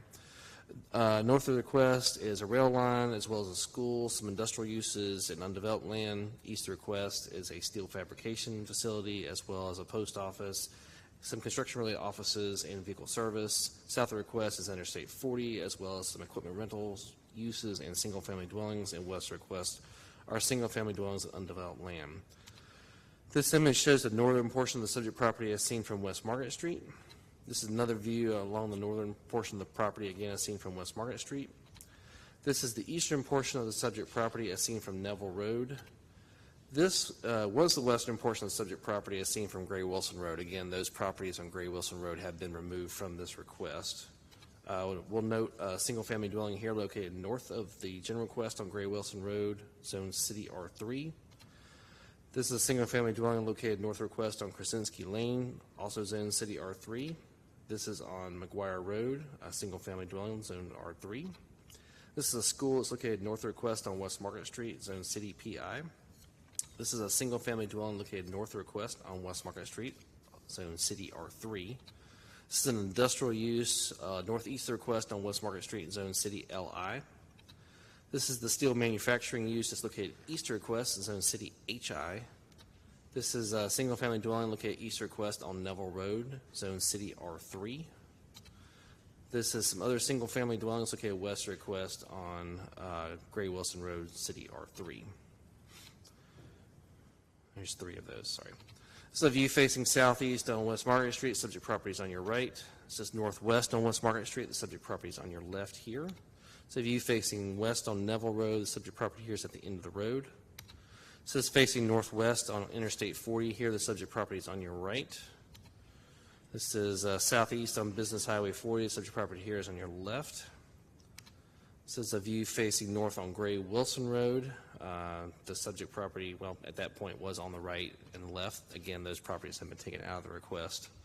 There were conditions that were associated with the request. Condition number 2 related to only properties on Gray Wilson Road, and since those properties have now been removed from the request, condition 2 is no longer applicable. So as you consider this, you will only be considering the first condition that is on the screen. Comprehensive plan designates property as urban general on the future built form map, and then the western area plans, future land use map shows this property as an employment center and future employment area. The original zoning and rezoning request does support the growing economic competitiveness big idea through increasing the inventory of developable sites compatible with corporate and industrial uses and the filling in our framework strategy to maintain inventory of market key underutilized sites and structures for private industry and developers. Proposed CDHI district as condition does include conditions that would limit negative impact on adjacent properties. Staff notes generally that care should be taken with respect to building orientation, materials, height, and visual buffers to ensure appropriate transitions to lower density residential uses on adjacent properties. Staff is recommending approval of the requests. I can answer any questions. Do we need a motion to remove the items? I don't believe so, but it would. I don't think it hurts anything to do so, Chair O'Connor, so I would encourage it. All right. So it would be to remove the 4 properties on Gray Wilson and to remove condition number 2. Do I have a motion to that effect? I'll make a motion. Thank Catherine you, Ms. Maggott. Your motion is to remove the properties on Gray Wilson and the second condition? Yes. Thank you. Mary Skeens, second. Thank you. We have a motion and a second. Ms. Maggott? Aye. Ms. Skeens? Aye. Ms. Glass? Mr. Bryson? Aye. Ms. O'Connor? Aye. Mr. Engel? Aye. Thank you. Thank you very much.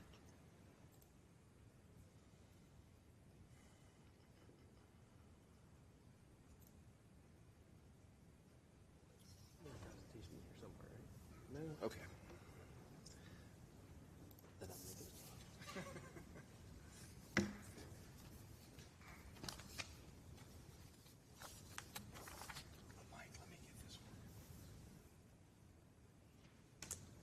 Good evening, Nathan Duggins here on behalf of the applicant.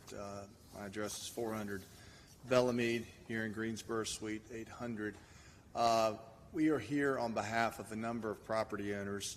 David Griffin is the primary applicant here, and some entities that are associated with Mr. Griffin's business.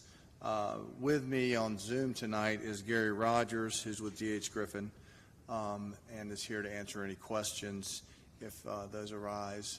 Also with me here tonight are the good folks from Davenport, and they developed, and there's been some questions tonight about transportation impact analysis, but we have done one here, and it's been submitted to the city and to NCDOT. So they're here with us tonight. They've been patiently watching as we've walked through these. I'll try to be relatively brief. I know it's getting late, but I do want to walk through a number of things to give the commission some ideas or some perspective about what we're attempting to achieve here. Mike did a great job of explaining to you exactly where this property is. Let me start with the neighbors, because that really was the driver of the change that we submitted to the city this afternoon. We had a neighborhood meeting on April 26th. By Zoom. I think we had 14 people attend that meeting, and then subsequent to that meeting we've talked to lots of neighbors, mostly on Gray Wilson, but we've had some conversations with some neighbors that live on Neville. Neville, of course, is on the east side of the 120-plus acre site.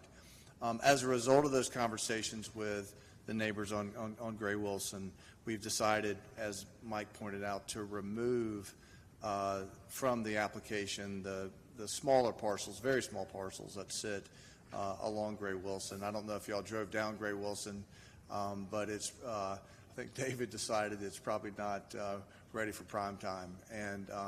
And we ultimately, and I'll talk about this in a second when we talk about the interchange at West Market, we ultimately decided we really wanted to push traffic to the West Market interchange and to the Neville interchange. So with that, I wanted to just speak to the neighborhood discussions, which I think have all been very positive.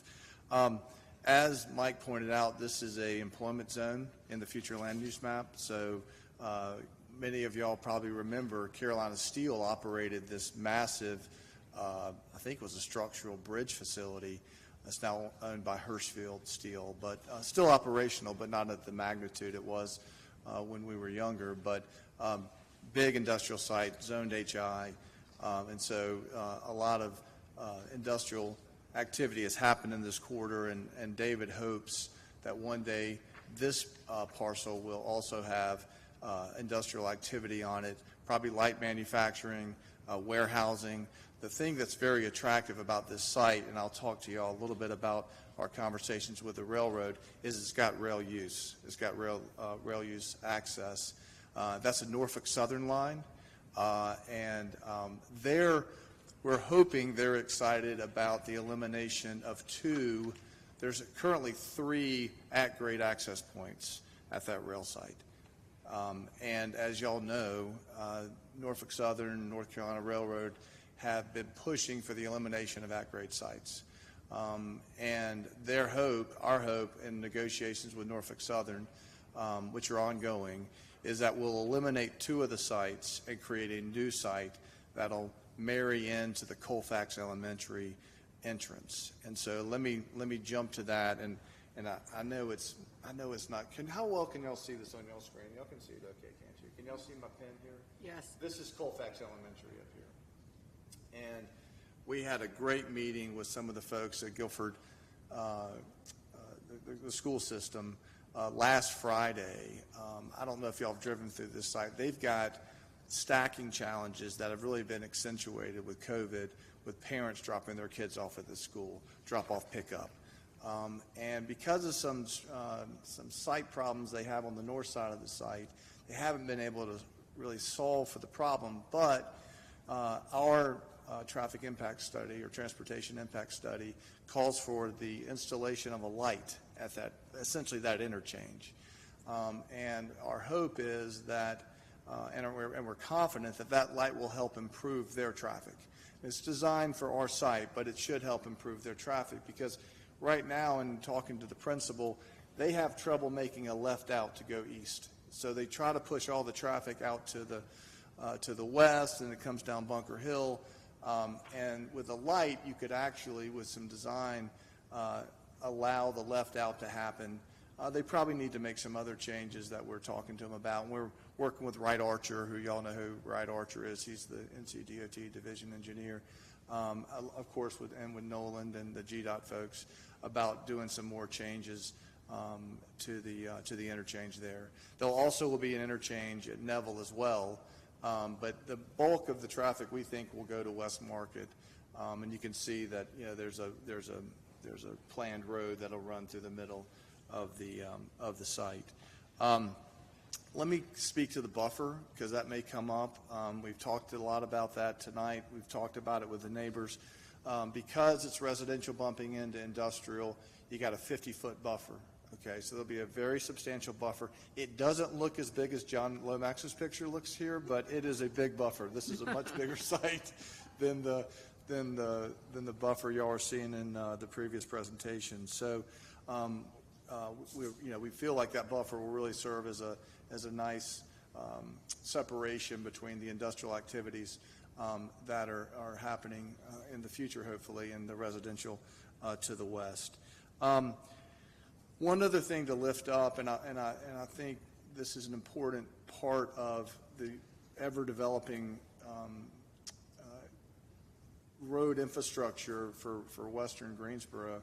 The Sandy Ridge Road interchange is going to get improved. It's an old interchange, and one of the things NCDOT is so excited about is creating a little more connectivity between West Market and then down into that Sandy Ridge Road interchange, because there's going to be, you've got the Amazon facility just to the west here, so there's a lot of pressure that's growing on that West Market corridor, and so we think this will help improve that traffic flow, and of course with the addition of the light, which will happen there at Colfax Elementary School, we think it's going to be a great addition. So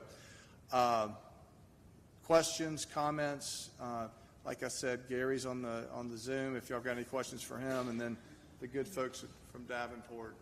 John Davenport's son is here. I had not met him, so I know John has been in front of this panel many times, so it was nice to meet John's son tonight. So any questions? No questions. We have another 2 minutes and 30 seconds if anybody else wants to speak in favor of the application.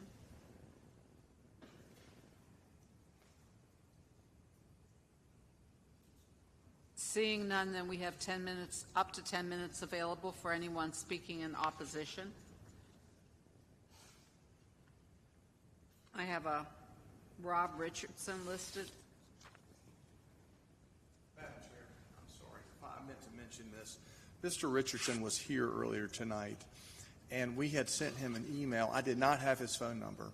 We had sent him an email to tell him we were taking the Gray Wilson parcels off our application, and he came up to me after he kind of figured out who I was about 20 minutes into the hearing, and he ended up leaving, and I apologize. I should have mentioned that to y'all when I was speaking earlier. He said he lives on Gray Wilson, so he was comfortable with the application and chose not to speak once we removed those Gray Wilson properties. Thank you for letting us know Absolutely. that. Is there anyone who wishes to speak in opposition to the application? Yes, we have Bill I see a hand Schuler. up for William Schuler. Yes, this is William Schuler. I live at 8836 Nelwell Road in Colfax, North Carolina. Yes, sir. Could you turn your camera on, please? I don't know how to turn it on, ma'am. Maybe you can tell me. Okay, go right ahead. You probably look better this way. But I wonder if you can get Miss McCook to bring up the picture of my house that I sent her today, so when I come to it, that she may be able to show it to the committee, so you'll see what I'm talking about, okay? But I live at the end of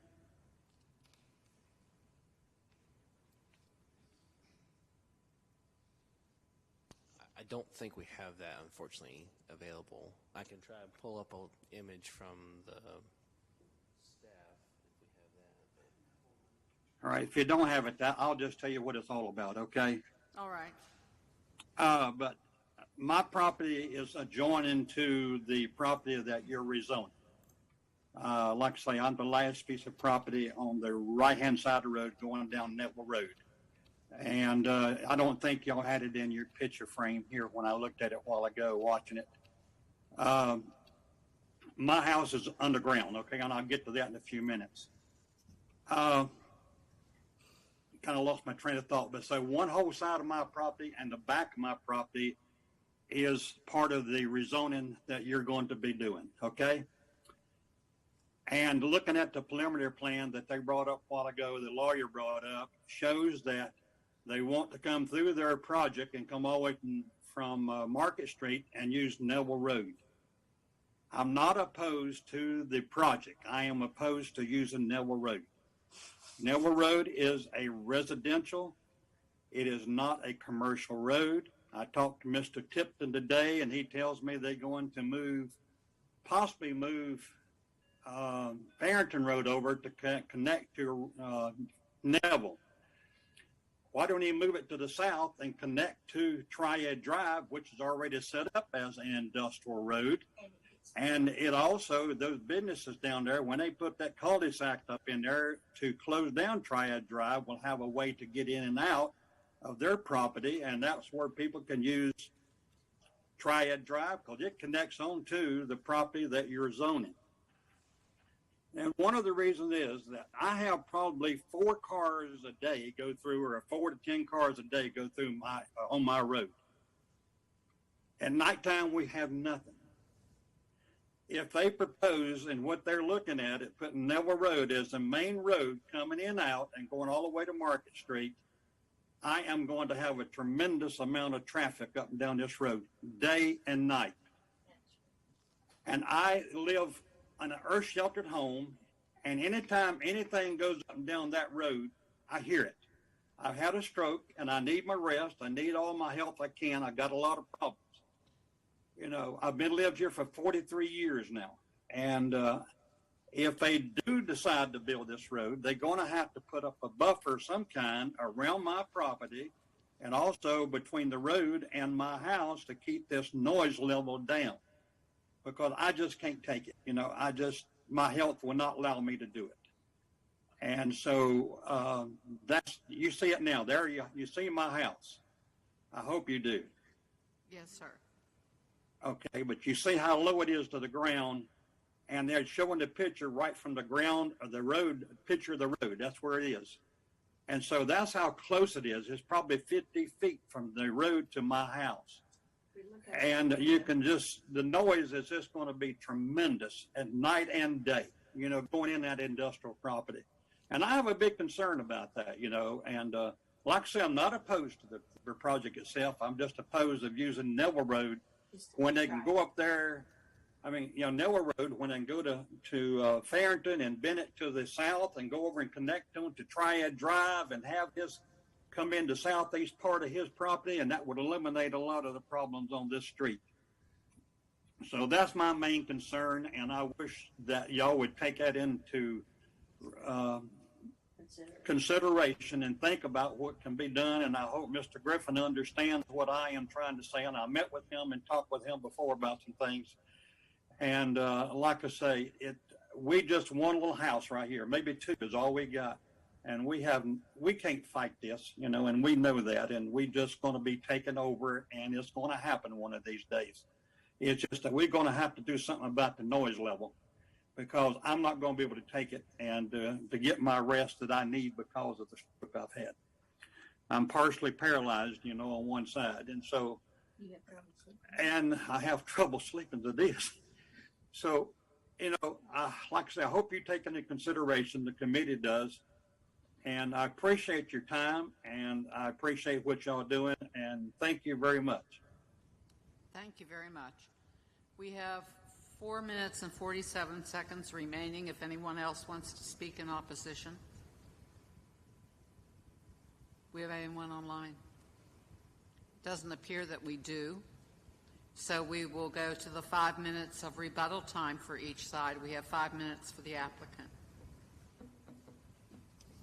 Nathan Duggins, 400 Bellamede, on behalf of the applicant. I appreciated Mr. Richardson's, or Schuler. Mr. Schuler, thank you. I appreciate his comments, and he has met with Mr. Griffin, and we're aware of his concerns. You can see on this, well, let me put the site plan back up here. Again, this site plan shows Triad Drive extension, and I'm sorry it's not bigger, but this is Triad Drive extension, okay?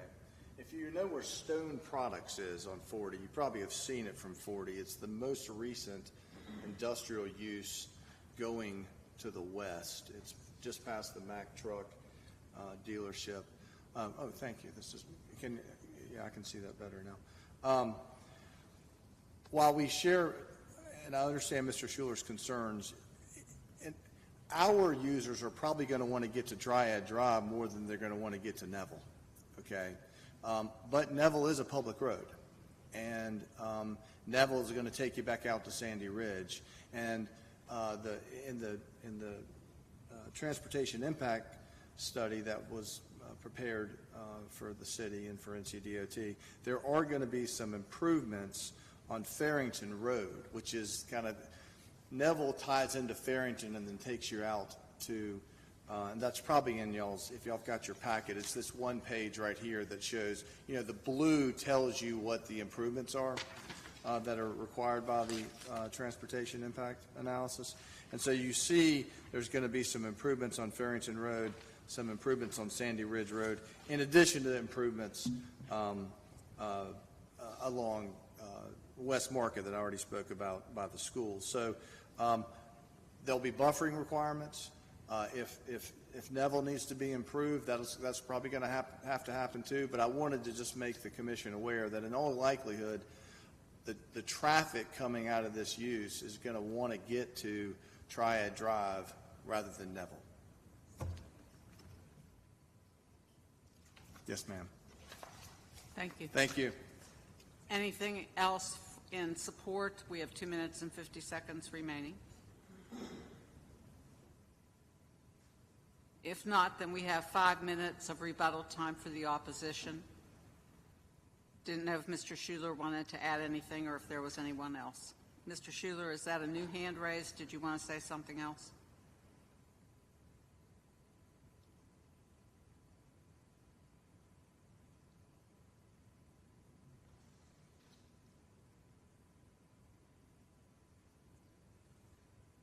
Chair O'Connor, that he does have his hand raised a second time. We've asked him to unmute, and so we're just waiting on that. All right, thank you.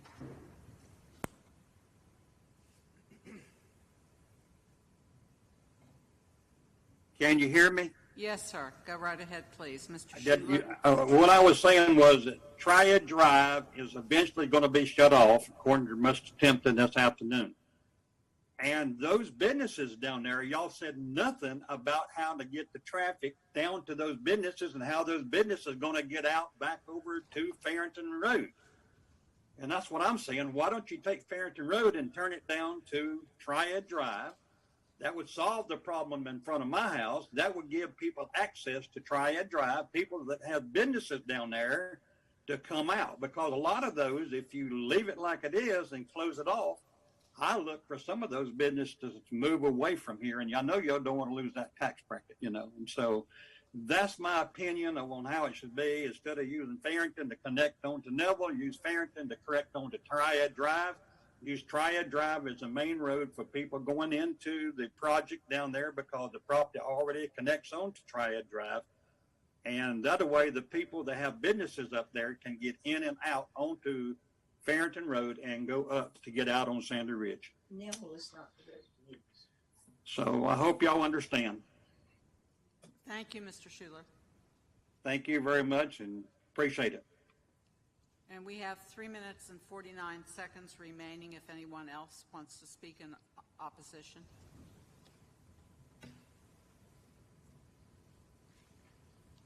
Seeing none, we will close the public hearing. Do we have any comments or questions? I'd like to make a motion if there's no questions. I have one question. I'd like to see that rendering that Mr. Duggins put up. Someone turn the light on the machine so we can see it. Yes. Okay.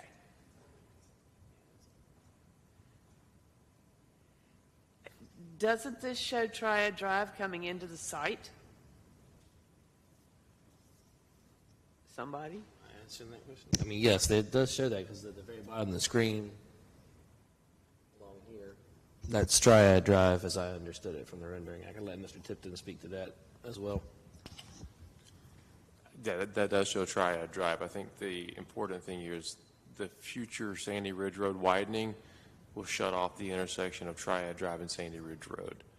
All that traffic we pushed up to Farrington where there'd be a traffic signal at. The Sandy Ridge Road Triad Drive intersection is too close to the interchange currently to be able to redesign the interchange, and it creates operational issues. So that will eventually be a cul-de-sac based on the last plans that I've seen. But it does have access to get back out to Farrington via, I can't remember the name of the street nearby, but there's actually an image in Cedar? That giant stack of paper that Mr. Duggins has in his hand on the very back of it, but I don't have access with me right now that shows what I'm talking about, future plan, but okay. I think that's kind of why it's envisioned that eventually most of the traffic would go to Neville or Farrington, via Triad Drive or whatever, it'd still be able to get back up to Farrington. Okay. Any more questions? Ms. Mager? I'd like to make a motion to annex PLP 23-12, 123.84 acres from the county to the city. Do I have a second? Second, Richard T. Bryson. Thank you, Mr. Bryson. Ms. Magid, any comments? We'll take a vote. Ms. Magid? Aye. Ms. Skeens? Aye.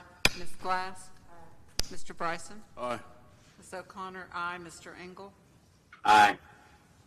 Thank you.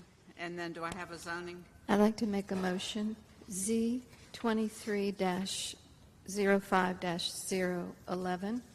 The Greensboro Planning and Zoning Commission believes that its actions to recommend approval of the original zoning and rezoning request for the property at 9067 and 9069 West Market Street, 105 and 106 Bobby Lane, 8839 Neville Road, from County HI Heavy Industrial, County AG Agricultural, and City R3 Residential Single Family 3 to City CDH HI, conditional district heavy industrial, to be consistent with the adopted Greensboro 2040 comprehensive plan, and considers the action taken to be reasonable and in the public interest for the following reasons. The request is consistent with the comprehensive plan's future build format and future land use map. The proposed city CDHI zoning district permits uses which fit the context of the surrounding area and limits negative impacts on the adjacent properties. The request is reasonable due to the size, physical conditions, and other attributes of the area. It will benefit the property owner and the surrounding community, and approval is in the public interest. Richard T. Bryson, second. Thank you, Ms. Maggott and Mr. Bryson. Any other comments or questions? We'll take a vote. Ms. Maggott? Aye. Ms. Skeens? Aye. Ms. Glass? Aye. Mr. Bryson? Aye. Ms. O'Connor? Aye. Mr. Engel? Aye. Thank you. This constitutes a favorable recommendation and is subject to a public hearing at the Tuesday, June 20th, 2023 City Council meeting. Thank you very much. Thank you for this new exciting. Yes. The next item is Z2305012, a rezoning request from R3 Residential Single Family 3 to CDRM 26 Conditional District Residential Multifamily 26 for the property identified as 401 Muirs Chapel Road and 4900 Kenview Street, generally described as west of Muirs Chapel Road and north of Kenview Street, 3.45 acres. I'll interrupt for a moment. Mr. Bryson is leaving the meeting, which leaves us with 5 commissioners. So of any remaining items before us, we can make recommendations, but we cannot take final votes if something would have had a final vote. And it will have to go to City Council on June 20th, 2023, regardless of the outcome. We apologize. We know it's been a very long evening and a very patient wait.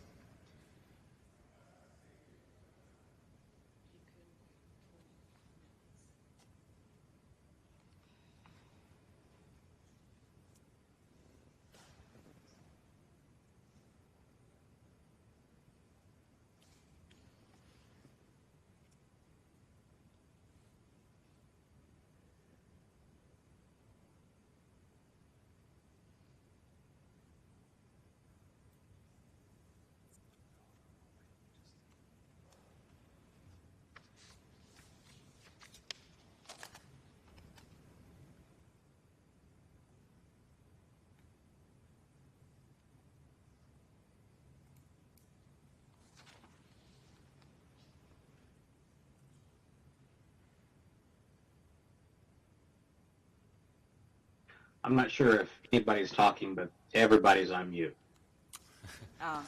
We're waiting on the applicant. We're giving a and the attorney moment for to the talk. applicant since our voting status has changed. Got it. Just making sure everybody knew. Sure. Thank you, Mr. Engel.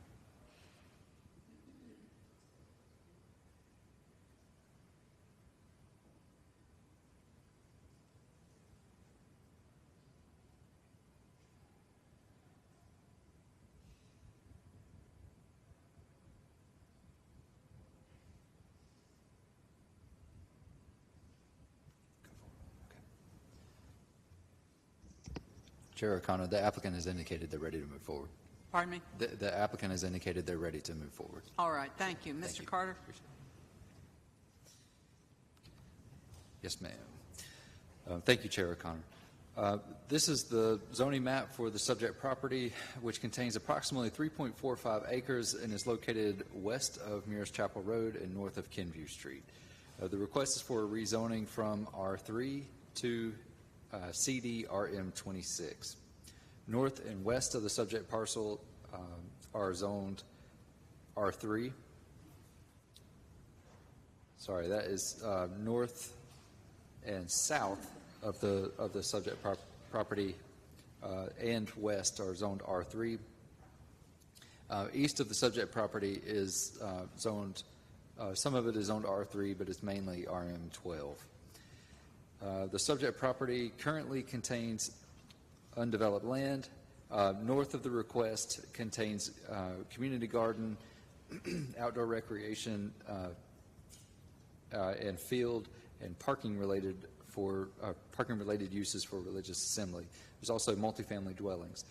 East of the request contains cemetery and religious assembly uses and multifamily dwellings.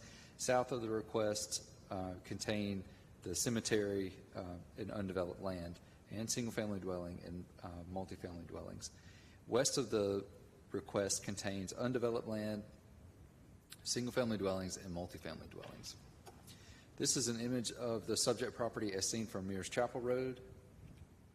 This is an image of the subject property as seen from Kenview Street. This image shows the outdoor recreation and community garden that is located north of the request zoned R3. This is an image that shows multifamily dwellings located northeast of the request zoned RM12. This is religious assembly that's located east of the request zoned RM12. This is the cemetery that's located south and east of the request zoned R3. And this image shows a single-family dwelling that's located south of the request zoned R3. And this image shows undeveloped land that's located west of the request, also zoned R3. This image shows multifamily dwellings that are located northwest of the request, zoned RM8. This view is facing southeast on, that's southeast on Mears Chapel Road. The subject property is on the right. And this view is facing northwest on Mears Chapel Road. The subject property is on the left. This view is facing west on Kenview Street. The subject property is on the right. And this view is facing east on Kenview Street. The subject property is on the left. The conditions, these are the conditions that have been proposed by the applicant. The first one was duly advertised. The second one has been added since then. And so we'll need a vote to approve that second and accept that second condition.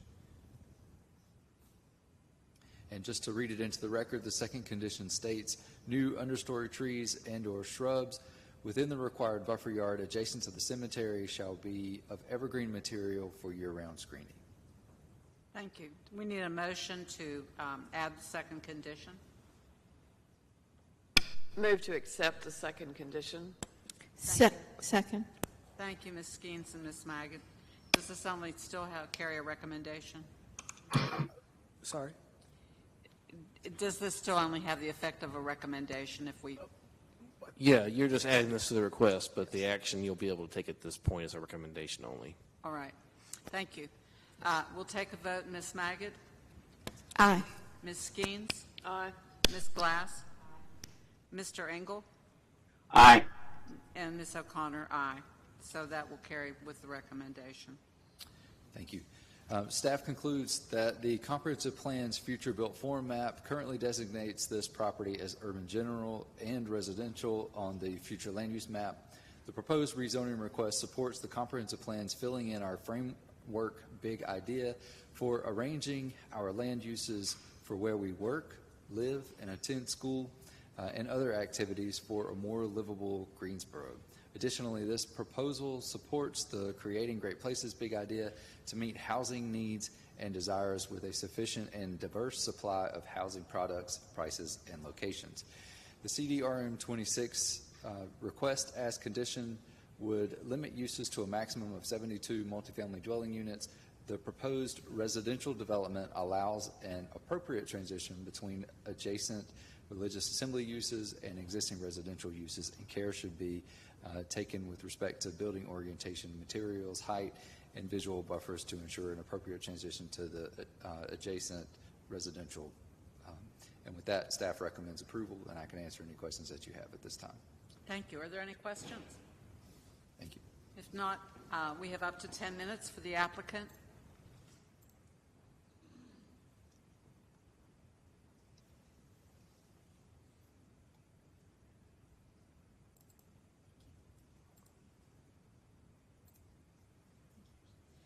Good evening, Madam Chair and members of the Planning and Zoning Commission. Amanda Hodiern. My offices are at 804 Green Valley Road here in Greensboro. Appreciate your time and commitment to this long evening, so I'll try to be efficient in my comments. Mr. Carter gave us a good presentation, so that's a great start.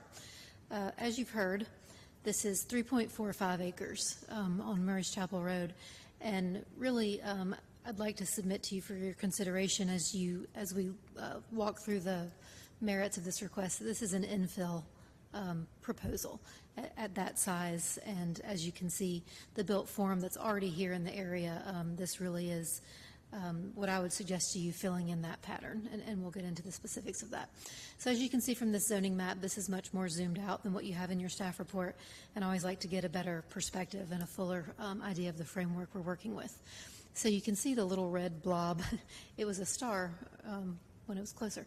A little red blob here is our subject property to the top center of your screen.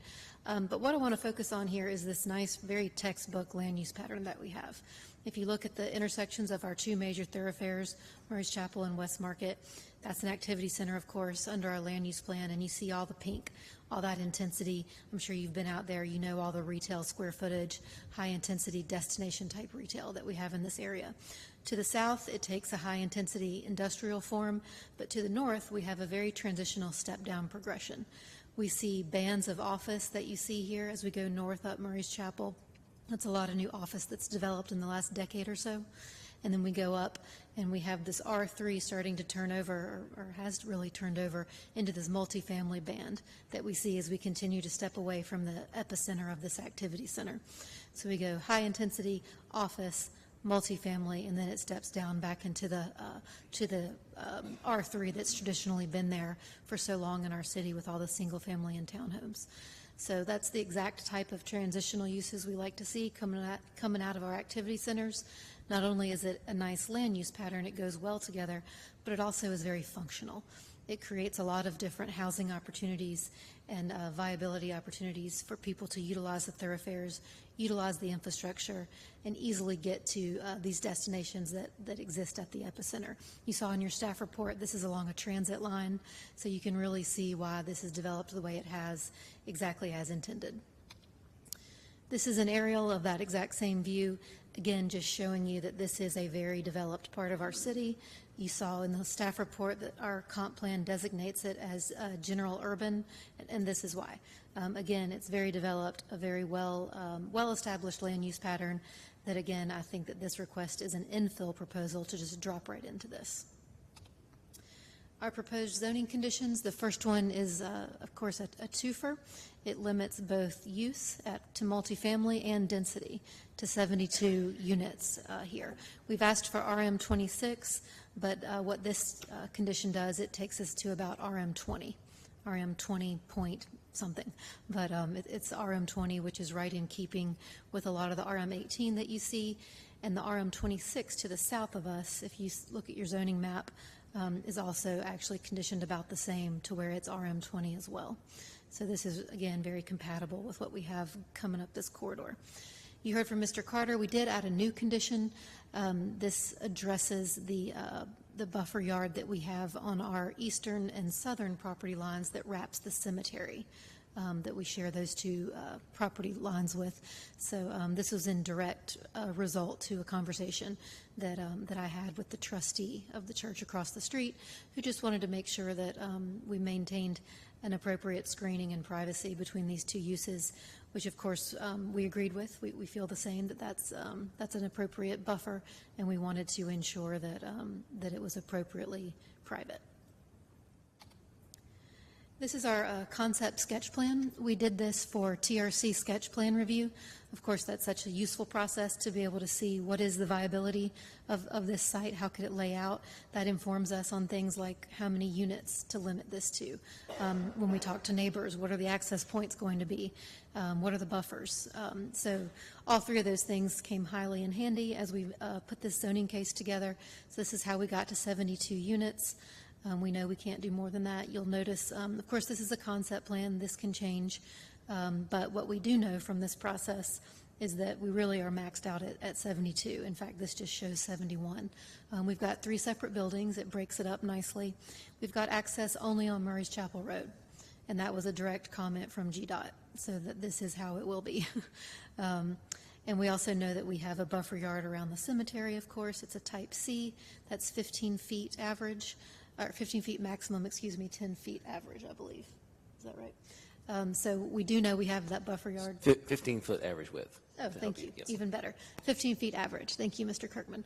So from that, I was able to have a very productive dialogue with the trustee of the church, and we were able to, work with just the plantings inside that buffer that's already required.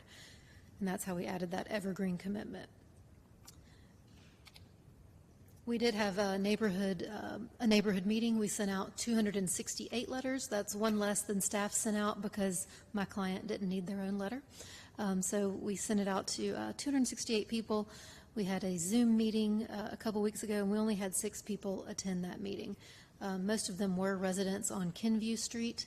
That's, of course, is a nice residential street that dead ends. So those residents were highly interested in what the access was going to be and what the interaction of this development with Kenview Street would be.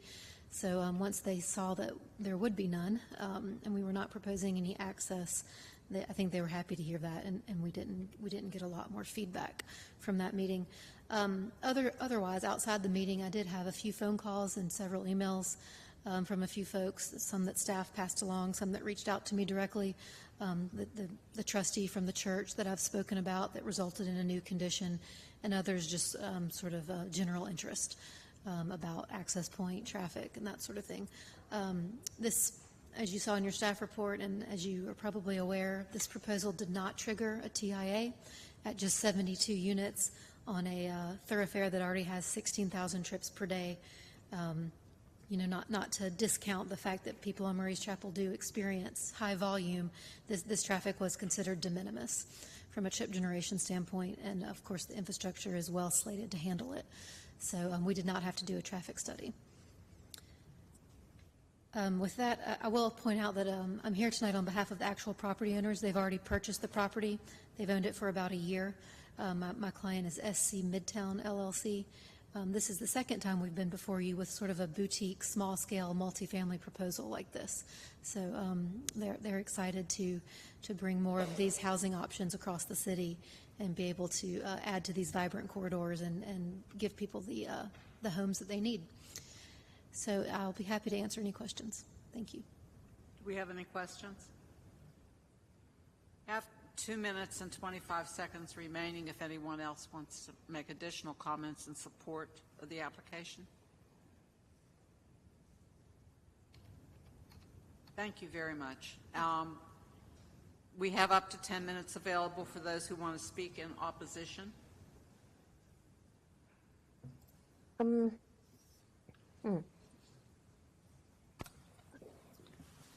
Chair O'Connor, we have Ms. Van Vuren on the. Yes, Ms. Van Vuren, you can put your camera on if you would like. Okay. And Yes. Thank you. And we if are- you give your name and address, please. Sure. Property owners on Tower Road, 4836 Tower Road. And I guess my question is the proposal for this to be an apartment building where people would be renting, or is it a condo with owners? Chair ahead. O'Connor, if I may just interject for a moment. Unfortunately, that question wouldn't, the answer to that question wouldn't be germane to what the board has to decide tonight anyway. That's a question of who, not what, right? Land use is a question of what, and the question of whether you're dealing with a rental situation or ownership is not part of the discussion. Okay. Well, yeah. All right. Well, I guess never mind then. Okay. Any other comments, Ms. Van Vuren? Well, yeah, I do have more questions, but I've been waiting for 4.5 hours, and since that question it can't be answered, I guess I'll just find out. I'm just wondering what the impact will be on Hamilton Village, which is where we own our property. That's to the north of the proposal, and how it would affect property values there and that kind of thing. Yeah. But Ms. Van Vuren, the only thing that we can address is the use of the land, and we can't, whether the density, the variety, but how it is used, whether it's owner occupied or a rental, we are not allowed to enter into our decision. Okay. Well, thank you. But thank you for hanging with us so long, and we're sorry you had such a long wait. We appreciate it. All right. Well, thank you. Is there anyone else? We do have 9 minutes and 12 seconds remaining. If anyone would like to speak in opposition to the application.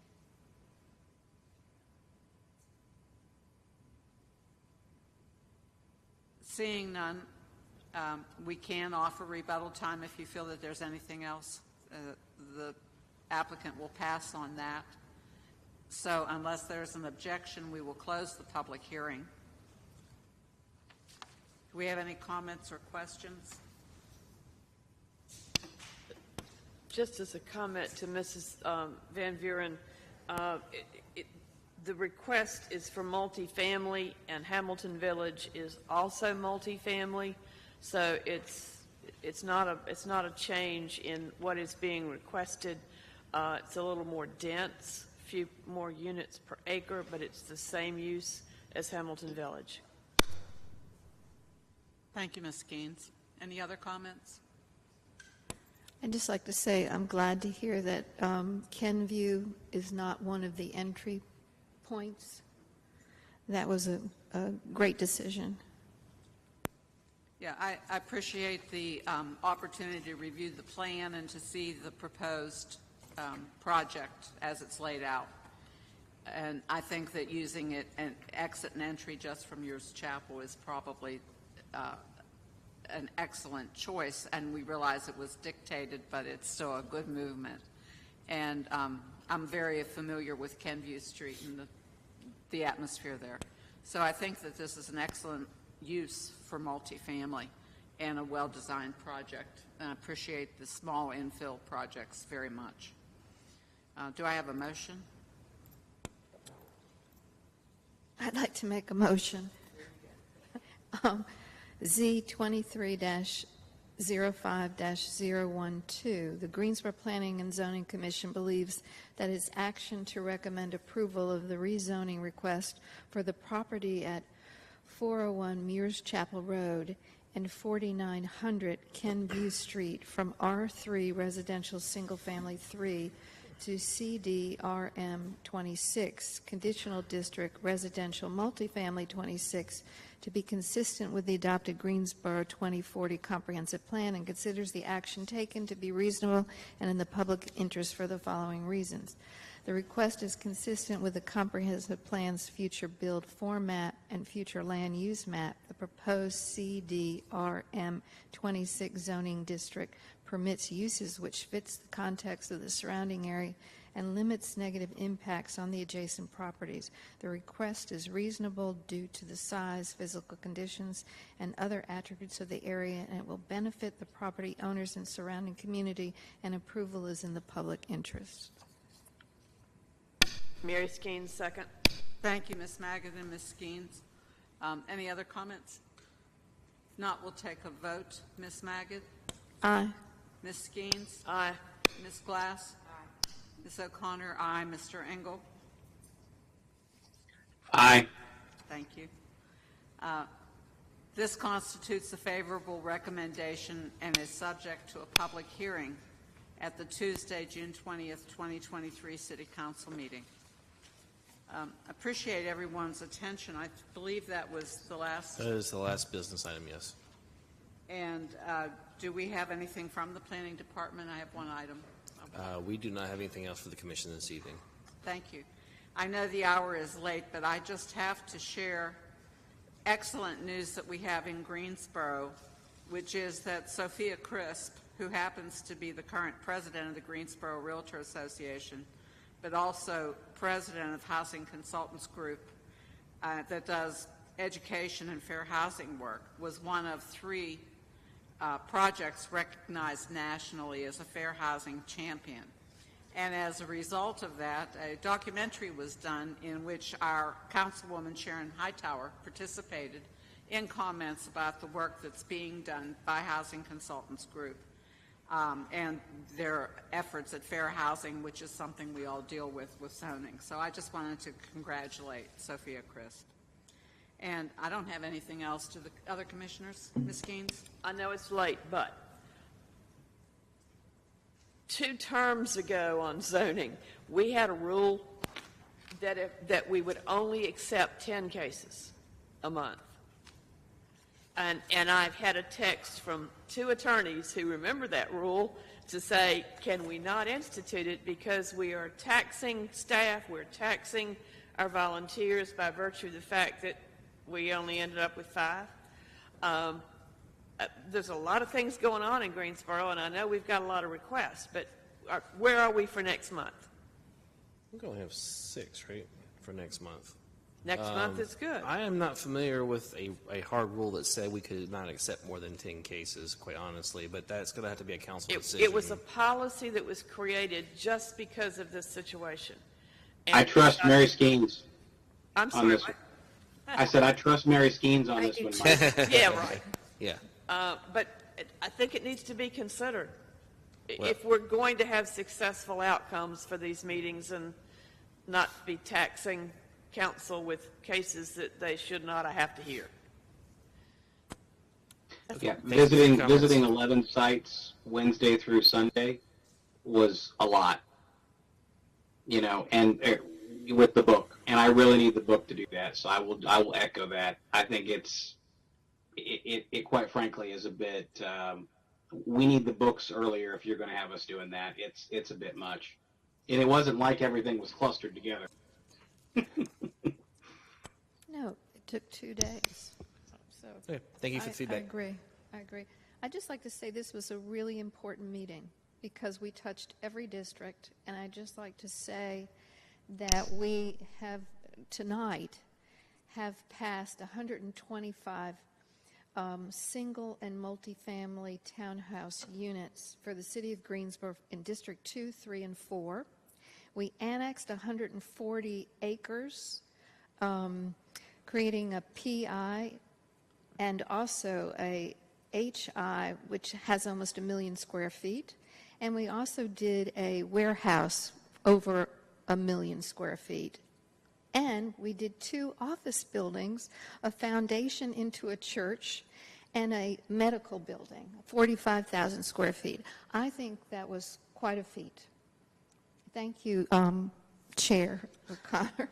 Well, and our unofficial statistician over here who keeps us informed at the end of every meeting, I think that gives us a good perspective, and I appreciate it. So thank you all. And I guess somebody wants to make a motion to adjourn. Move to adjourn. Thank you all. Recording stopped.